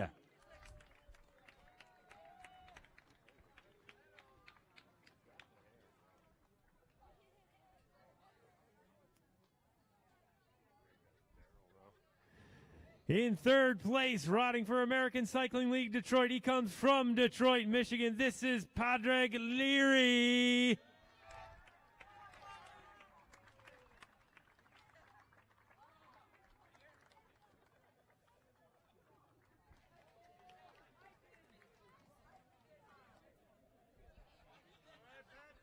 Your 2nd place finisher out of Brooklyn, New York, and the Star Track Cycling Team. Please welcome Enzo Edmonds.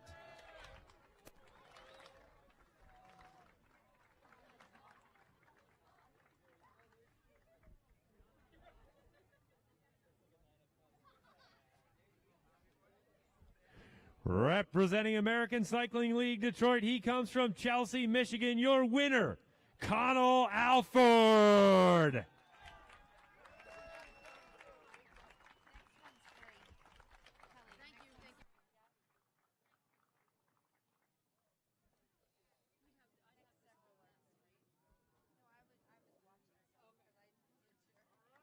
All right, one more time for your podium. Engel, Lee, Leary, Edmonds, and Alford.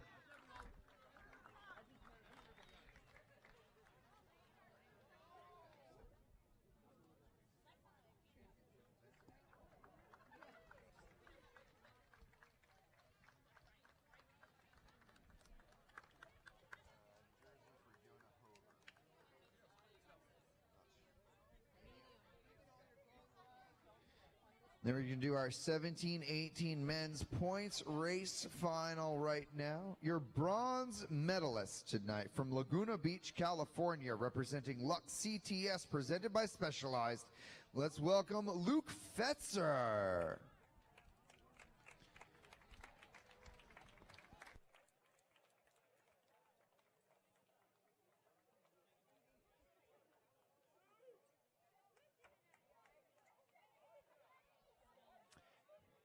Your silver medalist this evening from Demorsa, Georgia, representing Piedmont University, Preston I.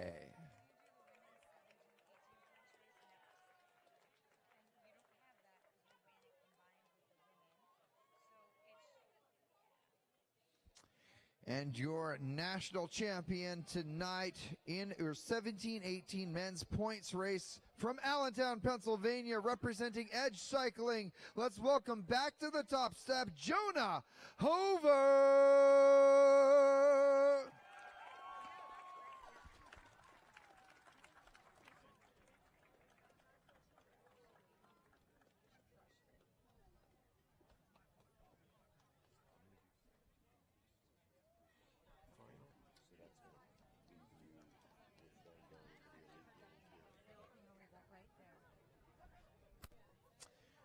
There's the medal presentation. Let's hear it one more time for our podium here tonight. National championship awarded to Jonah Hover. Arms up, gentlemen. You want a bike race today?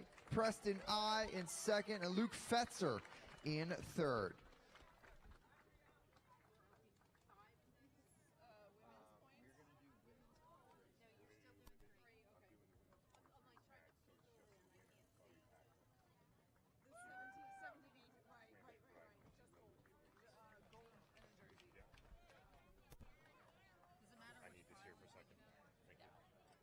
All right, next up, we're going to do our junior women's 17-18 points race podium. We had one competitor. She rode with the elite women, and she had a phenomenal ride. Riding for Serious Cycling, please welcome your new national champion in the points race. This is Chloe Patrick.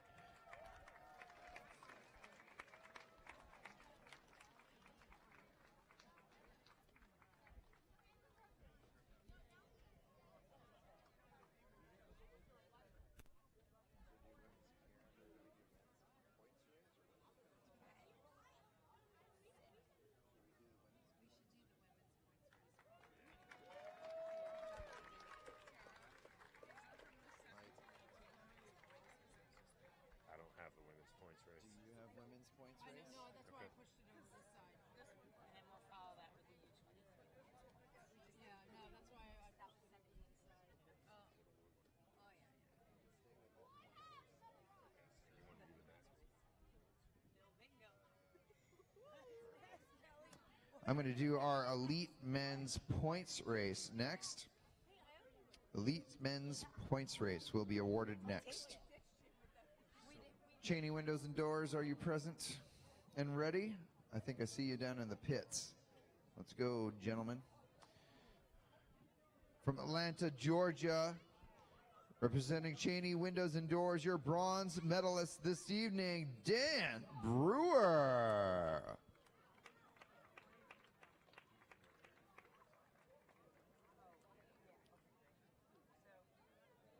Daniel Brewer. Here they are. Were you riding the trainer?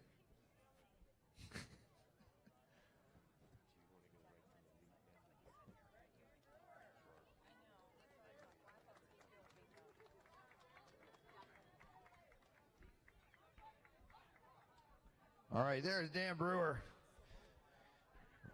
From Baton Rouge, Louisiana, representing Cheney Windows and Doors, your silver medalist tonight in your elite men's points race is Lance Abshire.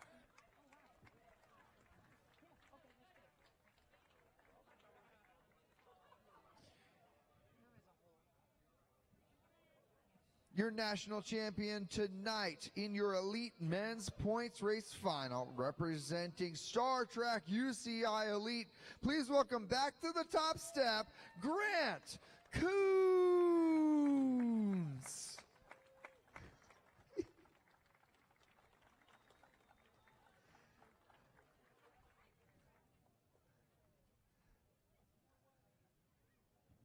Grant Coons donning another national championship jersey during this tournament for the elite men's points race. Arms up, gentlemen. You want a bike race here today? Grant Coons, your national champion. Lance Abshire in silver medal, and Daniel Brewer, your bronze medalists.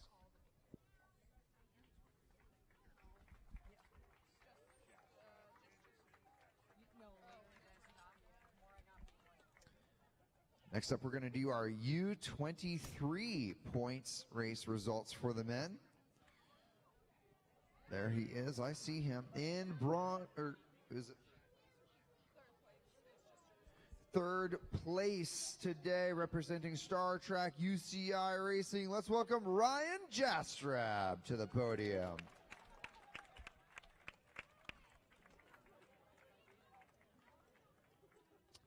Your second place finisher for the U23 division, representing Cheney Windows and Doors from Texas, Ian Anderson.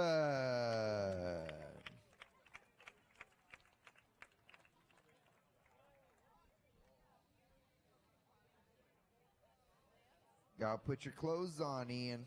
Come on, my man. Nothing like putting on a wet skin suit for the podium. Here he comes, Ian Anderson.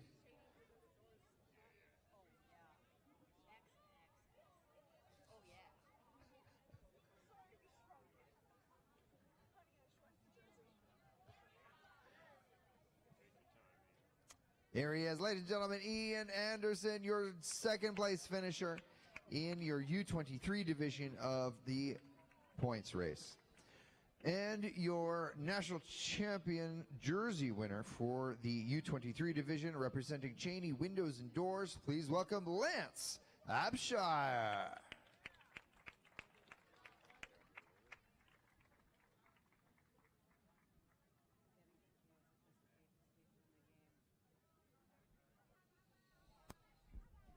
Lance zipping up that small jersey and making it look good, my man. Arms up, gentlemen. Lance Abshire, Ian Anderson, and Ryan Jastrab, your U23 podium for the points race tonight.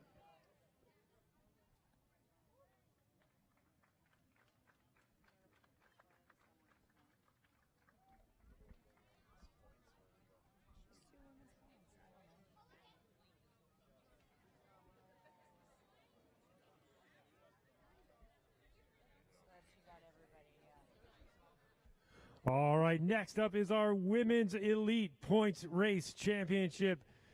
Your bronze medalist riding for Marian University. Please welcome Elizabeth Stevenson.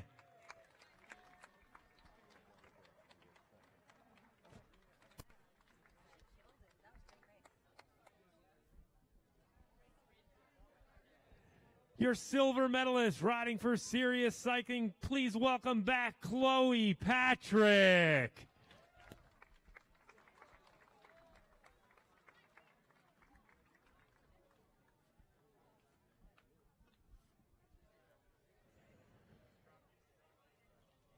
Racing for Virginia's Blue Ridge Ride 2024 Devo team, your new national points race champion. Please welcome Jennifer Valente.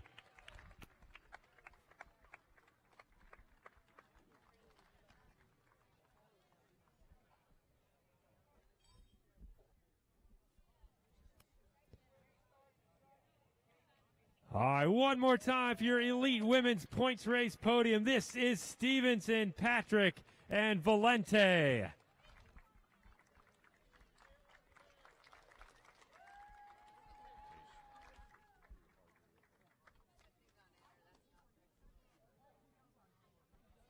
All right, we're going to do our U23 women's points race podium In second place, please welcome Elizabeth Harden.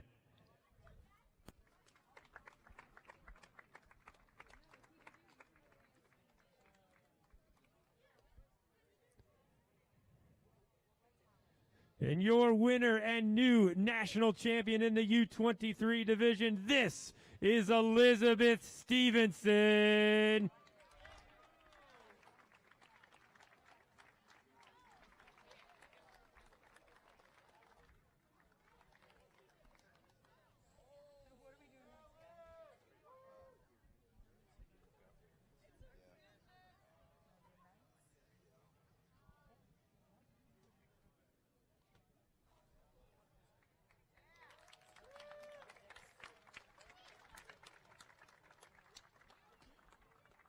Congratulations, ladies.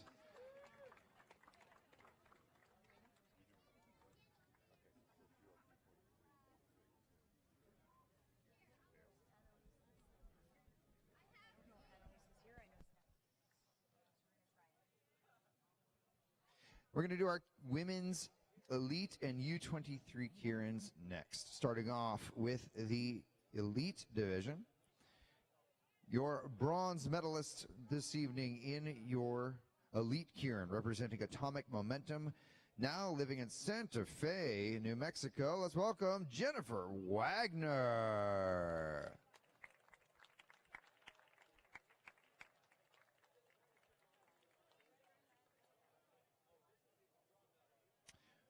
Your silver medalist in the Keirin tonight represents Team Novo Nordisk.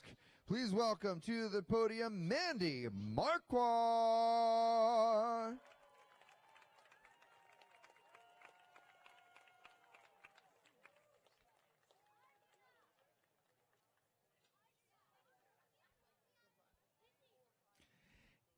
And your national champion here tonight, representing Virginia's Blue Rod 2024 program.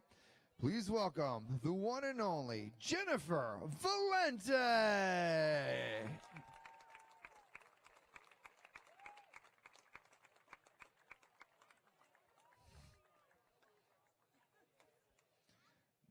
Valente earning her first Keirin title in 10 years. There is your podium. Let's hear it one more time. Jennifer Valente, your national champion. Mandy Marquardt in silver, and Jennifer Wagner in bronze medal position. All up on the top step, if you would. Outside arms up. There we are. Nice work.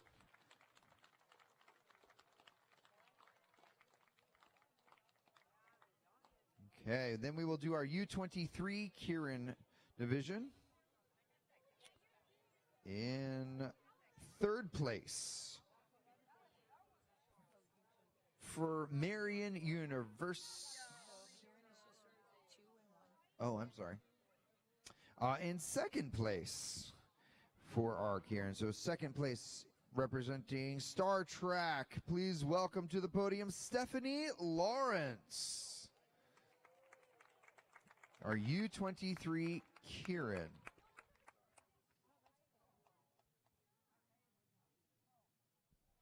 Second place position. There we go. And in first place for in the Keirin, representing the Shop Racing program, Annalise Ostreich.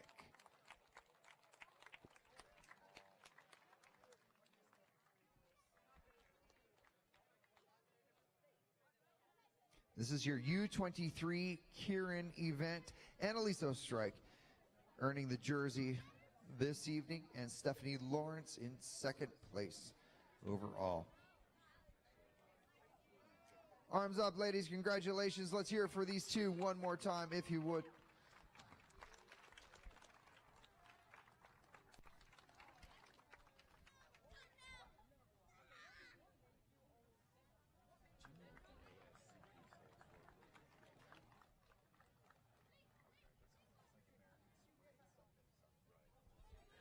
All right, next up, we're going to do our men's Keirin event. In third place, riding for the ASCP out of Miami, Florida. Please welcome Sandor Delgado.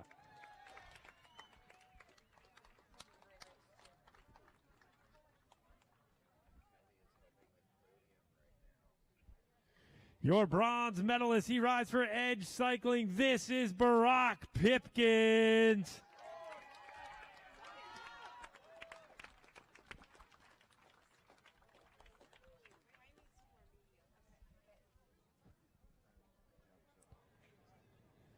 Your winner and new Keirin National Champion. He rides for Edge Cycling. A warm welcome for Mr. Andrew Chu.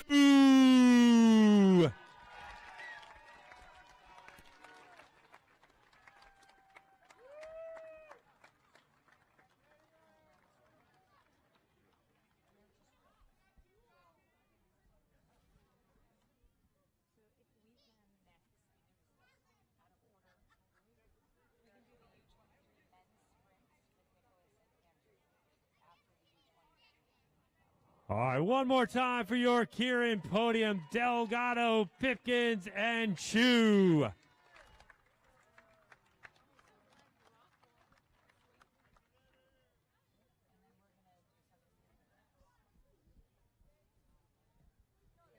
There we go, gentlemen. Outside arms up. There we go. That's how we do a proper podium picture on the top step. All right, we're going to do our U23 Keirin podium next. Your second place finisher riding for Edge Cycling. Please welcome Nicholas Turbo Roberts.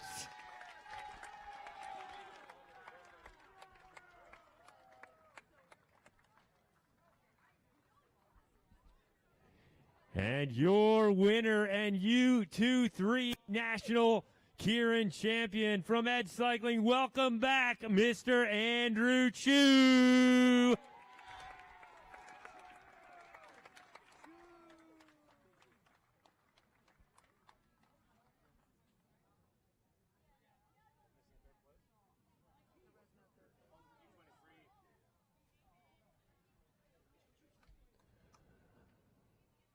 All right, Roberts and Chu, your top two U23 Keirin athletes.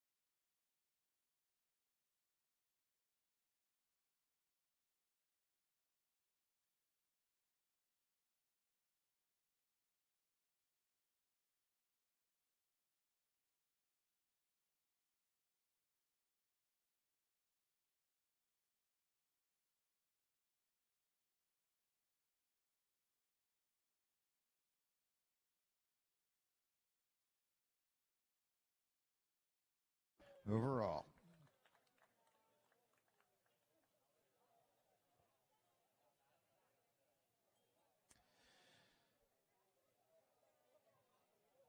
Your bronze medalist in the 15-16 women's category from Colorado Springs, Colorado, representing Virginia's Blue Ridge 2024. Let's welcome Alexis Jaramillo.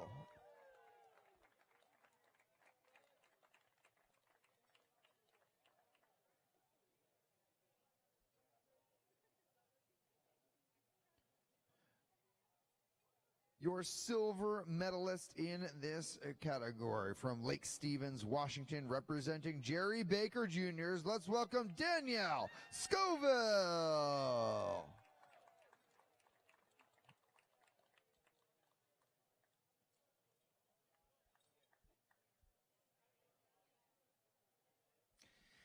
And your repeat national champion in the 15-16 women's omnium from Briningsville, Pennsylvania, representing Edge Cycling. Let's welcome Reagan Padishall.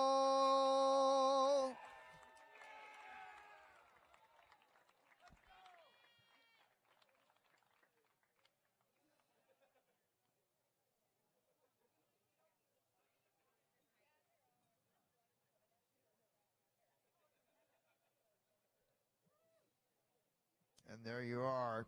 Reagan Padishall, ladies and gentlemen, your 2022 15-16 Women's Omnium National Champion. Danielle Scoville in silver, Alexis Jaramillo in bronze, Katie Smock in fourth, and Aura Chen in fifth. Let's give it up for them one more time. All up on the top step, ladies, if you would. And that'll be the conclusion of our podium presentation.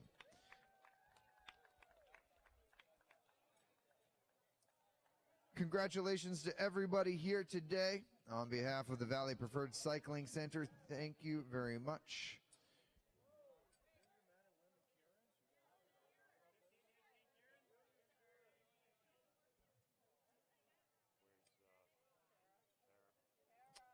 Tara.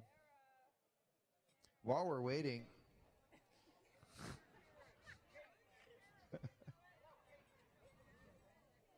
there's the Vision GP out at Jerry Baker Velodrome on August 12th and 13th. There's going to be some prize money there. If any of you guys want to go race out there, go do it. If you want to go to Madison National Championships, that's going to be in November out at the Lexus Velodrome. And then the Winter World Series at the Lexus Velodrome will happen once a month throughout the winter. Great way to keep your track legs fresh. And remember, there are junior categories at all of those events. We're looking for our Keirin results for our juniors.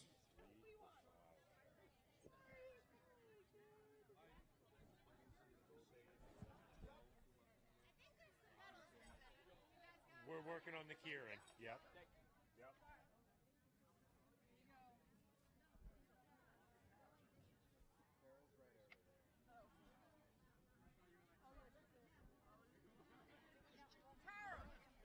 Hey, Tara McCarthy, can you make your way on over here real quick? There we go. We're going to get to the bottom of this in just a moment. We'll get our junior women's and men's Keirin podiums all dialed in. Junior men and women's Keirin podiums. 5, 3. We're almost there, folks.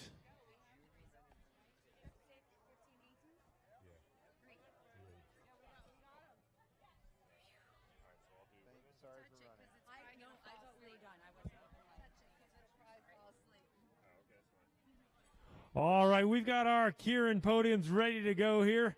Sorry for the almost oversight on that. It wasn't on our list. We had to dig it on up. We're going to start with our women's junior 15 to 18 Keirin podium. Your bronze medalist riding for Virginia's Blue Ridge 2024 Devo. Please welcome Katie Smock.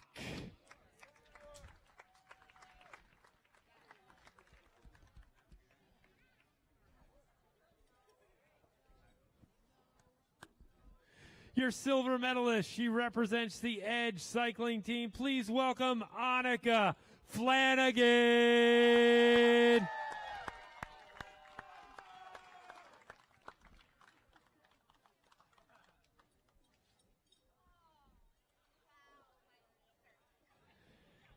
And your junior women's 15 to 18 Keirin national champion from Edge Cycling. Please give it up for Divya Verma.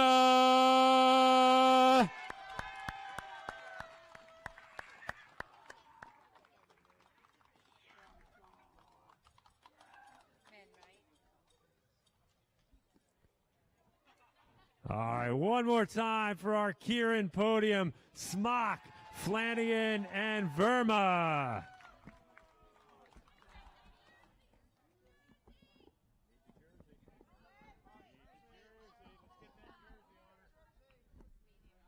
We're coming with the jersey. Got to make the appropriate picture there.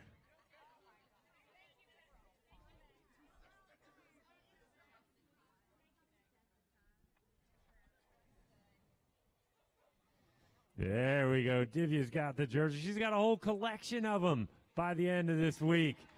All right, one more time. Make some noise. All on the top step there, ladies. Outside arms up.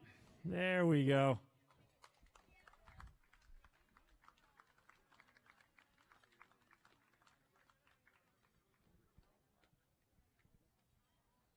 And our final podium of the night will be our junior men's Keirin. Your bronze medal, or third place, I'm told. Wait. A bronze medalist in this event representing the American Cycling League out of Detroit, from Detroit, Michigan. Please welcome Donnell Anderson Jr.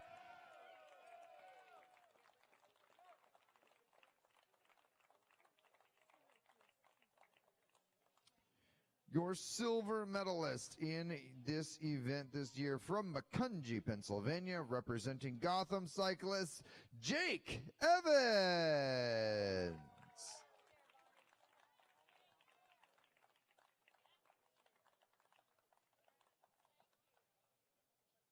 And your repeat national champion in the junior men's Keirin from Bethlehem, Pennsylvania, representing Edge Cycling. Let's welcome back Finn Kohler.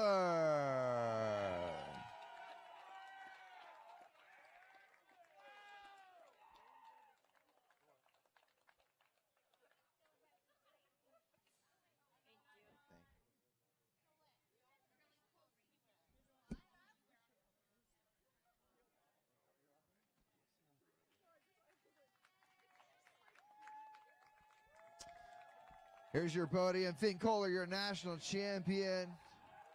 Jake Evans in silver medal position, and Donnell Henderson Jr. in bronze medal position. Congratulations, gentlemen. And I think that'll do it. Yeah, absolutely. Podium photos if you'd like. Make it quick, but you can do it. So Lexus Velodrome and Edge, you're welcome to jump up there for a podium photo. We do have team events tomorrow, team sprint, team pursuit, NAP National Championships. Now we're out of here. On behalf of the Valley Preferred Cycling Center, thank you all very much for coming out. We'd like to thank all the people who helped make this possible, from our officials to our staff, volunteers, and everybody else who has put in some effort to make this whole thing possible. And thank you guys all for coming out and being part of our national championship program. We do have one more day of racing, but if you're heading out of town because you're not doing team events, have a safe trip home. And best of luck to the rest of your season. We hope to see you back here or wherever the next U.S. National Championship Track Nationals will be. I'm Gabe Lloyd. I've been joined by Bill Elliston all day. Thank you guys for joining us. And we'll see you tomorrow for the final day of our 2022 Track National Championships.